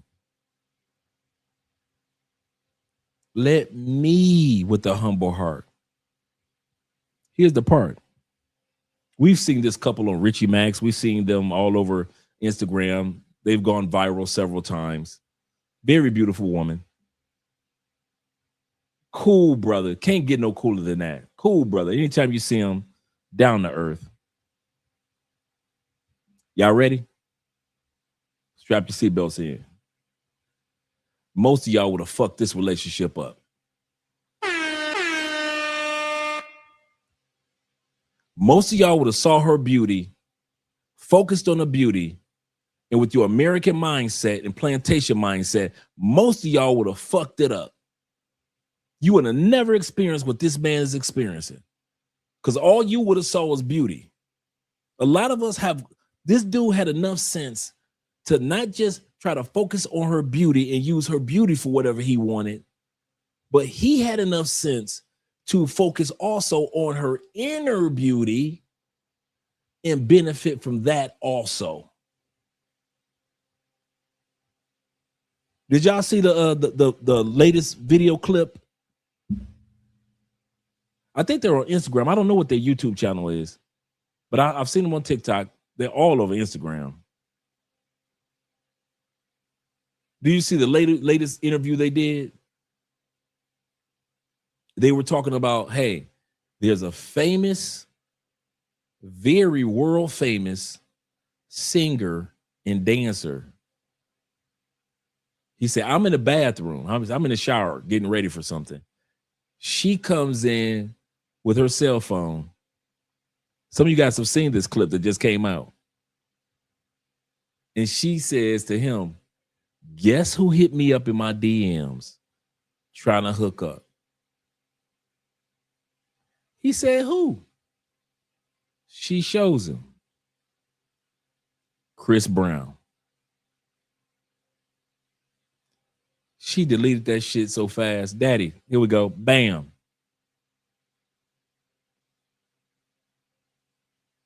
There are women that realize once you appreciate the beauty within them, it ain't a motherfucker that can get off that plane could take that woman away from you. I'm gonna give y'all some great advice. Y'all always talk about Colombian women cheating. They do cheat a lot. One of the reasons why I don't worry about Andrea is just like Lil Mama. She does not let every man in her face. She don't play that shit. You do not hit her up in her DM talking about baby, baby, baby, how we used to be, all ex-boyfriends, all that. Andrea does not play with none of that shit. None of them games. Don't come to her with them games. Whether you knew her or whether you know, there are women that once they realize you appreciate who she is on the inside as well as their outer beauty, bruh, it ain't a motherfucker that can. That woman, this one right here, she ain't going nowhere. I don't give a fuck how much money you dudes come with. Everybody got a price. Not this one. You know why? Because he was the only motherfucker that got off the plane in Thailand that had enough sense not to get caught up in her beauty only, but to tap into her inner beauty too. You think this is the first American dude that she ever met? My wife ain't the only American dude Andrea met. A lot of you guys know women that met more than one American. What happened? The other dudes fucked it up. A lot of y'all dudes gonna meet some quality women and you gonna fuck it up in the name of her booty and her beauty.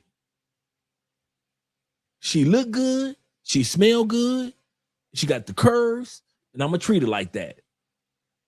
And then another motherfucker gonna get off the plane and find out about that inner beauty she got too and the little shit that she could do, like clipping the nails.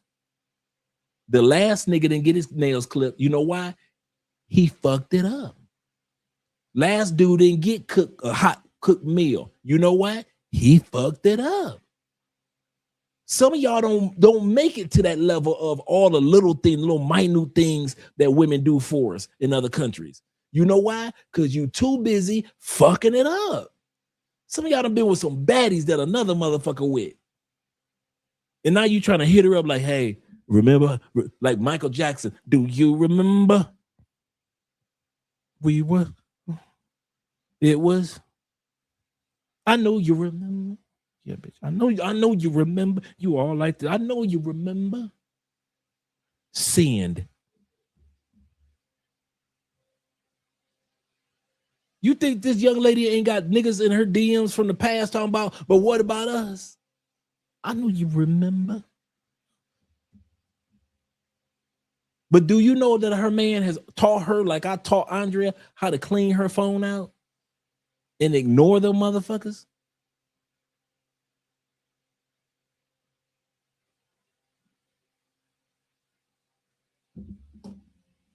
A lot of you dudes will fuck it up.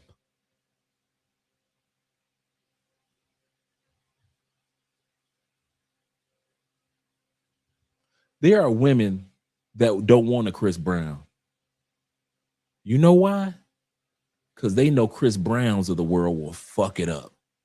All you Chris Browns of the world with money and looks and charm, most of y'all gonna fuck it up. That's why the same thing with Paola, our sister Paola in Medellin, with her new boyfriend. And they're a great couple, really good couple. You know why a lot of y'all ain't gonna never had a chance with Paola? Because you fuck up artists. You fuck up relationships in the States, and you'll fuck up a relationship with a good woman in another country.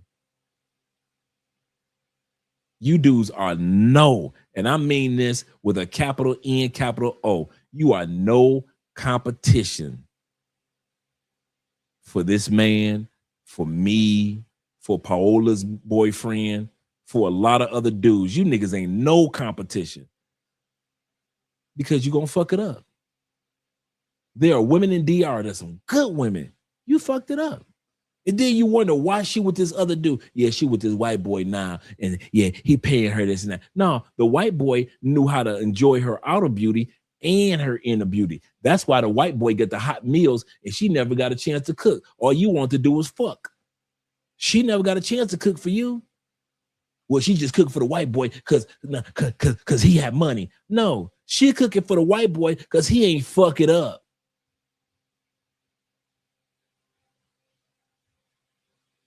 A lot of y'all don't want to admit that you just keep going from country to country, fucking shit up. And then here y'all go, here's the other part. Then the ultimate hater, acting like your mamas, the ultimate hater move is to reach out to the dude on WhatsApp. Yeah, that used to be me, dog, man. I used to smash her. Like we out here in this world smashing virgins and shit. Like everybody ain't had no dick before us. Yeah, I used to smash her. Nigga, everybody that had every chick got smashed before us. We ain't out here smashing virgins in these other countries. But y'all bitch asses will reach out to a dude and try to fuck up his mind and his relationship. Yeah. Now I can see if the female was a pay for play and you telling him about it like, hey, you know your girl was in them streets like that. That's one thing. But to sit back knowing you had a chance with her in Bolivia, in Barcelona, in Bali. You had a chance with her. You fucked it up. And now you going all over social media and all in the WhatsApp groups hating. Yeah, I saw his girl. I used to fuck her. Yeah, she used to do this and that to me. Y'all some hateful motherfuckers, dog. Y'all some hateful motherfuckers. Instead of saying, okay, cool. I had my chance. I fucked it up. I move on. Ain't none of us out here fucking virgins. Ain't none of us. All you dudes that's sensitive. Here we go. All you motherfuckers that's sensitive about your woman had been dated, or even made it, or was in a relationship with an American dude before you. Stop that little kitty shit. You ain't the only American that's ever got off a plane.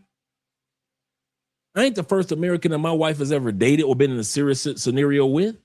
You think I'm gonna be crying like a little bitch? That nigga fucked up. You think this young lady right here, the first American this was the first American she ever saw. No, she probably dated another American, gave him a chance, but what did he do? Like most of you dudes, you fuck it up. So I ain't gonna be sitting around here acting like, she ain't never been, my wife ain't never been around no Americans. And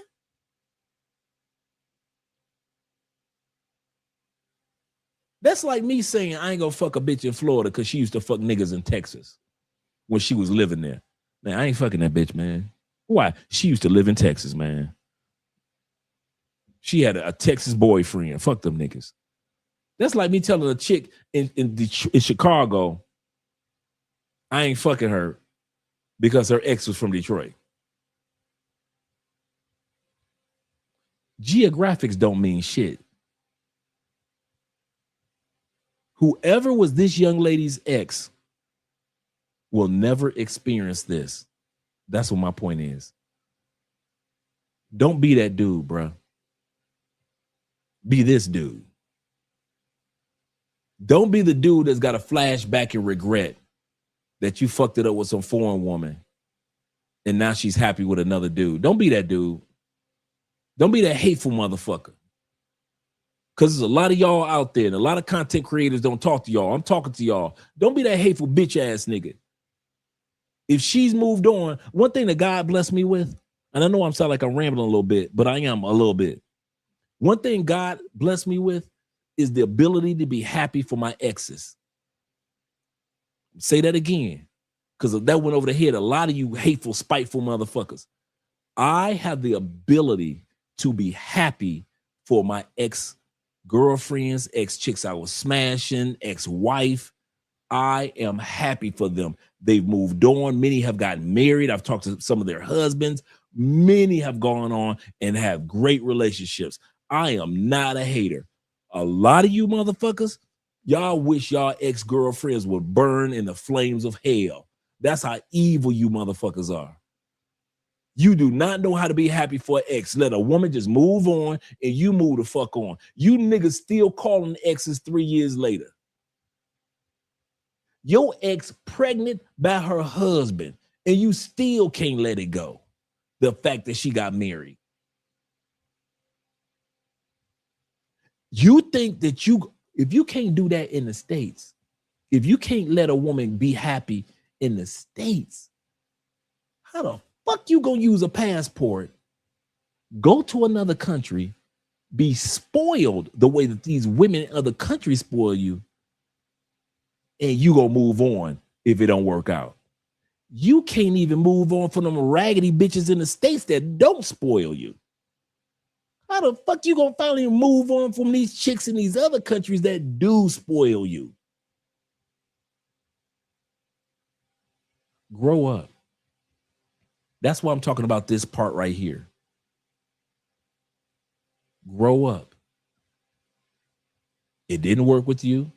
The relationship is over. Let her go in the States. The relationship in another country with a young lady didn't work out. Be happy for her. Let it go. And I don't mean happy like, oh, I'm so glad she got another nigga. All I'm saying is just be cordial. Be respectful. Can you do that? Can you be respectful, you ungrateful ass motherfuckers? You had your chance. You fucked it up. I've had chances with women that I fucked up.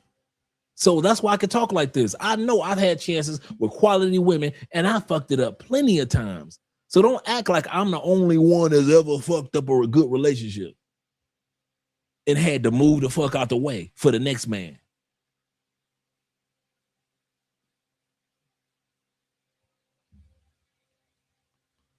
Woo.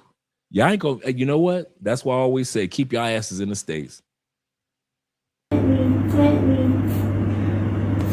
If you're looking for good wife, I can recommend Thai wife in the first choice. Yeah, beautiful girl. She can work. Even me can work. I don't want like foreigner guy and stop working. Not like that, but including foreigner husband, right? Mm-hmm. Maybe work together or something like that. Spicy food. I mean, like she can recommend delicious food for you with a reasonable price, right? Poor guy, she will spend all your money. Someone leave this comment for my husband. Aw, Thai women are all about money anyway, right? For those of you who think the same way, I'm gonna tell you the truth that might hurt your tiny little brain and your big ego. I make my own money, I spend my own money, and there's so many Thai women out there that make their own money. The funny thing is, most men who think women are gold diggers don't have any gold to dig. Have a good day. So, you know, they say, okay, I want to get this catch, so they're going to stay in their feminine until they, you know, got their hooks in, then they'll change. That's what would happen to him if he goes to Thailand. If Alpha Male Strategies went to Thailand, met this young lady that's on the screen, she would put her hooks in him. He would empty his wallets. Shout out to my brother Thelonious being in the building. Glad to see you here, brother. He said, Andre, I'm from the same state and city as AMS. He said, I did sound like that country. He said, did I sound that country on the panel? No, I wouldn't have known that. I would not have known that you guys came from the same. No, you did not sound like him at all. At all. That's why I say some guys sound Southern and some guys sound country. He said, that's crazy. Like American women don't be like that. They know that they always quick to point the finger at At foreign, yep. He said, and women in the backyard be doing it. Absolutely, the exact same thing. The exact same thing. Shout out to shout out to them Bama boys in the building. Shout out to them Bama boys in the building tonight. Let's continue on. You could tell little mama be in the gym, boy. Them legs. I ain't mad at your little mama with them legs. Once they think they got you a little hooked or they think you like them a little bit, then they start becoming more masculine. But the women down there are not a bit more feminine than the women here. You just have to have more leverage here to get that femininity. Y'all guys understand? And how do I know this? Because I watched 90 Day Fiancé. This nigga is this brother is judging our experiences in other countries by some bullshit television, scripted television reality show, 90 Day Fiancé.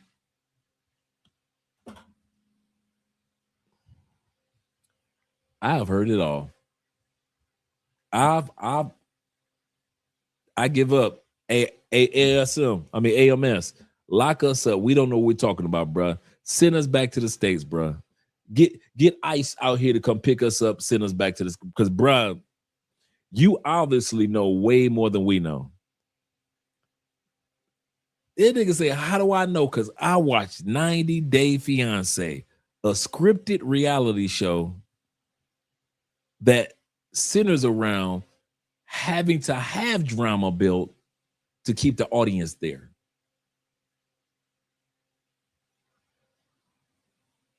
How do I know? Because I watched 90 Day Fiancé. And he said that with such pride, you Negroes can't tell me nothing. How? Because I watched 90 Day Fiancé. This nigga's crazy. Oh my God. Hey, this dude making Alabama look real bad right about now. Alabama, take this L, run with it. I like that one better. You could send me that one. Yeah, send that one to me. I like that one better. I like that one much better. That's a really good one. All right, sexy boo. Okay, deal.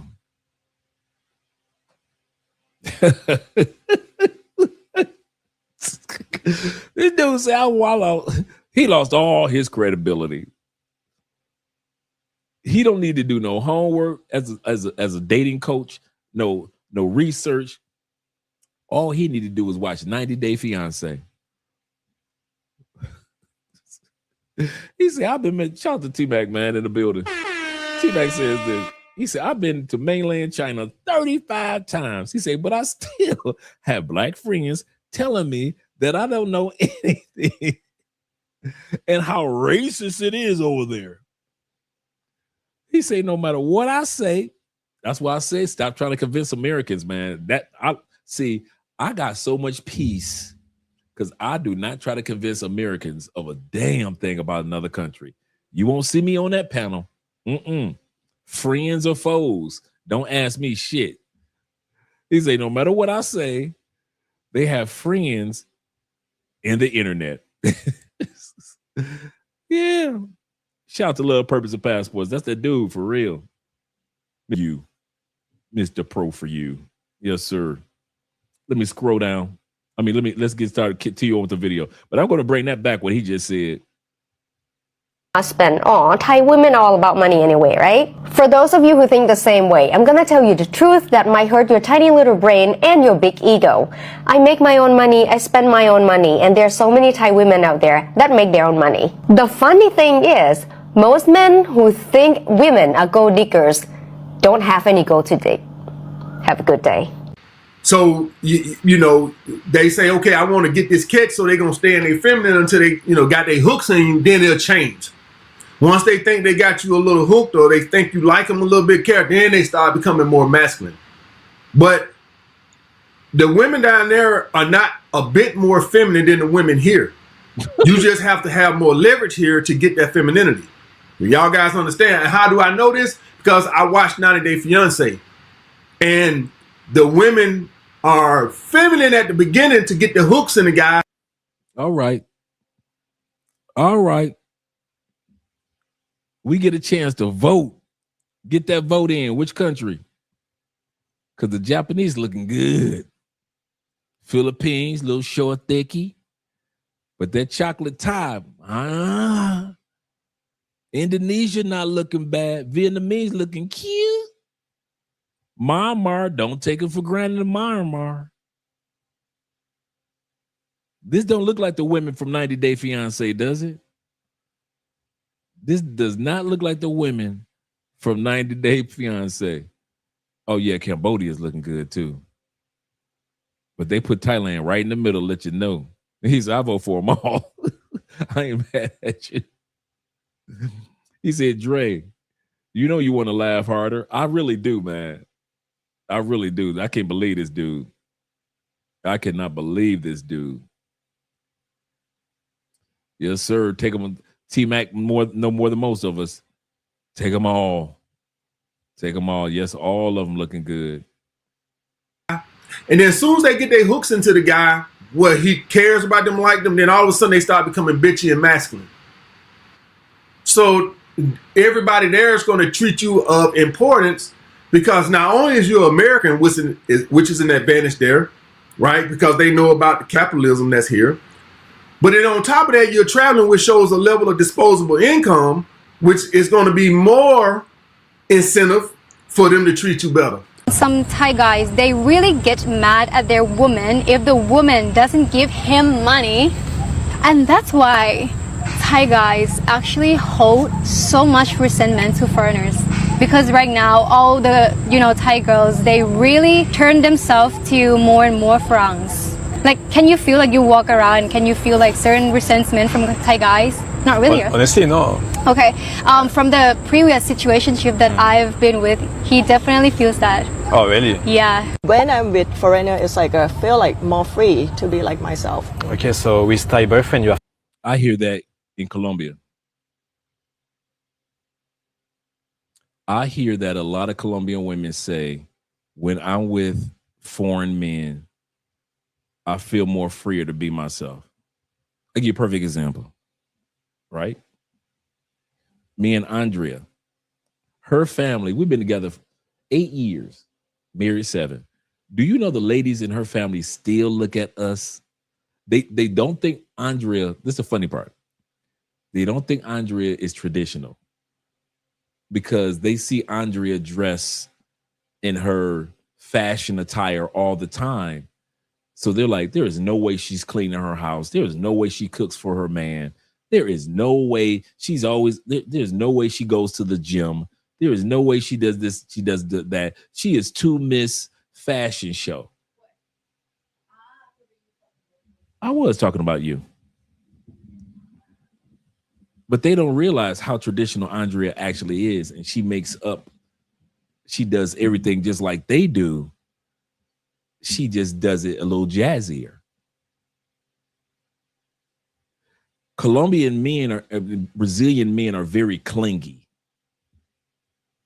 Do you know their family, our family to this day down here still kind of waits for me to be clingy? Like if Andrea goes somewhere, they expect me to be like right there like glue. I'm like, why? If she gonna be faithful, she gonna be faithful. If she gonna cheat, she gonna cheat. Take it from me. I've had dudes that was like this with glue, but I was smashing, come to find out I was smashing a wife that was a coworker. So I learned a long time ago, you could be right up under a woman and all she needs is just to go to the bathroom and I'll meet her in the bathroom. So not saying I'm not protective, but I'm not one of them super jealous type dudes, right? And Andrea's not like that. So when I hang out with you guys, Andrea's not like, yes, what time are you coming home? You guys have never seen me touch my cell phone and texting all night long. Colombian dudes go through that. In other words, this young lady is correct. When a lot of women are with foreign men, they feel more free to just be themselves and not feel stressed to be what their culture has said that they should be when it comes to relationships. He said AMS sounds like the old ladies at church that try to read their church announcements. Oh, yes, sir. Andrew Craig in the building says this. He said they expect you to have the Rise Island or the Revis Island defense on Andrea. Yeah, they expect me to be Darrell Revis. And that's part of the family. Her brother be waiting for me to like, okay, he about to do the Darrell Revis. And they be like, did you ask Andre? Anything that's got to do with it, did you ask Andre? Did you want to come visit the family in Medellin? Did you ask Andre? You wearing that? Did you ask Andre? Could you wear that? Are you coming with us? Did you ask Andre? Could you come? Andre, and then Andre be looking like, ask. I let him know that I'm going, but I'm not about to ask Andre, and I'm not waiting for her to ask me. That's crazy. I do not need a robot. I don't need an Android wife. I need a wife that's going to respect me, but not a wife I got to program. Crazy. Some of you dudes like that. That's not me. I never was like that, man. And I'll tell you why. Because when you guys come to town and I'm hanging out with you dogs, I ain't asking a goddamn thing. I'm just like Andre do. I'm going to let her know, hey, me and the fellas hanging out tomorrow. I'm using the truck tomorrow night. Blah, blah, blah, blah. And I walk back in the house at 3 o'clock, 4 o'clock in the morning. Ain't no questions. You know why? I'm hanging out with you dudes. Not saying that she does that because Andre gets home like usually right around 1 o'clock. But when I hang out with you guys, we hanging out. Sometimes we get back, depending on where we go. If the club stays open till like 6 o'clock in the morning, we go get some breakfast. Me and you guys, we go get some breakfast. Man, I might not make it back to the house, man, till 7 o'clock, 8 o'clock in the morning. You know what Andre gonna say? Did you eat? Did you eat anything while you was out there? Or you hungry? Do you want to make some breakfast or something? That's it. That's serious. King said, he said, oh yeah. He said, oh God, he said, if a woman's going to cheat, doesn't matter where they live. Absolutely correct. If they're going to do it regardless. Yep. Absolutely correct. If she respects you, she's already programmed and understood what it is. Absolutely correct. Knows the assignment. Zeta says this. He said, I'm still tripping. I know what Alpha Male Strategy said, 90 Day Fiance. I can't stop laughing. Absolutely. I don't know where he pulled that one out. Let me bring this one back. And to foreigners, because right now all the Thai girls, they really turn themselves to more and more francs. Like, can you feel like you walk around? Can you feel like certain resentment from Thai guys? Not really. Honestly, no. Okay. From the previous situationship that I've been with, he definitely feels that. Oh, really? Yeah. When I'm with foreigner, it's like I feel like more free to be like myself. Okay, so with Thai boyfriend, you have to act. Yes, I need to dress like a little cutie girls. I cannot be so sexy. If I dress sexy and people ask why you already have boyfriend? Why you still dress like that? But with foreigner, when I walk with him, it's no one care. It's just I don't. Yeah, that's a fact. She said when she with Thai men, they want her to dress in casual, traditional Thai apparel. She said, but when she's with foreign men, she gets to dress cute. Hey guys, it's the same thing here in Colombia. You got Colombian women that are very attractive and dress really nice. When they see your girl Andrea walking through the grocery store, I'll be laughing. I ain't gonna lie. You should see the women that look at Andrea's style. We're just in a grocery store. Compared to, even though these women dress nice, but compared to how casual they look standing next to Andrea. Colombian men don't want their women to cause too much attraction. So a lot of times they dress nice, smell good, but jeans and a blouse or jeans and a cute top, they like their women to look cute, not overly attractive. And I'm not talking about wearing a tight dress and all that stuff. They don't, Colombia is not known for their women dressing jazzy like Andrea does. I've seen a couple dress real. I've seen women down here, black or white down here, dress really nice. But it's kind of like they want their women to kind of like be cookie cutter. They kind of dress the same. You know, really nice, but kind of the same. And you can't dress outside the box here in Colombia. That ain't your girl. And that ain't me. I love a jazzy dressing woman. And so I'm with this young lady here when she says, when she's with her foreign man, he allows her to dress attractive compared to Thai men.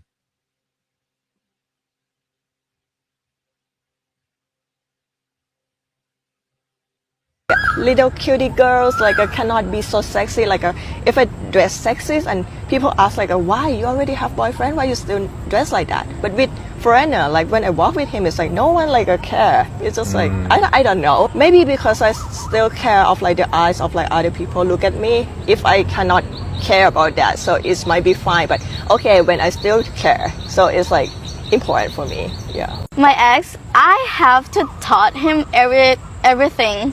Like, okay, you should do this, you should do this, you should do this. Like mommy version 2. And I know right now he's doing what I taught with new girl. Oh, why you don't do with you? He tried to, but like I don't know, he hates me now. So like yeah. Thai guys, they're very lazy. Even in my own family, my dad didn't support anything at all financially, emotionally. He was very like absent. He was very like unavailable from I was very young. And that's why we feel very attracted to foreigners because of the way they think, you know, because of how assertive they are into their relationship. Again, some Thai guys, they really get mad at their woman if the woman doesn't give him money. You know what I mean? I was like, girl, just like get yourself out of that relationship. Why do you think some foreigner, they want to date Thai women? I think because Thai women kind and like, you know, funny and like you know, can cook and clean, you know, and like pretty. Yeah, I think Thai girl like so chill, like you don't have to be fancy all the time, like, but I think it depends on the person that you meet, like, you know. But for me, like, no fancy all the time, no need. So you're not gonna get their true behavior because they're incentivized to treat you better. You're not gonna get their true behavior until you bring them here, right? Till you bring them here, and now that you're legally obligated to take care of them. Then you're going to get their true behavior. And if any of y'all guys watch 90 Day Fiance, y'all see how batshit crazy the women become once the guys bring them to America and now they know they got you on a hook. This dude is still talking about 90 Day Fiance. Yeah, he getting his Dr. Umar on right now. To take care of them financially. When they was in their country, some of them, they treat you a lot better. Once you get them back here, now they know they got you by the balls. I thought leaving the country was going to be like the biggest culture shock. Turns out the biggest culture shock was actually moving back to America, man. So we've been back, you know, back in the States from Thailand. We lived in Thailand for 9 months straight. Completely 90 days since we've been back, like trying to get back to used to driving the car. But off rip, just the prices, man. Like the first day we touched back down, like we spent $300 immediately. And that doesn't sound like much because we're used to spending that here. But man, like in Thailand, that was my rent for. I did not. Shout out to my brother in the building.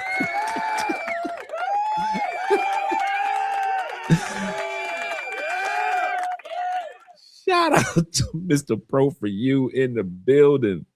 Love, purpose, and pass. I knew you've been here for a minute, but I couldn't catch any of your I couldn't catch you on the stream. Shout out to you being here, brother. He said, I hear brothers over here wasn't used to king treatment at first. He said, I am brothers. Yes, sir. He said, I am. Hey, I ain't gonna lie. He said, I heard brothers over here say that they weren't used to king treatment. I wasn't. Bruh, it took me 3 years, 3 to 4 years to get used to king treatment. I ain't gonna even lie to you, man. I won't even lie to you.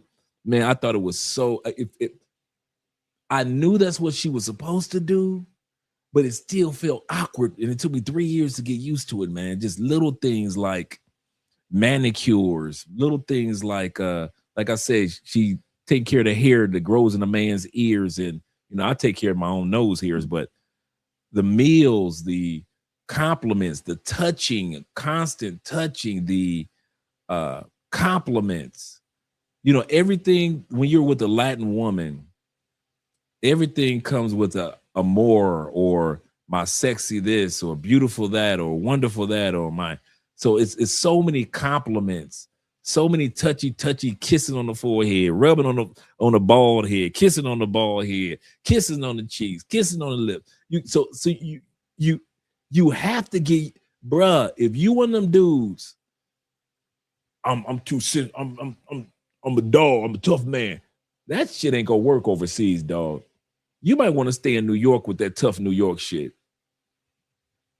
I'm serious. If you one of them tough guys, you one of them, I'm not gonna go out. You one of them dudes, don't go overseas. Do not go overseas. That shit is not gonna fly with foreign women.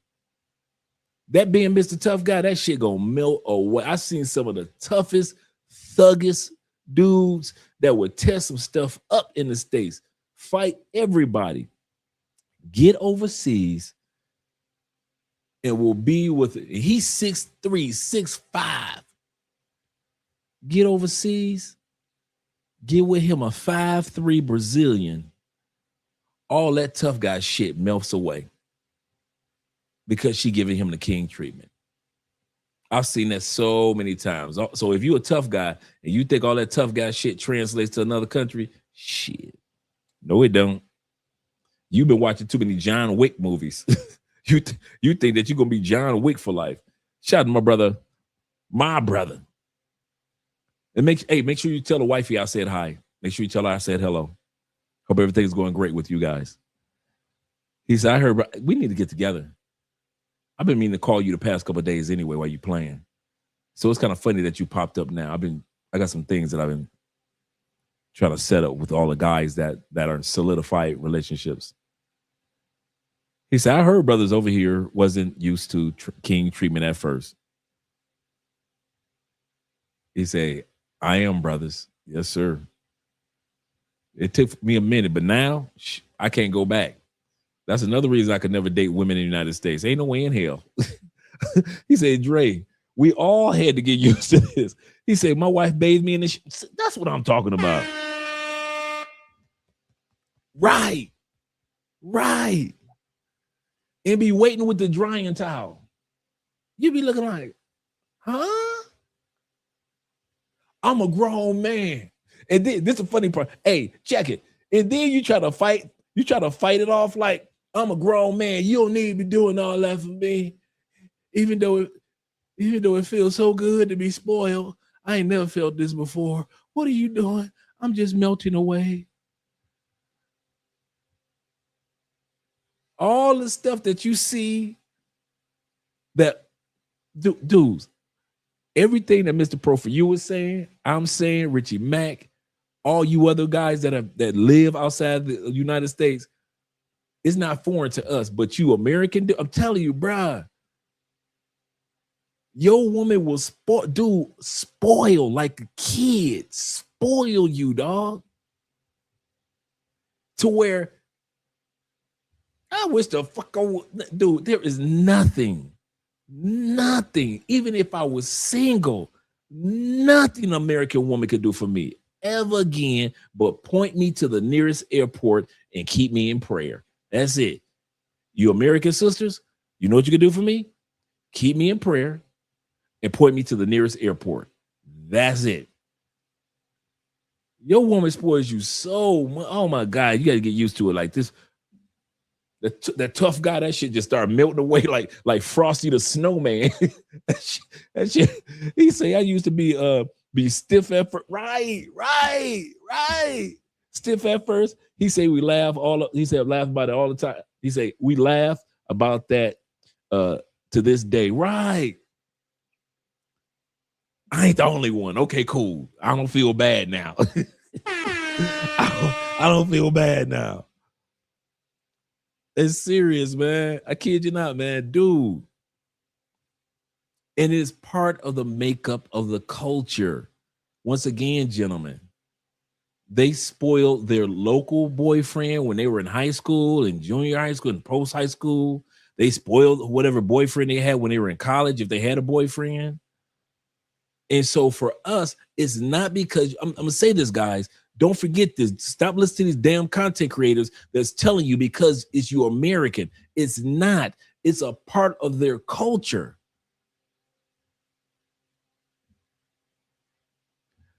My wife's brother's girlfriend spoils him the same way.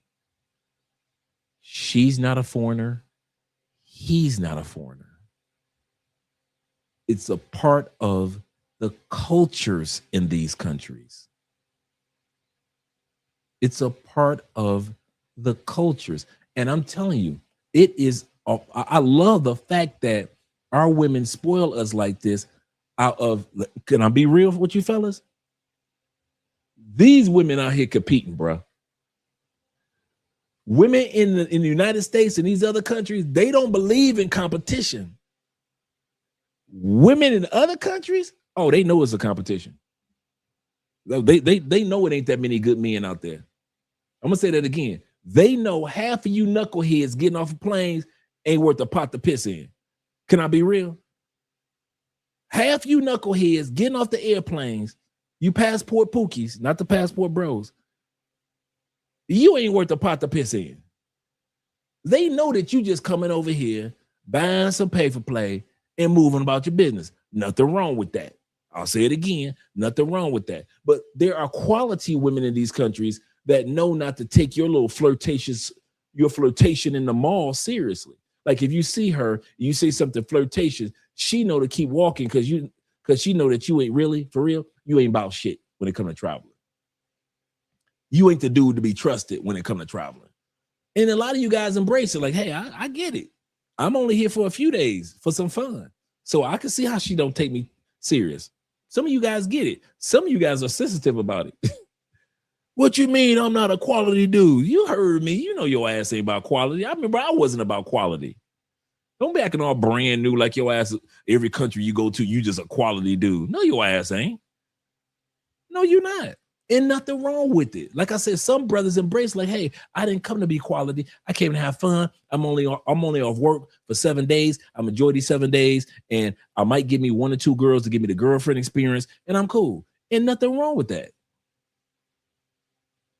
But you can't be mad at us dudes that decide to go to other countries and be quality men and meet quality women.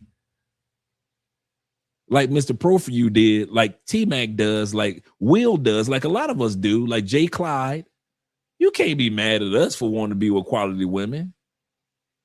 And then we got all these stories of being spoiled, and you ain't got none of them stories. My girl ain't do. I had to pay for it, and I get her. My girl tried to drug me. I just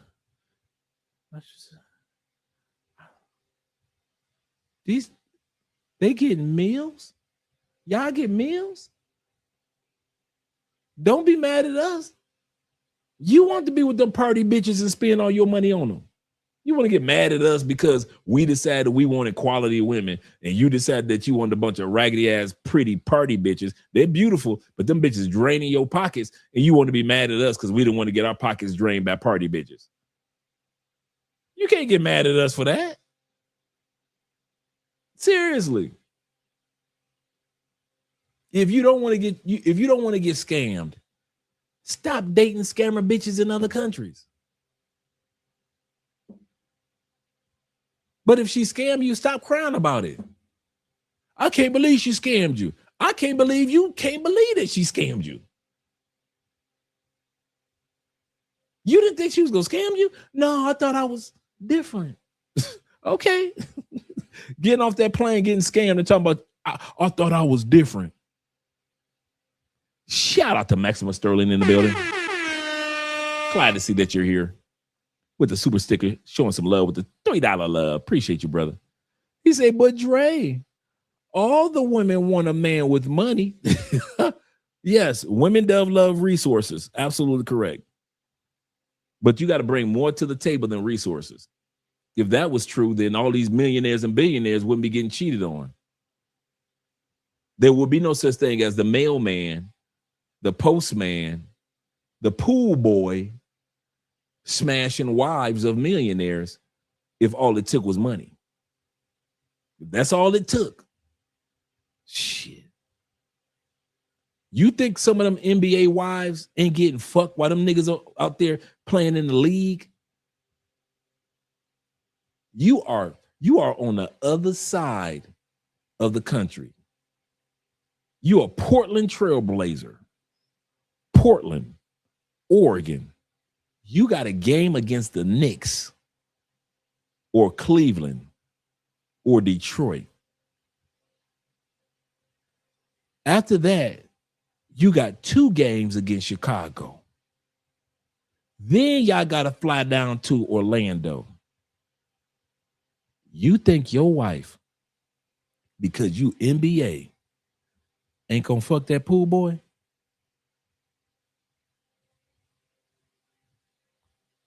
It ain't enough vibrators in the world, bruh. You'd have introduced her to other sports figures. You'd have introduced her to other stars. If y'all think NBA-wise, NFL-wise, and all of them just faithful in the motherfucker, they just the cutest, most faithful. Shit, okay? Y'all keep on believing that. I'm not black, I'm OJ. Okay. Money does not keep a woman, bruh. And these women in these other countries have shown me that. He said money nor having a big stick can stop a woman from cheating. Absolutely correct, brother. A woman ain't gonna cheat because she doesn't want to cheat. That's not her anyway. There are women, in all sincerity, there are women, whether they were with you or with somebody else, cheating is just not her thing.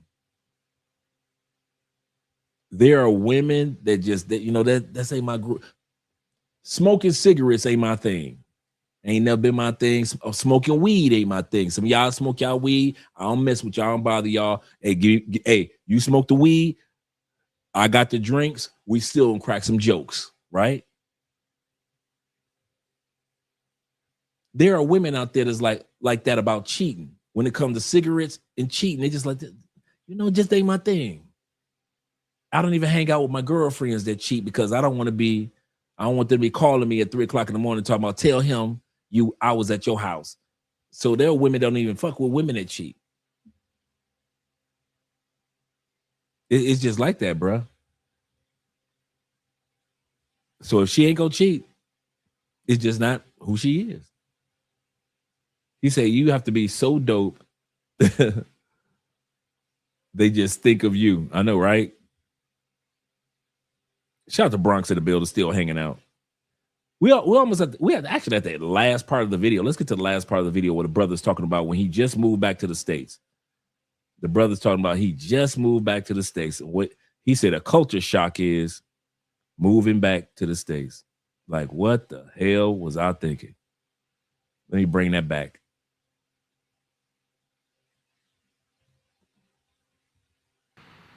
When they was in their country, some of them, they treat you a lot better. Once you get them back here, now they know they got you by the balls. I thought leaving the country was going to be like the biggest culture shock. Turns out the biggest culture shock was actually moving back to America, man. So we've been back, you know, back in the States from Thailand. We lived in Thailand for 9 months straight. Completely 90 days since we've been back, like trying to get back to used to driving the car. But off rip, just the prices, man. Like the first day we touched back down, like we spent $300 immediately. And that doesn't sound like much because we're used to spending that here, but man, like in Thailand, that was my rent for the month. So I legit just dropped my rent payment after just touching down at the airport. Hey, I'm here to witness all the changes that's about to happen, man. It's about to be a lot that's happening right now. All of it's not going to be good, but I say it's definitely necessary because it's time for a change. The way we live here, it's not sustainable. Like we'll get by, we always do, but like long term, like this is not sustainable. People can't live like this, and people aren't living like this.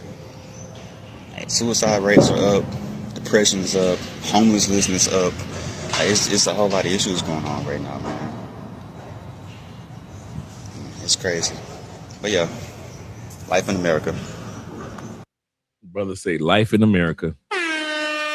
Shout out to all you guys that have been hanging out with your boy for almost 5.5 hours. I knew this was going to be a long one and a good one. Shout out to all 113 of you guys, all the way up to 130 of you guys that were here tonight. My boy Jay Casey says this.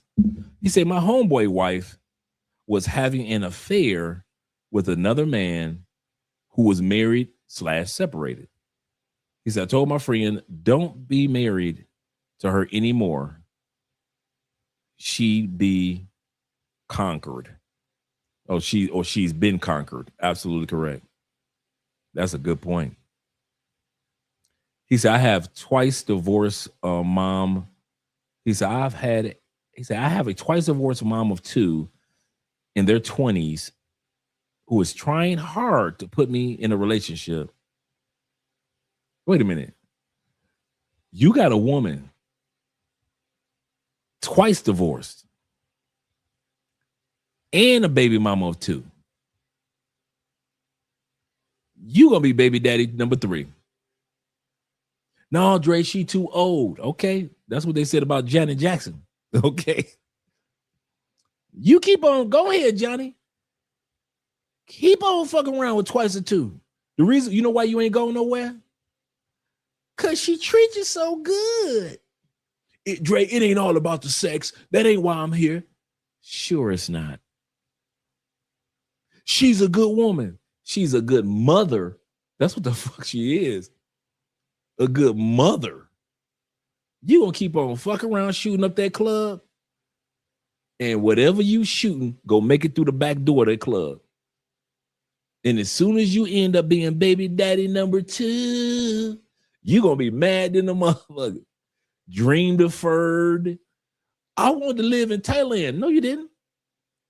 No, you didn't. You busy shooting up baby mama's clubs and shit. You with a woman who does not know how to pick a relationship. If her life depends 2 fucked up marriages, she filed on 2 mother.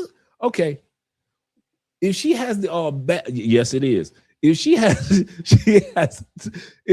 the audacity, the temerity, the gall, the gumption, if you will, to let go of 2 dudes once they fell for her, what makes you think she ain't gonna leave your ass? She used to leaving men and still taking care of her kids. How the hell you get caught up in that one? Oh, here you go right here. This is you right here. Let me bring this right here. Laughing at me. The whole town's laughing at you.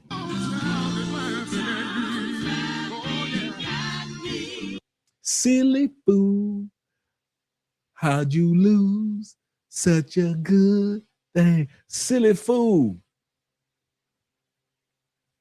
What are you thinking? You done already got the coochie. Check. You done got the coochie several times.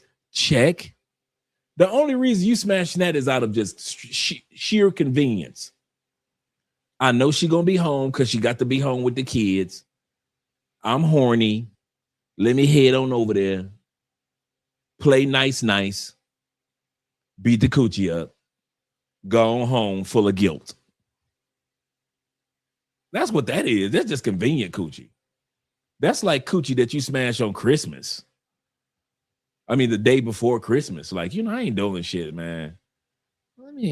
Christmas tomorrow. Let me go and beat this coochie up real quick. Merry Christmas. You give her some Merry Christmas sex on the 24th.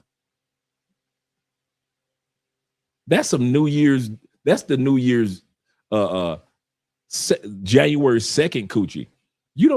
That's not the coochie you want on New Year's Eve. That's January 2nd coochie. Like after you'd have had your celebration with the real woman, then you go over on January 2nd. That is not Valentine's Day coochie. That is February 13th or 15th coochie. That is not February 14th coochie at all. That is not 4th of July coochie. That is 5th of July coochie. You go over and hang out with her ass on the 5th of July. That's the only reason you smashing that.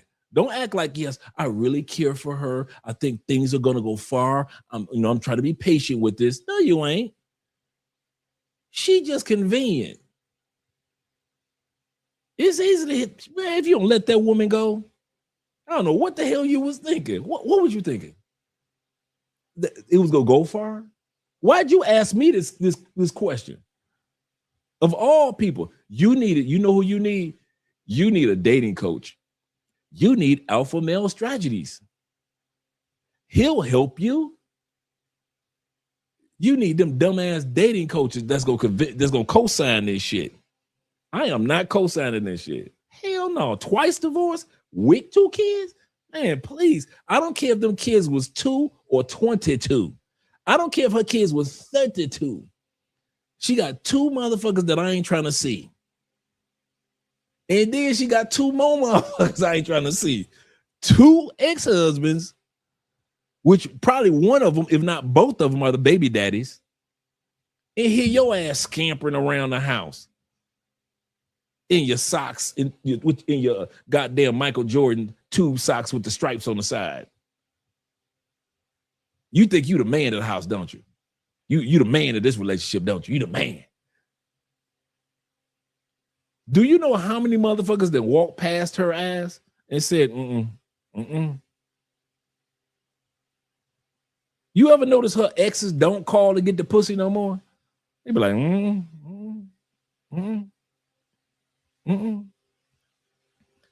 I don't know what you was thinking with that one. You need to put her on the show. Send her ass the link to the show. I'm about to talk directly to her, damn it. Here we go. Ma'am, congratulations. If you was looking for a damn fool, you found him. Now, I know the first husband you found, you thought he was a fool, but he wasn't fool enough. So you divorced him. I got it, baby. I got you, sis. You met another fool. He was a stupid fool, but you weren't looking for a stupid fool. So you divorced him. Then you met Johnny ass. And he's a damn fool. And you like, God damn it, I done found my fool. I done found somebody stupid enough to be with me with 2 kids, 2 divorces, and still want to suck my booty hole. I found me a damn fool. This damn fool gonna give me Christmas gifts, birthday gifts, Halloween gifts. This motherfucker give me Memorial Day gifts, President's Day gifts. She found herself a damn girl. You found you a damn fool. Not every woman can find a damn fool. How'd you do it, girl? Write a book about it. Let all the other women on TikTok know there's still some damn fools out there like Johnny that you can fall in love with. Girl, you need to be doing infomercials. You should have a course. You should be writing like 3 books on how they should make a movie about you and Johnny called A Damn Fool. The legacy continues. In the first part of the movie, it comes with you and your ex-husband, the first one, in court. And the judge asks you, why are you divorcing him? Because he's only a fool. And the judge said, okay, I got it. And then they flash to the second divorce in the court. Bam. And the judge asked the second husband, why are you divorcing him? Asking you about the second husband. Why are you divorcing him? Well, Your Honor, he's only a stupid fool. He's only a stupid fool. And I deserve a damn fool. And the judge says, you know what? Blah. You right. Child support, alimony, girl, you go out there and find you a damn fool. And then it shows your ass with a cape, with a motherfucking cape walking out your job. You minding your business, your cape just flowing, you just walking and shit. And she say, hark. Hark. Could this be the damn fool I was looking for? Pray tell. And all of a sudden, the movie just showing slow motion. As soon as you touch her hand, she could tell, oh my God.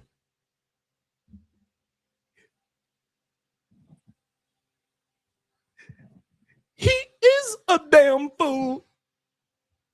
He's not a stupid fool. He's not a simple fool. He's a damn fool for being with me. And y'all sitting at lunch and shit, and she telling you all about her having all them damn kids and shit. I got 113, 132. Wait a minute, hold on. How old are your kids? 13 and 32. Wait a minute. What? So now she got hey, this is my movie. I don't care how old she is. This is my movie. 13 and 32. That's how far the gap is. She got 2 baby daddies, 2 divorces, and she got a damn fool. You, Johnny. Johnny played, Johnny's role will be played in this movie. Russell Wilson's first starring role as an actor. He's retired from the NFL, and he's always wanted to be an actor. And his first starring role is a damn fool. So Russell Wilson will be playing you in the movie. If this was the 70s, it'll be an ABC Monday night special, Tuesday night special. So the movie Damn Fool continues, right? So in the movie, Damn Fool, she got a 13-year-old and a 32-year-old, but you don't care. You know why? Because you was a damn fool. You don't care about having two ex-husbands. Why? You was a damn fool. You got a big ass D and an F spelled backwards. You know why? Because you was a damn fool. Backwards ass than a motherfucker. I don't know what you thinking, Johnny. Oh, my fault. You ain't thinking. You thought you was winning. You shouldn't have put this shit up here. This shit, some shit goes to the great Johnny. I'm your brother. We'd have all done some stupid shit. Y'all hear a lot of my stories, Johnny. I got a lot of stories that's going to the grave. This one was a prime example of some shit that happened in your life that need to go to the grave. You don't never need to tell this story no more. You need to let this bitch go and just keep on walking. You need to be running like Forrest Gump and shit. You know how you be seeing at the end of the movie, motherfucker just ride off to the sunset with like a cowboy? That's where your ass need to be riding, into the motherfucking sunset. I'm talking about deleting phone numbers, deleting Facebook pages, Instagram, TikTok, social media. I'm talking about you supposed to walk right past her ass in church, in the mosque, in the synagogue. You supposed to walk past her ass in a grocery store, at Lowe's, Home Depot. Bitch, don't talk to me. Ain't no texting her, hey, big head. Don't be doing no hey, big head texts. Let her ass go. Johnny, If you don't know how to be not be a dumbass and a damn fool in America, what makes you think that you ain't gonna be a damn fool outside of America? There are women in America waiting for a damn fool like you. And guess what? This is gonna get you. There are women waiting for a damn fool like you outside of America. They can't wait till your ass get off a plane. God damn, I can see you fucking up royally. I can see you just blowing $5,000 right there. All she got to say is her grandmama sick. Here your ass go. You are a walking GoFundMe. Fuck you don't need nobody else, girl. You just need me. Just take all my money. You just got off the plane, nigga. You ain't left the airport yet. He's a damn fool. What the hell? Nigga, take this shit off. Take this shit off my screen. And don't you ever don't tell your mama about this shit. Mama, I need to talk to you. Don't mess your mama mind up like that. Your uncles, don't. If your mom or your uncle still around, don't fuck with their head because you stupid. Your boys, don't tell your, I'm telling you, Johnny. Johnny.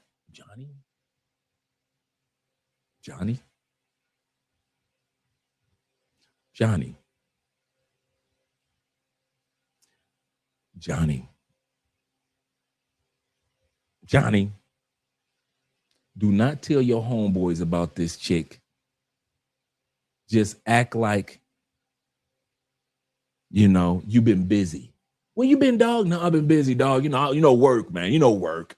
I've been trying to catch up on my sleep, dog. Oh, man, you been gone for a couple months, dog. Oh, yeah. Well, you know, the Spurs playing, you know, the Knicks. Yeah, I'm gonna watch the game. Sit your ass down, get a cigar, get you some brandy, and act like ain't none of this episode ever happened in your life. Just pretend like it ain't never happened. You don't recognize it. Who, me? That's how you supposed to be acting. When you leave this bitch, you supposed to be like, who, me? Date her? When? Why would I date a bitch with a 13-year-old and a 35-year-old? Why would I do that? Who, me? That's how you supposed to smoke your cigar, like you don't know what the fuck people talking about. You supposed to be oblivious to the motherfucker. Somebody ask you about that bitch. Who, when, what? I do not know what bitch you talking about. You supposed to be oblivious to the motherfucker. Ain't no way in hell you supposed to be sharing that story. You supposed to, hey, this situation is so fucked up. You ain't supposed to even talk to yourself in the mirror about this shit. Self, we need to talk. Should we stay with her? The person in the mirror gonna be looking at you like, nigga, who you talking about? LaWanda who? In the mirror, you're gonna be smoking a cigar, drinking some brandy. Don't even tell yourself and let this shit slide.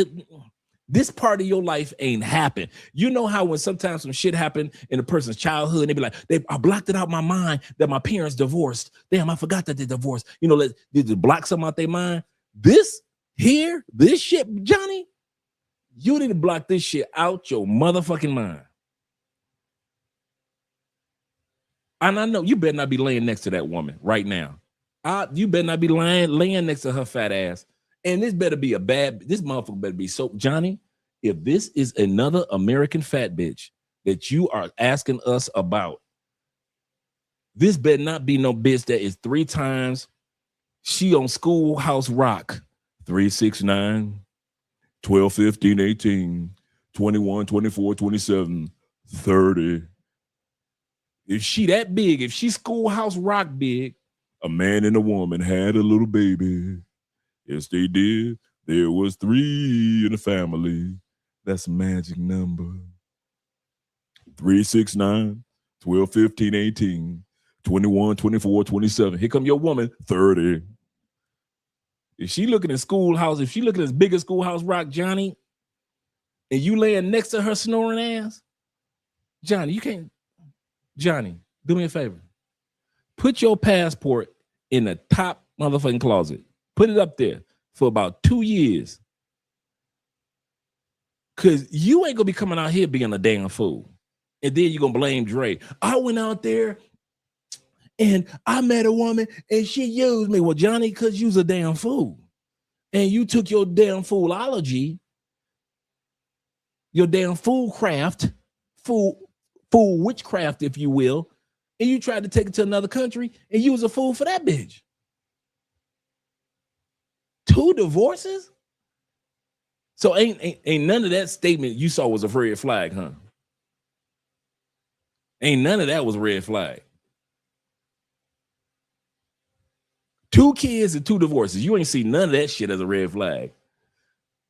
It's always you goddamn Chippendale Rescue Ranger motherfuckers. Always think y'all Chippendale rescuing a motherfucker. Only thing you was rescuing her from was some new dick. Cause she obviously get old dick. God damn, Johnny, what the hell was you thinking? We love you, bro. We love you. We your family over here. But damn, you got to get that together before you leave the United States. Because if you let them type of women in your life in the States, man, shit. And American women look like American women? Could you imagine? Hey, y'all, could y'all imagine this dude in DR? This bitch gonna have Johnny ass walking off cliffs and shit. Johnny gonna be climbing up trees for mangoes and shit. Johnny, what you doing up there, Johnny? She told me to get her some mangoes. Nigga, get your ass down off that tree. You an American. Get your ass out that goddamn tree in Dominican Republic. You all in DR climbing trees. I am a damn ass. Leave me alone. I am a boy, Damon. God damn, Johnny. You climbing trees in DR? Just climbing up trees for bitches. What the fuck? That bitch been climbing her own mango trees since she was born. Your dumb ass got off the plane. You an American. You just up there climbing mango trees for a bitch. What the fuck is wrong with this dude? Oh, I know what it is. He's a damn fool. What the fuck is wrong with you, Johnny? God dang, bro. Get your life together. Get your life together. Dude, I'm serious, man. This nigga climbing up mangoes, man. What the fuck is wrong with Johnny? Come on, John. You know better than that shit. He said, bring her to Cali. Don't bring that big bitch here. She gonna come with kids and ex-husbands. Hell no. Seriously, man. What the fuck is wrong with these dudes? Man, y'all gotta get y'all shit together, bruh. To the grave. Hey, I got situations. You guys will never hear the story. Andre will never hear the stories. I got shit I am taking to the grave. Johnny, this situation, get rid of that bitch by the time, like a vampire. By the time the sun goes down tomorrow, I mean, by the time the sun comes up tonight, your ass should be sending some texts. Dear bitch, it's been fun, but I ain't that dumb. I don't care if you write it in a poem. I don't care if you write a poem to the bitch. Dear bitch, with the feet that itch, I know you smell like dish rags, rolling up zigzags, but I still care for you, even though you smell like boo-boo. Kids 13 to 35, I thought you'd be mine. I'm starting to shout like this. I'm starting to sound like the Shy Lakes now. Have you seen her? Have you seen? That's Johnny ass. He let the bitch go. He's singing the Shy Lights and shit. Why? Oh, why did you have to leave and go away? Nigga singing the Shy Lights and shit. This nigga walking down the street at work. Nigga, what's wrong with Johnny? Have you seen her? Nigga, we at work. Tell me, have you seen? Nigga, wait. Have you seen her? Tell me, have you seen her? God damn. Let her ass go, Johnny, now. That's a damn shame, bro. What? Hey, Johnny, I wish I could have put it another way, but I couldn't. I mean, we going on 6 hours here, man. So we ain't got no time to be lying to each other tonight, Johnny. And don't be talking about Dre. I'm gonna sleep on it. I heard what you said. I'm gonna think about it, brother. Thank you, Unc. I ain't trying to hear that Unc shit. Your ass need to be texting this bitch tonight. Even while I'm talking, you should be like, dear bitch, I know that This was fucked up on my part. I made you feel like you had a chance. No. You said, Johnny, you said that she trying to bring something serious. That means that you ain't been fucking. You've been making love.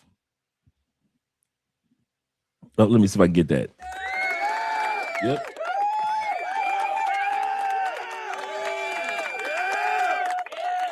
Johnny like this. Johnny been in there making love. I want sex in the kitchen, over by the stove. I want put you on the counter by the buttered roast. Hands on the table. He got her on her tippy toes. Girl, we'll be making love like the restaurant was closed. Johnny got that bitch on her tippy toes. Them kids in the other room with the two baby daddies, ex-husbands calling on the goddamn phone. And he got in the kitchen next to the butter rolls. Johnny, you know what your problem is? You're part of the problem. You're part of the problem. Stop paying people that you don't have no respect for. But Johnny keep acting like this. You ain't gonna hit no woman in my house. What woman, sir? Johnny. This here is a hoe. This here's a hoe, Johnny. Johnny. You ain't gonna hit no woman in my house. What woman, sir? This here is a hoe. God damn, Johnny. Get it together, bro. Hey, Johnny, do some jumping jacks, get you a gym membership. I don't know what you need to do. You need to get you a prayer partner. I got you. You can text me. I'll be your prayer partner. I don't know what you need to do, but shit, goodness gracious, brother. I'm telling you now. Stone me if you must, but point out where I lie. Stone me if you must, but point out where I lie. Damn. That's uncalled for to keep her ass straggling around. See, Johnny sitting up there making love. Making love. Johnny all like this. Instead of fucking her, he all like this.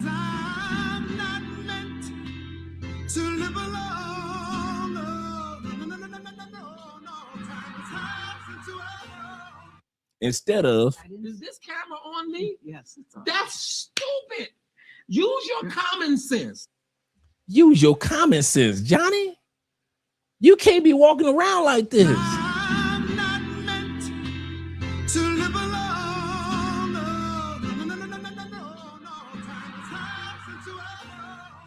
Instead of just bending her over for a good month, fucking a doggy style, here go Johnny.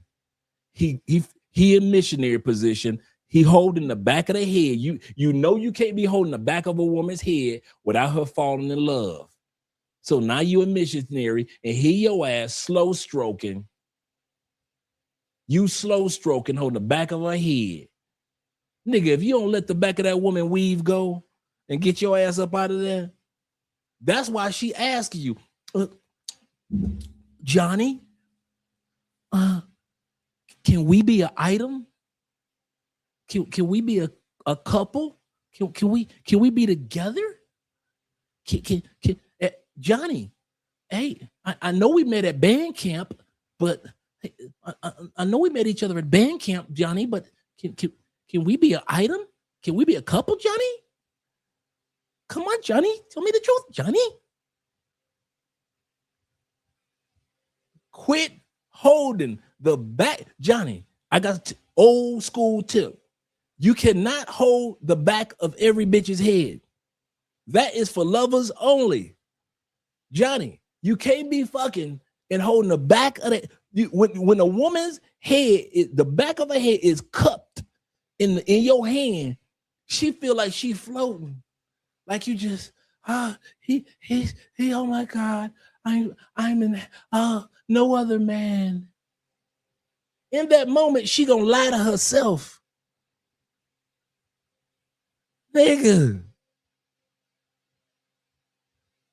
But Dre, she's a squirter. I don't give a fuck. She's a squirter, Dre. She's a squirter. There's got to be a reason why you've gotten from point A, hey, how you doing? Nice to meet you, to, hey, why don't we be an item? Here's the other sign that your shit ain't gonna work, Johnny. You ain't never asked her to be an item. Anytime the chick gotta ask your ass, excuse me, Johnny, can I talk to you? You've been beating this coochie up for about 4 months. Are we gonna be an item, or what are we doing with this? Anytime the woman gotta ask, that means you don't want her ass. You don't want her? Johnny, it's convenient. Okay. Here we go, Johnny. We're gonna end it with this. If she lived in Thailand, would you fly to Thailand for that pussy? That's a yes or no question. If she lived in, make it easier. She lived in Colombia. You know, I flew back and forth for my wife. You know, you got brothers like, shout out to Zay, him and his wonderful relationship. Would you fly? She in Colombia. Would you fly for a woman, 2 divorces, 2 kids, 13 and 35? Would you fly? No? Then you only fucking her because it's convenient. Because she's easy access pussy. That's it. And she might stroke your ego a little bit because that's what a baby mama will do to keep that man. But you know your ass ain't gonna fly. No God, you ain't gonna fly. You ain't gonna tell Spirit to come back for that bitch. You ain't gonna even fly Frontier for that bitch.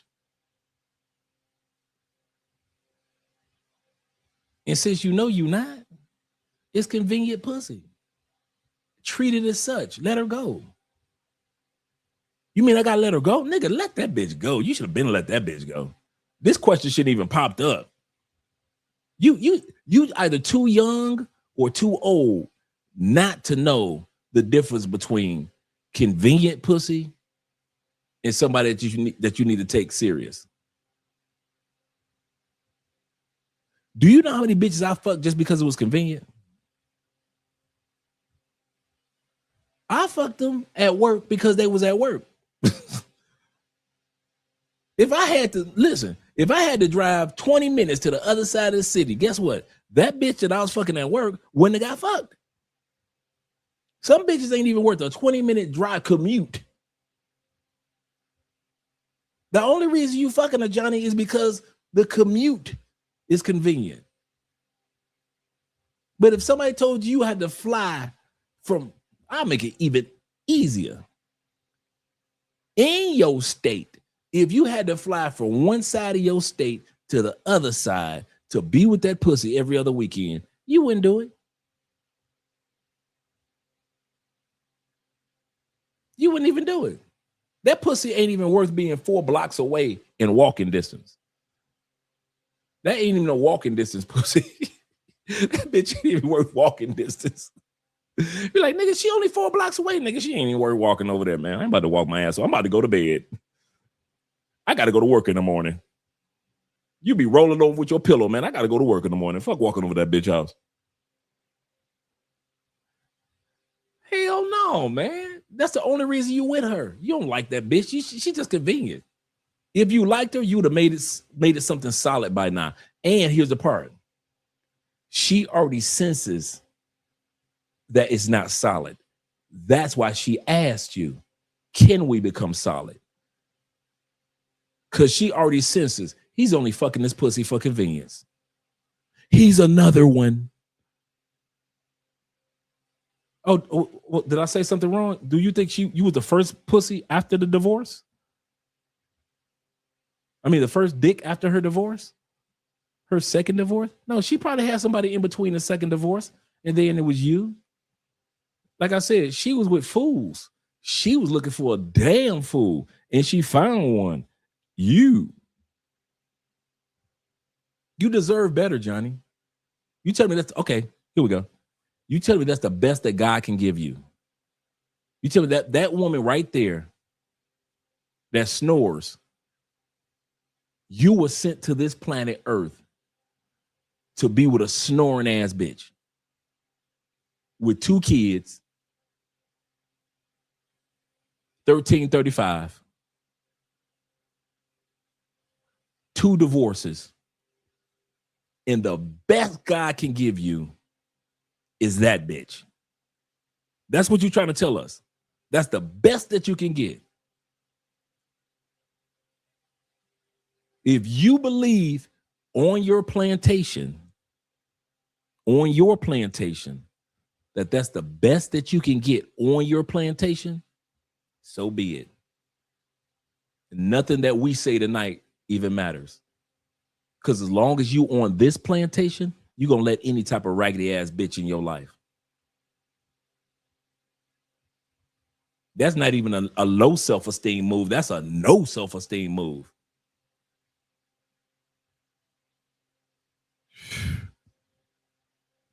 Some of y'all do not see.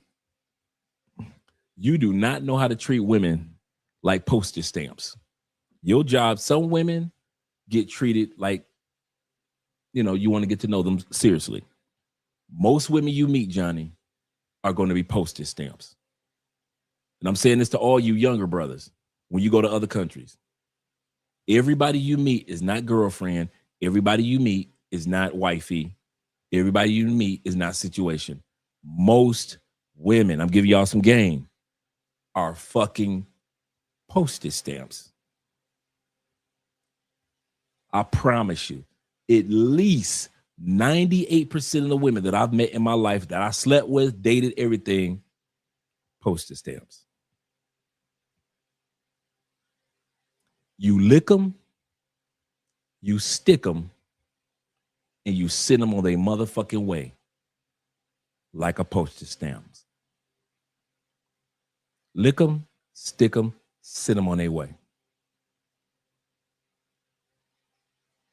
You are with a woman that's a postage stamp. And until you realize that, ain't nothing gonna change. Ain't nothing gonna change. I realize most women I met are postage stamps.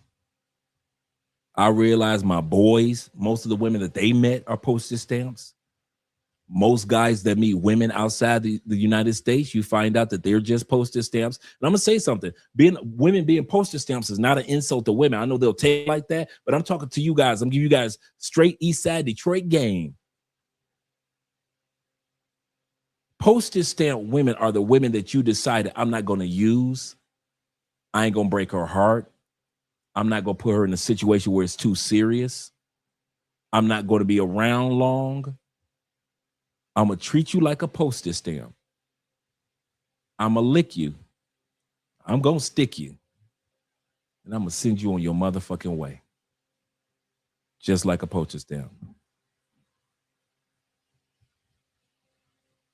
You got this woman sitting around as if she got some fucking hope. She got a chance with you.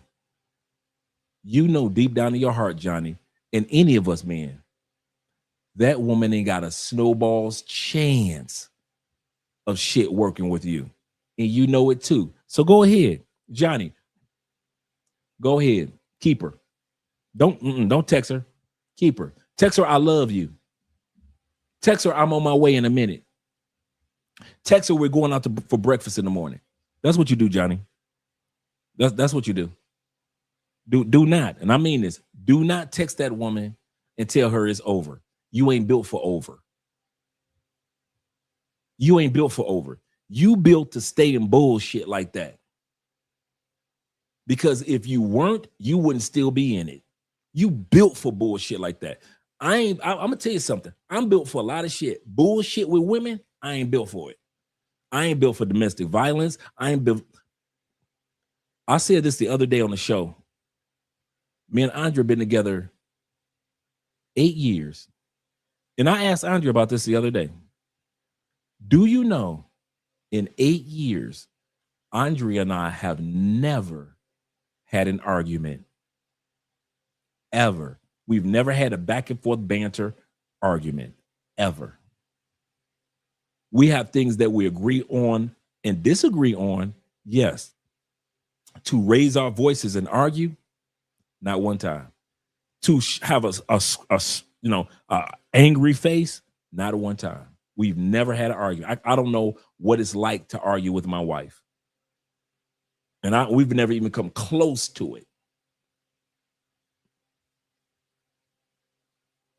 Andrea don't like to argue. And I'm a walk away artist. I ain't about to sit up here and let somebody like women in the States. I don't do that shit. I'm leaving. And when I say I'm leaving, I'm not talking about leaving, get some fresh air and then come back to the house. I'm leaving like my shit is packed in my trunk and I'm out, bitch. Bye. Some of you dudes are built for the bullshit. That's why you stay in it. That's why no matter what country you go to, you're going to be a more bullshit. No matter what female you meet, is going to always be some bullshit that come along, sprinkled off into the pot. You know why? Because you built for bullshit. You ain't built for solid women. You ain't built for happiness for yourself.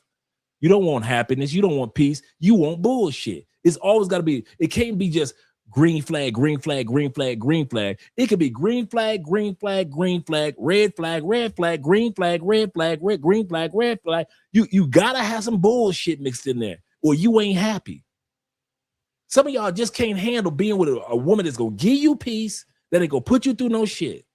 You happy, you motherfuckers could never be in a relationship with a woman like my wife, like Jay Clyde's wife, like Mr. Pro for You, him and his wife, other guys in the comment section. You guys got solidified relationships. My brother Zay, you guys cannot be in solid relationships.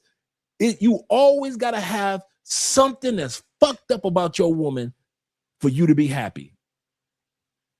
It's got to at least be one thing that she does so fucking stupid, like 2 divorces and 2 kids, for your ass to be happy. So you stay right there, Johnny. You built for that shit. I'm not. And a lot of men are not. I ain't built for that bullshit. I do not thrive in it. I'm not good to handle. Some of y'all dudes can handle mouthy women. And y'all can control them bitches. Not me. I would get rid of a mouthy bitch in a New York man. Some of y'all can control a lazy bitch. Y'all love y'all lazy ass woman. As long as she at the house, cool. Not me. I can't deal with no lazy ass bitch. Some of y'all can deal with a bitch that got a lot of vices. Like she an alcoholic, or she just a straight weed head every day, all day. Or like she just smokes cigarettes every day, all day. She got some Black and Milds in her fucking goddamn bra. I mean, so a goddamn pack of Newports in her bra. Fuck you, Johnny. Some of y'all built for vices, built for red flags. I'm telling you now, there are a lot of us men out here. We are not built for red flag bitches. For all you dudes that think, yeah, just because y'all ain't built for strong black women. Nigga, please. I've been with a lot of strong black women, and they are strong in business, strong in the Lord, in the power of his might, strong in life, strong with their families. Yeah, I love a strong woman, but she's strong in the right way. Some of y'all only deal with the mouthy women.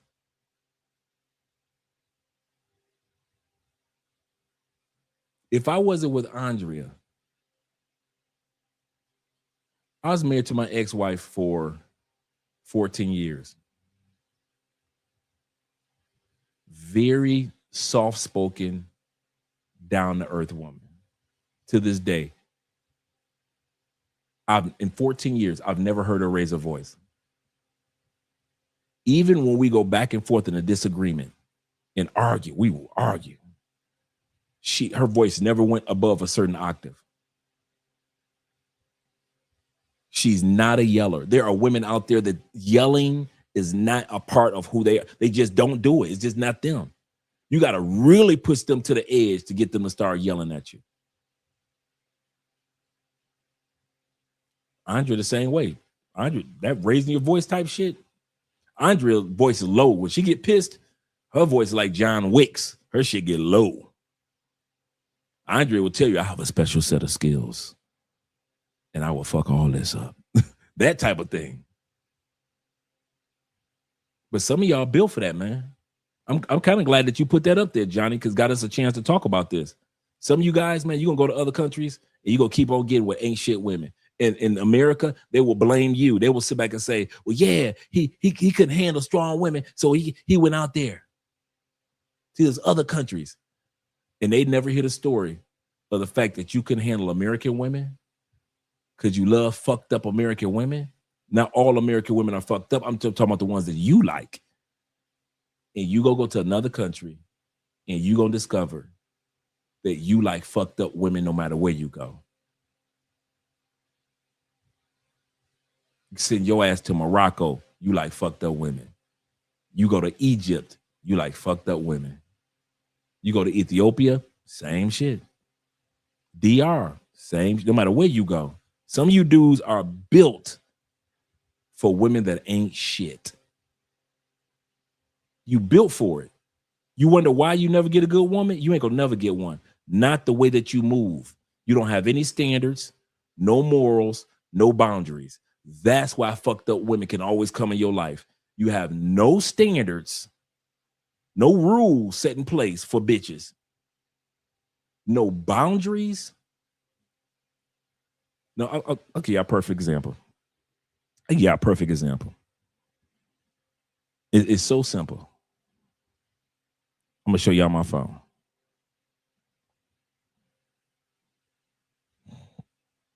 I am going to show you in my phone. I can show you more than I can tell you. Okay. Let me do a screenshot of this, actually.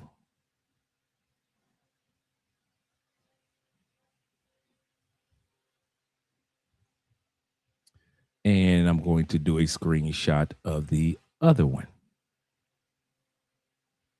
Put them together. Let's go here. Yeah, here. Let's go here. Okay. There we go. I'm going to do a screenshot. Okay. This right here, T-Mac probably recognized this person. Some of you guys here in Colombia recognize this person. This is the guy that's winning presidency here in Colombia. I mean, he's killing the game, right? The election last couple of days ago, they had the election.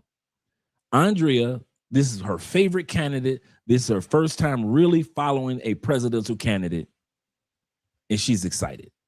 She didn't like Petro, so she didn't follow him. So she put herself on a photo, and she thought it was innocent, and she posted it on Facebook. I said, take it down. Take it down.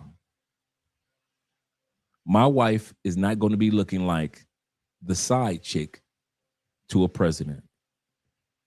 I say, if you had made an AI of you guys meeting, like you're in a business suit, okay, cool. I say, but you guys hug. I said, no, take it down. Right? Andrea said, you know what Andrea said? Okay. No, but why? Took it down. This guy, as a presidential hopeful who's winning, his nickname is the Tiger because he ain't got no cut when it comes to debates, interviews.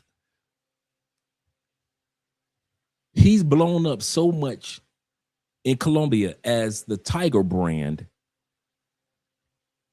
You can't keep Frosted Flakes on the fucking shelves in Colombia. Frosted Flakes has been selling out since this dude started blowing up for like the last 2-3 months. Everybody got Frosted Flakes at the house that support him. They taking photos with the Frosted Flakes and everything. Dude, go to your grocery store. In your Colombia, go to Exito. They can't keep them damn Frosted Flakes on the shelf because he's the Tiger and Tony the Tiger. So during a live stream, Andrea created another one. So that's when I was talking to her, that's when she came in with the Tiger. I said, I like that one. Send that one to me. I like to see my wife like that. Let me see it. I like the Tiger. So now when she posts this, If you're Colombian, you know what the tiger represents and you know who she votes for. There's not another man in the photo.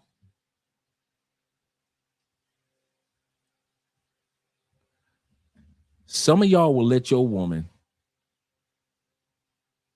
be on a photo, even if it's AI or if it's not AI, with anybody. You ain't got no standards. Boundaries.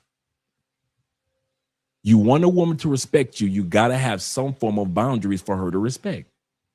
Standards. You got to have some standards that are strong, that these are the things that we stand on to build our relationship. But since a lot of you don't have boundaries, standards, limitations, in other words, raggedy ass women can walk in your life, fuck up everything, and raggedy ass women can walk out of your life. And you'll do it from country to country to country to country. It doesn't matter. And you'll blame American women until you leave America. And some of you guys will not realize how fucked up you are when it comes to allowing raggedy bitches in your life until you leave America. I'm going to say this again, because while you're still in America, you think it's the American women that's fucked up. So you leave, you go to another country, and you get with a chick, and you find out she ain't shit. Here's the kicker. She wasn't supposed to be shit. She was supposed to be an ain't shit woman that you met in Dubai. An ain't shit woman that you met when you went to South Africa. An ain't shit woman that you met when you went to Argentina.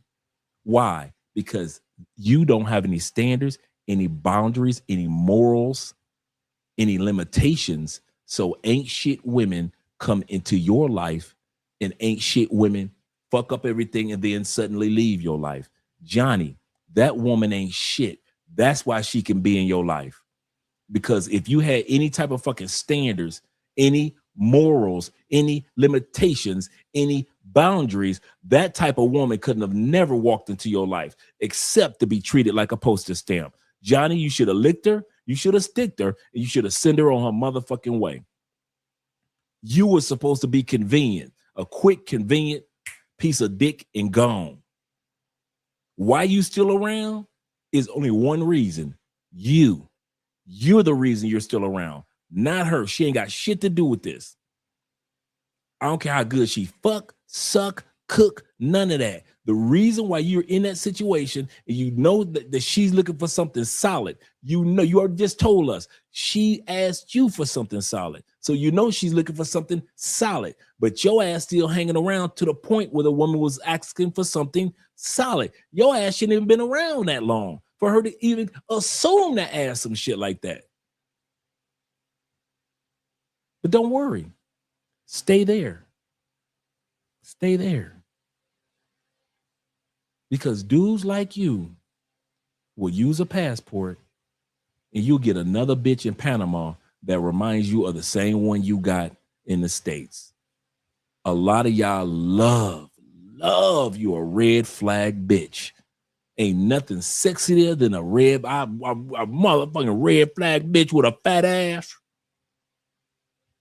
big ass titties and a small waist. I'll fuck that red flag bitch. Y'all love a red flag bitch. You do not want peace at all in your life. I don't know what it is about red flag bitches that y'all love so much. And then y'all look at us who have peace in relationships like we special.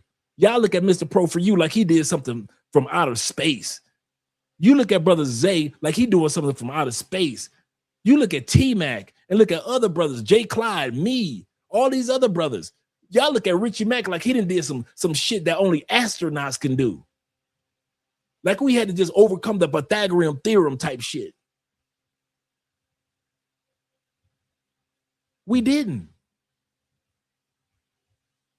We just used morals, standards, boundaries. limitations.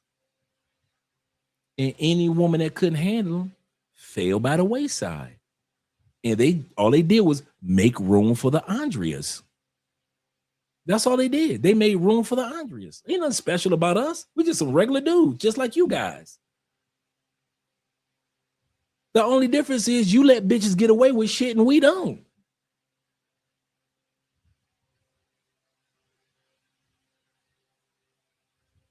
I'm not saying nothing that you ain't already heard. Man, the day that y'all learn to not let women just run through your life, come in, tear shit up, and then wipe their mouth, like the Bible said, she wipes her mouth in the book of Proverbs. She wipes her mouth as if she did nothing wrong. I think it's Proverbs 6 or 7. Talking about the wicked woman. She wipes her mouth as if she did nothing wrong. Yeah. You say dudes begin with these. Yeah, you're right. Sexy bottom feeder bitches. As if bitches that got common sense are not available.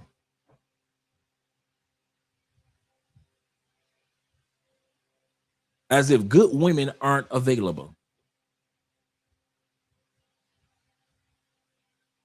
I'm going to end the night with this, and I said this a couple times. We're going on 7 hours, right?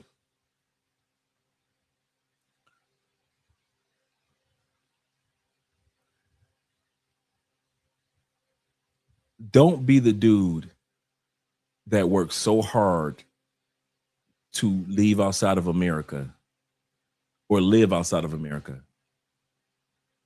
and you don't leave certain things back in America.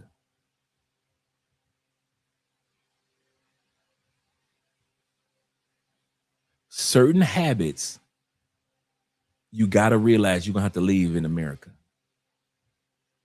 We're all children of habit, all of us. Throughout human history, we're all children of habit.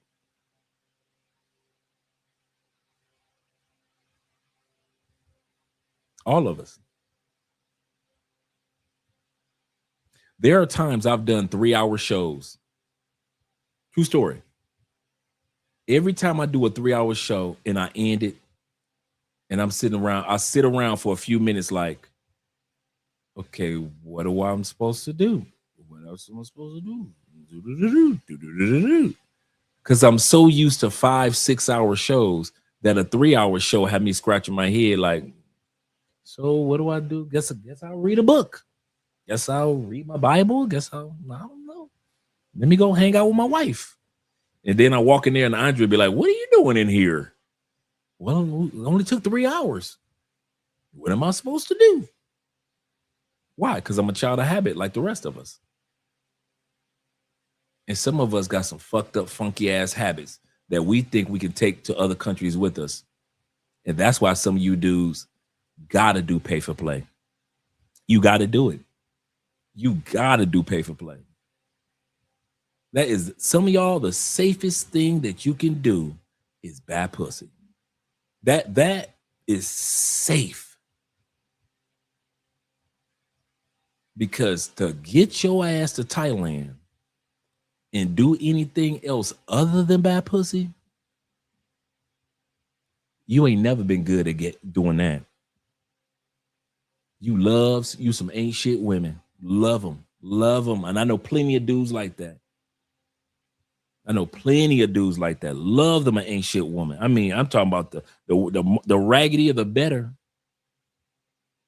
The raggedier that bitch is, the better. The happier you are. You dancing in the streets. You are dancing in the streets for that ain't shit bitch. And then you get mad at the rest of us for not co-signing. $7 for the win. We could do 30 more. He say, Andre, I gotta demote my young tender because her weed have hell, man, fuck, dude. She smokes too. Yeah, dude. As I told y'all, I done had chicks that smoke weed, but I done had chicks that smoke weed too fucking much. Like, damn, bitch, you about to give me secondhand cancer. You know, sit your ass down. And then you have to, And don't let them be fine. Because you know half the reason why you let her ass get away with shit, because she fine. Or if that weed smoking bitch, if that bitch wasn't so goddamn fine. But you get to a point in life, man, where you can't tolerate everything, man. You can't tolerate everything. You gotta get to a point where you get sick and tired of being sick and tired. And Johnny, I'm telling you, I don't know if Johnny's still here, but I'm telling you, bro, you gotta have requirements. Shout out to Alexander. You're part of the. Oh, my bad. Shout out to Alexander for that. Yes, sir. He is 100% correct. You got to have some fucking requirements, man.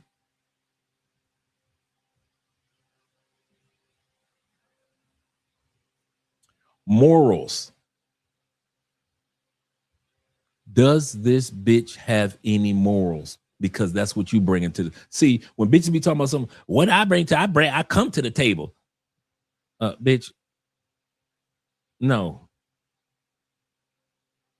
Your woman should mirror you when it comes to requirements.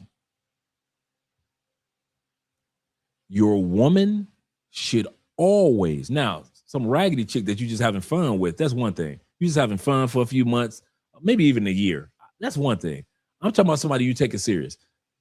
She should mirror you when it comes to morals. Your woman should not let you get away with everything. Your woman should be the type of woman that's like, you ain't doing that to me. You can do that to them bitches, but you can't do that to me. Why? Because you're a man of morals and you won't let her do to you what other dudes allow her to do. Morals. Number 2 thing, as I mentioned, standards. The Bible says a city without, or man without standards is like a city without walls. No protection. Anybody can get in, anybody can get out. Standards. That means that you have certain rules that you live by. Here's the kicker. If she has no standards, you in trouble. She has no rules that she lives by. Like nothing. She ain't got nothing that's part of her rule. Like, I've got these 3 rules that I live by and I never change them. She doesn't have 3 rules that she live by, 5 rules, 17, I don't care. But she has no rules of life that she lives by. For example, mine is not every bitch can walk in my life and every bitch can walk out of my life. I don't play that. Number 2 standard, I don't do arguments. I walk away. And when I walk away, I only walk away one time. There'll never be a second argument. When I walk away, it's going to be some empty ass hangers because I done packed my shit. I don't do that back and forth and we're going to get into. I have never had makeup sex. Ever. Some of you dudes be like, yeah, we got mad at each other. We was angry, but then we had makeup sex a day or 2 later. We made love. I ain't never had makeup sex. Not a day in my fucking life, ever. You know why? Ain't gonna be no second, ain't gonna be no making up. You yelling at the top of your lungs at me, bitch, I'm out. I'm about to do this. I got standards. I want my woman to have standards because I got standards. I want my woman to have morals. Things that will see, that the world outside of our relationship will see. This woman has morals. We don't have to worry about her stealing from work. She has morals. We don't have to worry about her hustling somebody. She has morals. Andrea will tell you, I am not going to embarrass my father's name. She said that when we first met, and she said that now. Andrea will tell you, she said, one reason I don't cheat, I am not going to embarrass my father's name. I'm a woman of my word. If I said I'm married, I'm married. If I say I'm with you, I'm with you. And that's how she talks. She's got morals. standards. She's got her own set of rules that she lives by, and I have certain rules that I live by, and it worked great. Boundaries. What's the difference between a river? I always say this. What's the difference between a river and a flood? A river has boundaries on both sides. A river is only allowed to go so far. A flood can tear up every damn thing in your life. I let women in my life that are, and I only allow them to be rivers. Say this again. I only let women in my life that I allow to be rivers. They have boundaries. Remember what I said, Andrea? She goes out with her girls, they party, and everybody's like, well, what about what Andre? What would Andre say? Andrea knows. Andrea ain't gonna say, Andre will not say anything if I go out with you ladies. Now, if I'm coming back in the house at 9 o'clock in the morning, Andre will not be happy. She knows she can come in my life as a river, but I have boundaries. She can't flood my life. Some of you dudes ain't no limitations, ain't no boundaries for your woman.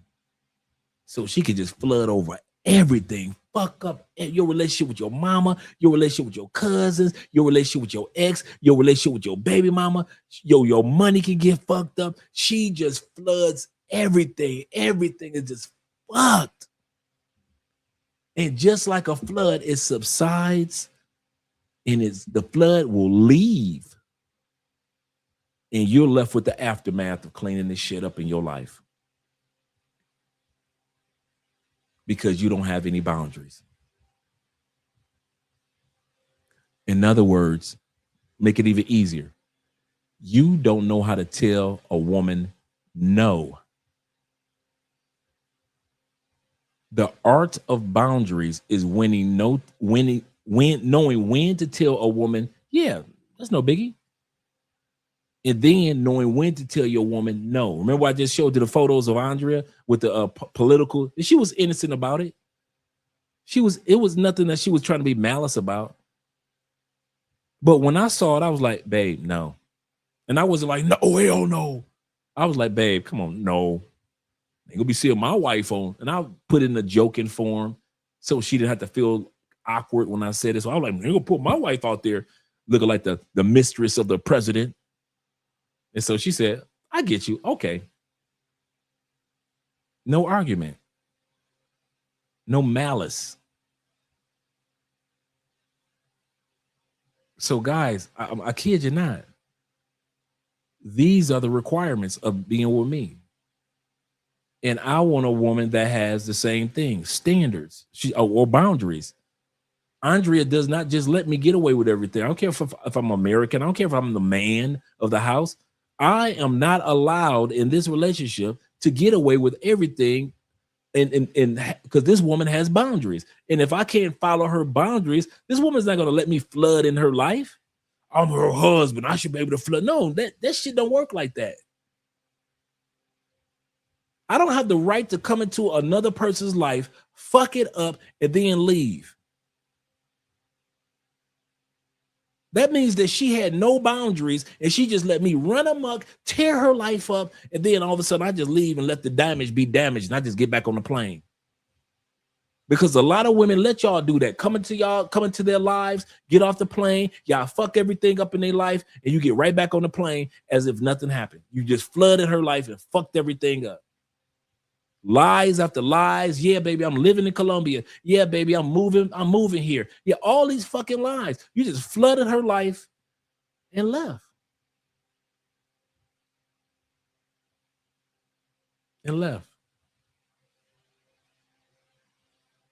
But a woman with boundaries, soon as she see your ass is fake, she gonna get rid of you. Some of us guys, the reason why we're with our woman is not because we're the first American they've been with.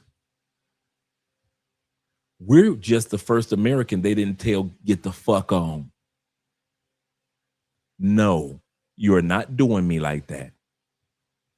Remember I said boundaries is a person with the ability to tell the other person, no, we are not doing that. And my wife has the ability to tell me, no, Andre, we are not doing that.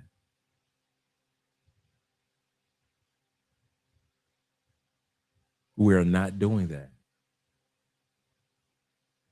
And if she said that to me before, I know she told the other niggas, oh, you don't know how to keep up with boundaries? Oh, yeah, it's over. But Andrea, don't Andre me, nigga. It's over. See, some of y'all, how y'all got y'all Colombian woman, how you were able to get that particular woman in Thailand, how you were able to get that woman in Brazil.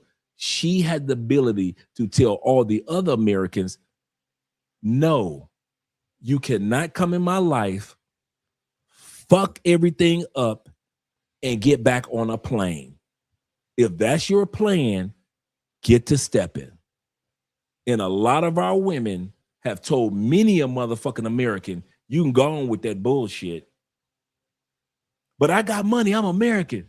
Yeah, tell that to the next bitch. And so when we come along, they see we have standards, morals, boundaries, limitations. They've got morals, standards, boundaries, limitations. And it all worked itself out. A lot of us, when we go to other countries and we mess with women that have these requirements, some of y'all, let's be honest. Some of y'all don't mess with certain women because you don't know Spanish or Portuguese. My Spanish ain't that good. Nigga, you ain't that good. That's why some of y'all, I gotta respect some of you dudes. And I mean this. You know deep down, you ain't shit at this point in time in life. When it comes to relationships, when it comes to making money, you good. When it comes to relationships, you ain't shit. And you know it. And the women you walk up on, you know they gonna see it. So some of y'all don't walk up on certain women in Colombia. You know why? Because you know she gonna sense the moment you walk up on her, you ain't shit. But you like to blame it on, my Spanish ain't that good, so I ain't walk up on shorty. But, you know, if my Spanish was good, I'd have said so. I said so, though. I said so. Right? No, you wouldn't. If you had top tier Spanish, you would have walked right past her because you would have caught that energy earlier.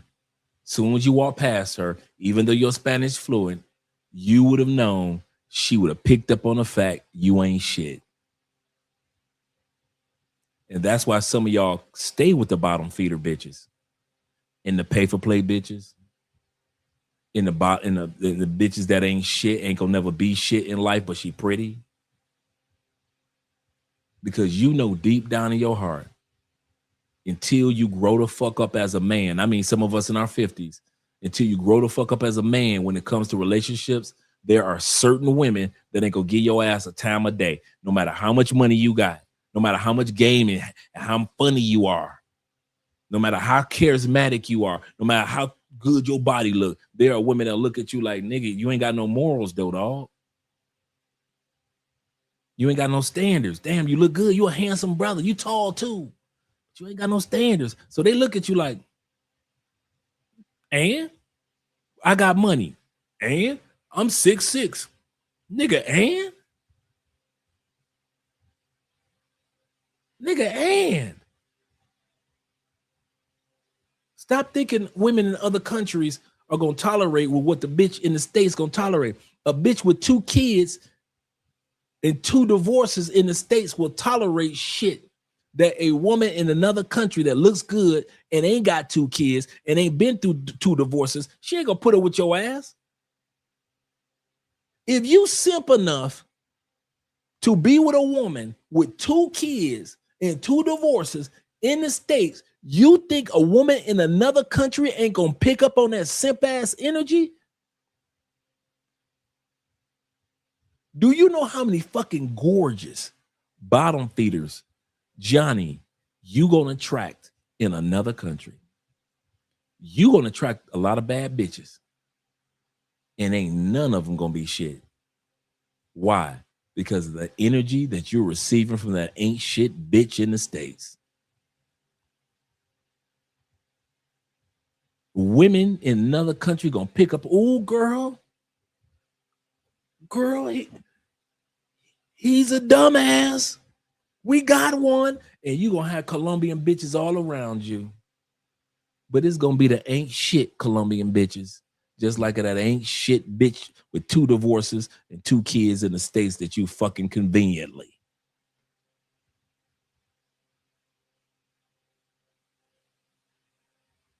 You're doing it bass backwards, Johnny.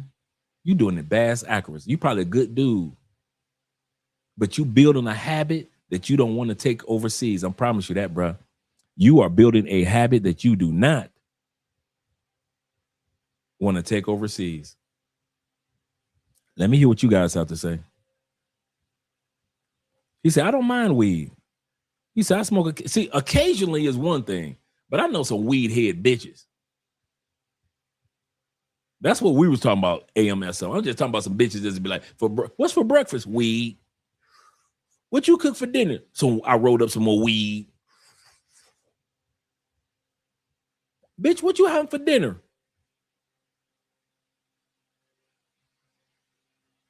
This is nutritious, niggas. Them type bitches.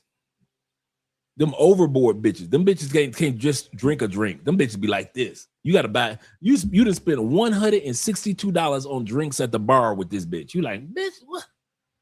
We could have just went somewhere and bought you a bottle. Them type of chicks. The type of chicks that's in the habit of gossiping. They always gossip about their friends, their mama, their cousin. You like, if she gossip about her friends like this, I know she gossip about me behind my back. You got them chicks that just straight gossiping.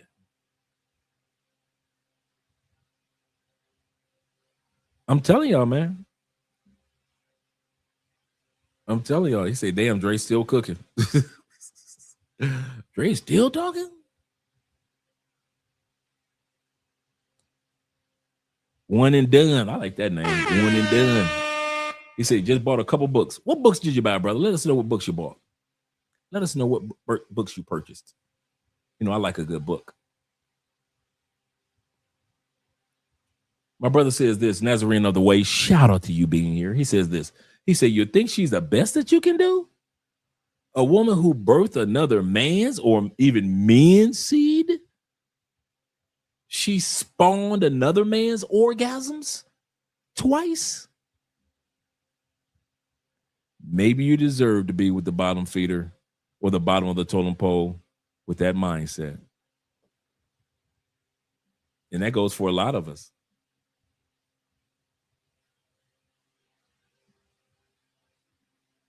A lot of guys want to criticize pay-for-play dudes. I don't. A lot of guys want to criticize pay-for-play dudes. I don't.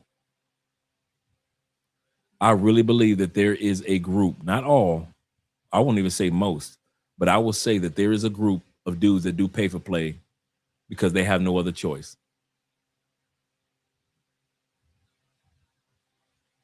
They have no skills when it comes to pick and get decent women.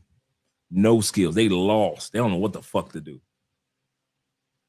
So when I see dudes, that's why you never hear me criticize pay-for-play dudes. Now, when y'all get drugged, I laugh at you, but you'll never hear me talk about, yeah, y'all need to do pay-for-play. That's evil. Blah, blah. You don't hear me do that shit. You don't hear me doing that. Because I already know some of y'all,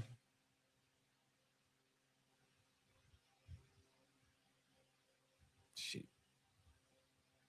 To be honest, That's all you know how to do. To be able to have you and I'm not saying that you don't know how to meet women or even get women on your roster. I'm saying that when you got women on your roster and you got 5 to choose from, you always somehow, some way pick the raggedy bitch in your roster. That's why you got to do pay for play.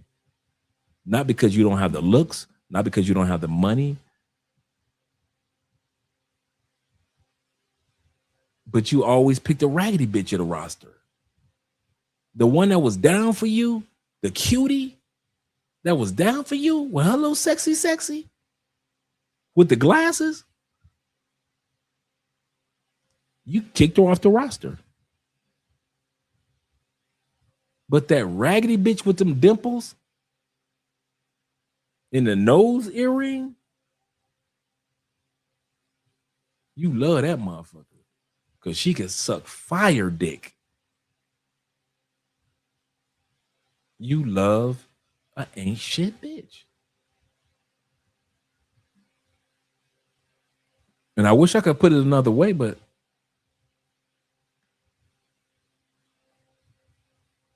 man, you already led her, Johnny.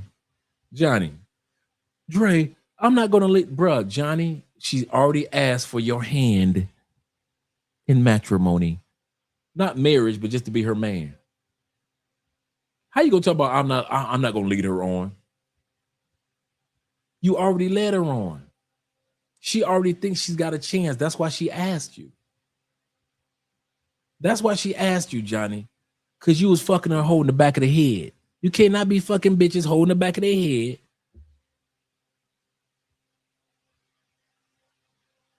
You cuffing the back of the head, and you wondering why she says,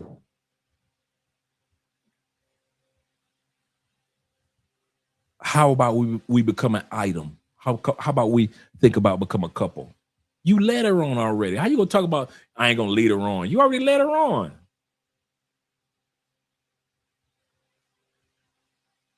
If you wanted her to be your woman, you would have asked her before she asked you. Way before she asked you. Johnny, she's a woman. I'm a man. You can lie to her, Craig. You can't lie to me. It don't, dude. The older you get, Johnny, the more you're going to realize it takes milliseconds to know which female ain't going to be shit in your life and which one's got a chance that you're going to check out and which one, yeah, that's wifey right there.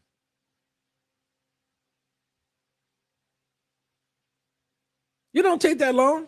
Not for men. Don't take, all that take 3, 4, 6 years. Y'all dudes be with women 5, 6 years, leading their ass on, having bitches thinking they gonna get married.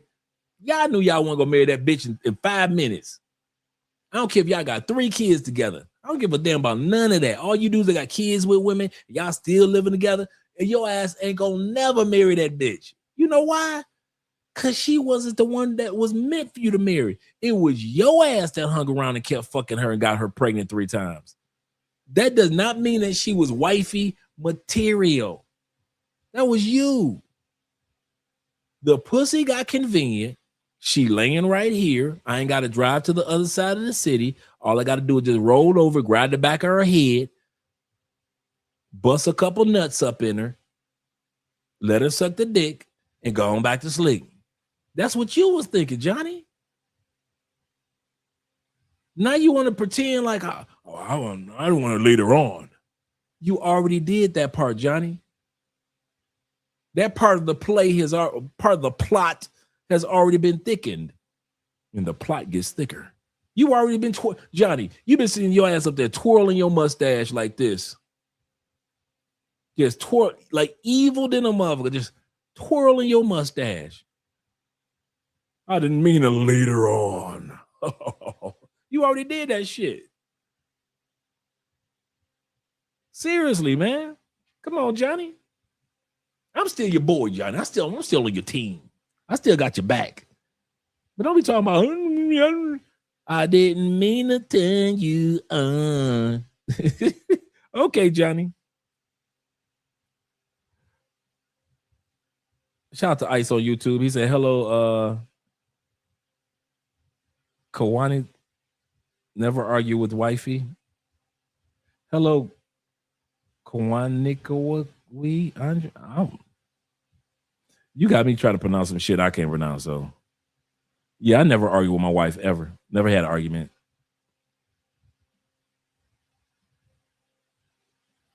Oh man, we got some. Damn, I wish I knew you were on here earlier. I would have cracked so many jokes on your ass.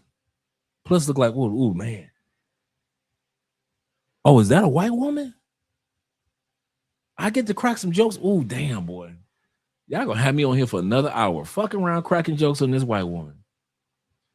She put the LBH. LBH is losers back home. He said it's everyone's fault, but everyone's fault, but not them. Accountability, for the most part, is lost in America. Is this a dude or See, men, what got me was the LBH, because only women say that stupid shit.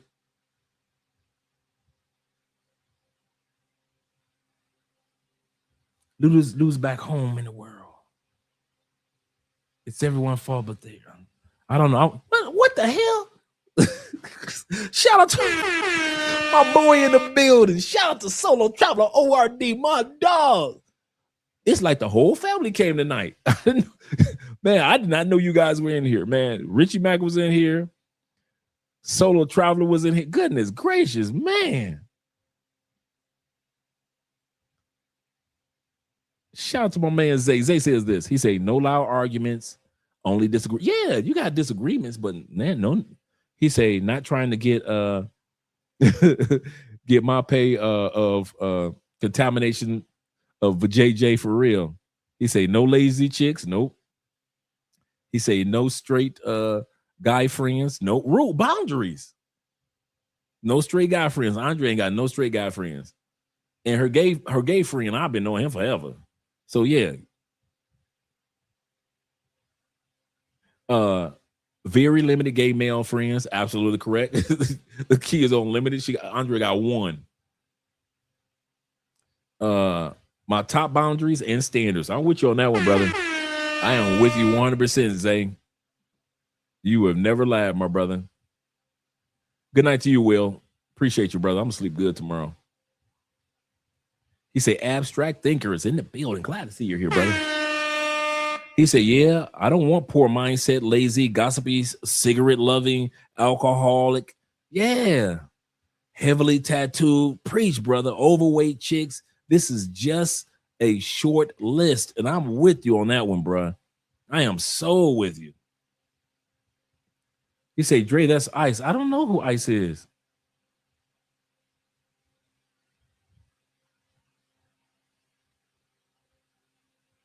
Let me scroll back. You know, I'm not trying to be rude to folks. That's why I said, wait a minute. Am I Ice on YouTube? Y'all gotta have to correct me, bruh. Plus, it is almost 1 o'clock in the morning here, and we are 13 seconds from 7 hours.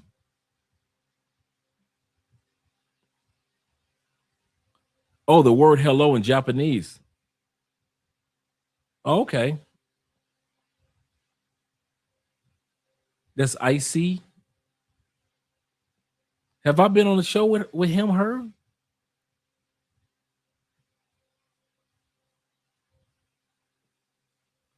Icy Woda. Okay, let me look this person up. Let me. You guys are letting me know I am here to learn. So let me not pretend like I'm not here to learn. I am here to learn, gentlemen. And there's nothing you can do about it.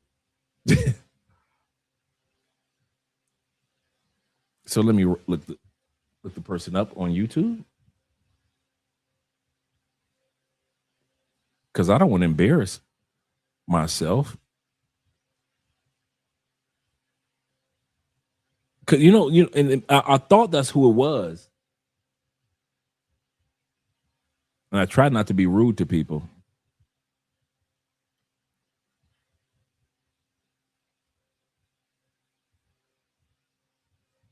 Did I spell it correctly? Let me make sure I spelled it correctly.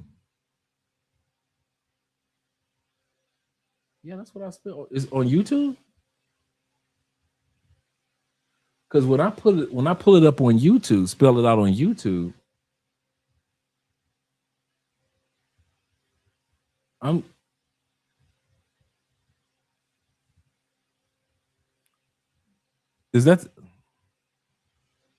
See, I thought it was Icy Fit who was on Richie Mac's channel. That's what I thought it was. Hey, T-Mac, yeah, because one thing about she's Japanese. That's what I thought it was, too. I think she was on Richie's the other day, too. Shout out to her. I don't want to be rude to people. You know, there's enough rude people in the world as is. I don't want to be rude to people.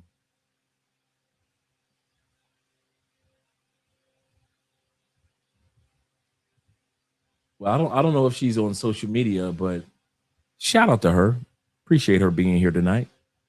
Like I said, I am not one to be rude to a woman unnecessarily. Shout out to all you guys that are here. We are officially over 7 hours. He said, this is a funny 15-minute roast in the Black Manosphere history. I say history. He said, Red Fox said, it's best for every dummy. For every dummy, there's a dummy. For real. Seriously. Red Fox said it best. Nazarene of the Way said, they definitely prayer partners. Hey, he met her in church and said, God said, said, you my husband. I've had that happen a couple times. A couple times. He said he didn't smash yet. Shit, not the way that came out.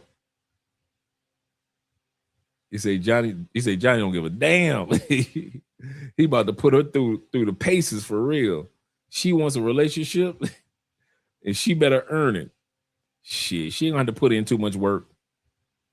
She will not have to. Shout out to Black Samurai in the building. She is not gonna have to put in too much work at all. All right, gentlemen, we made the goal of 7 hours on this live stream. I am going to hit the showers, get some rest, chill. I know you guys are going to chill for the rest of the evening. I know it's 2:00 plus where you guys are located. Shout out to all you men and ladies that dare to tread this channel. Appreciate you guys being here. We're going to do a short live stream tomorrow because we'll be hanging out over at Richie Mac's channel because he's going to be doing an interview with MTR tomorrow. So shout out to Richie Mac. So we're going to do a short live stream over here. Then we're going to head over to Richie Mac's. Shout out to him. Let's get ready with outro video. Shout out to all you guys that donated to the channel. Let me make sure I didn't miss anybody on the super chats as well as the Cash App. Looks like I got everyone. Showed everybody some love. All right. Let me make sure I got all the super chats. Appreciate you, gentlemen. All right. Let me do an outro video. Let's see which outro we're going to do. We got so many.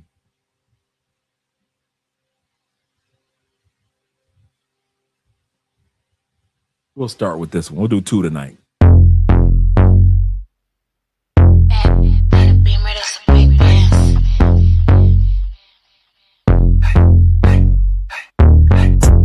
This ain't a Beamer, that's a big dance. Chrome heart got me kissing on his best friend. Put in work, baby, you could be my best man.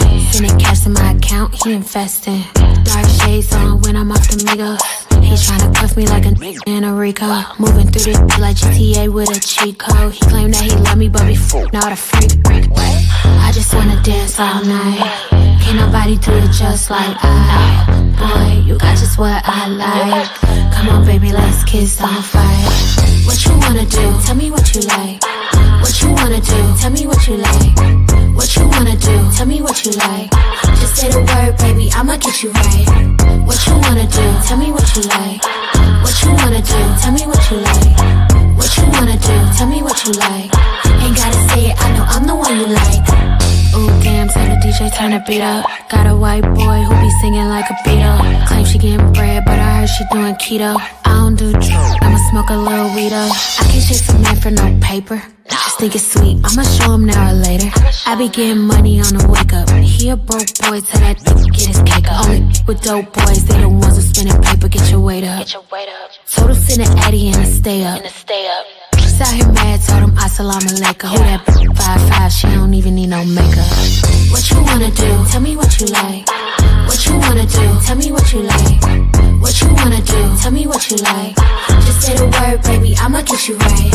What you wanna do? Tell me what you like. What you wanna do? Tell me what you like. What you wanna do? Tell me what you like. Ain't gotta say it, I know I'm the one you like.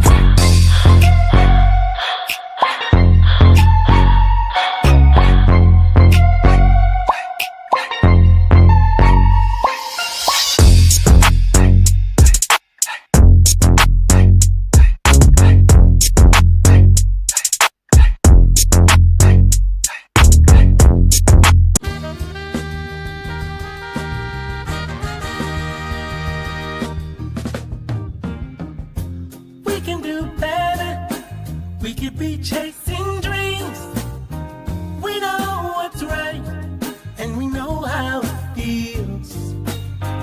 Yeah, we can do better, we can make a change for real.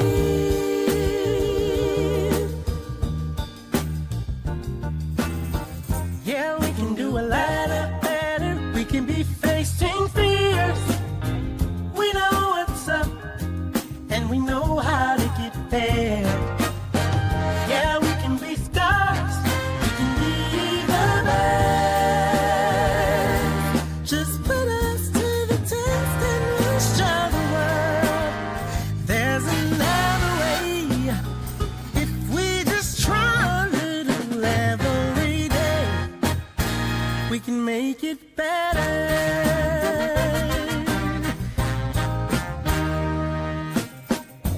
We can do better. We can be setting goals. We understand right down to the soul that we can do better. We can have a heart of gold. So let's step it up. We could be making moves. We know what time it is, and we know just what to do. Yeah, we could be on top, and you know it's true. If we just give ourselves a chance, we can show the world everything's gonna be okay. We just got to try a little every day, and we can make it better.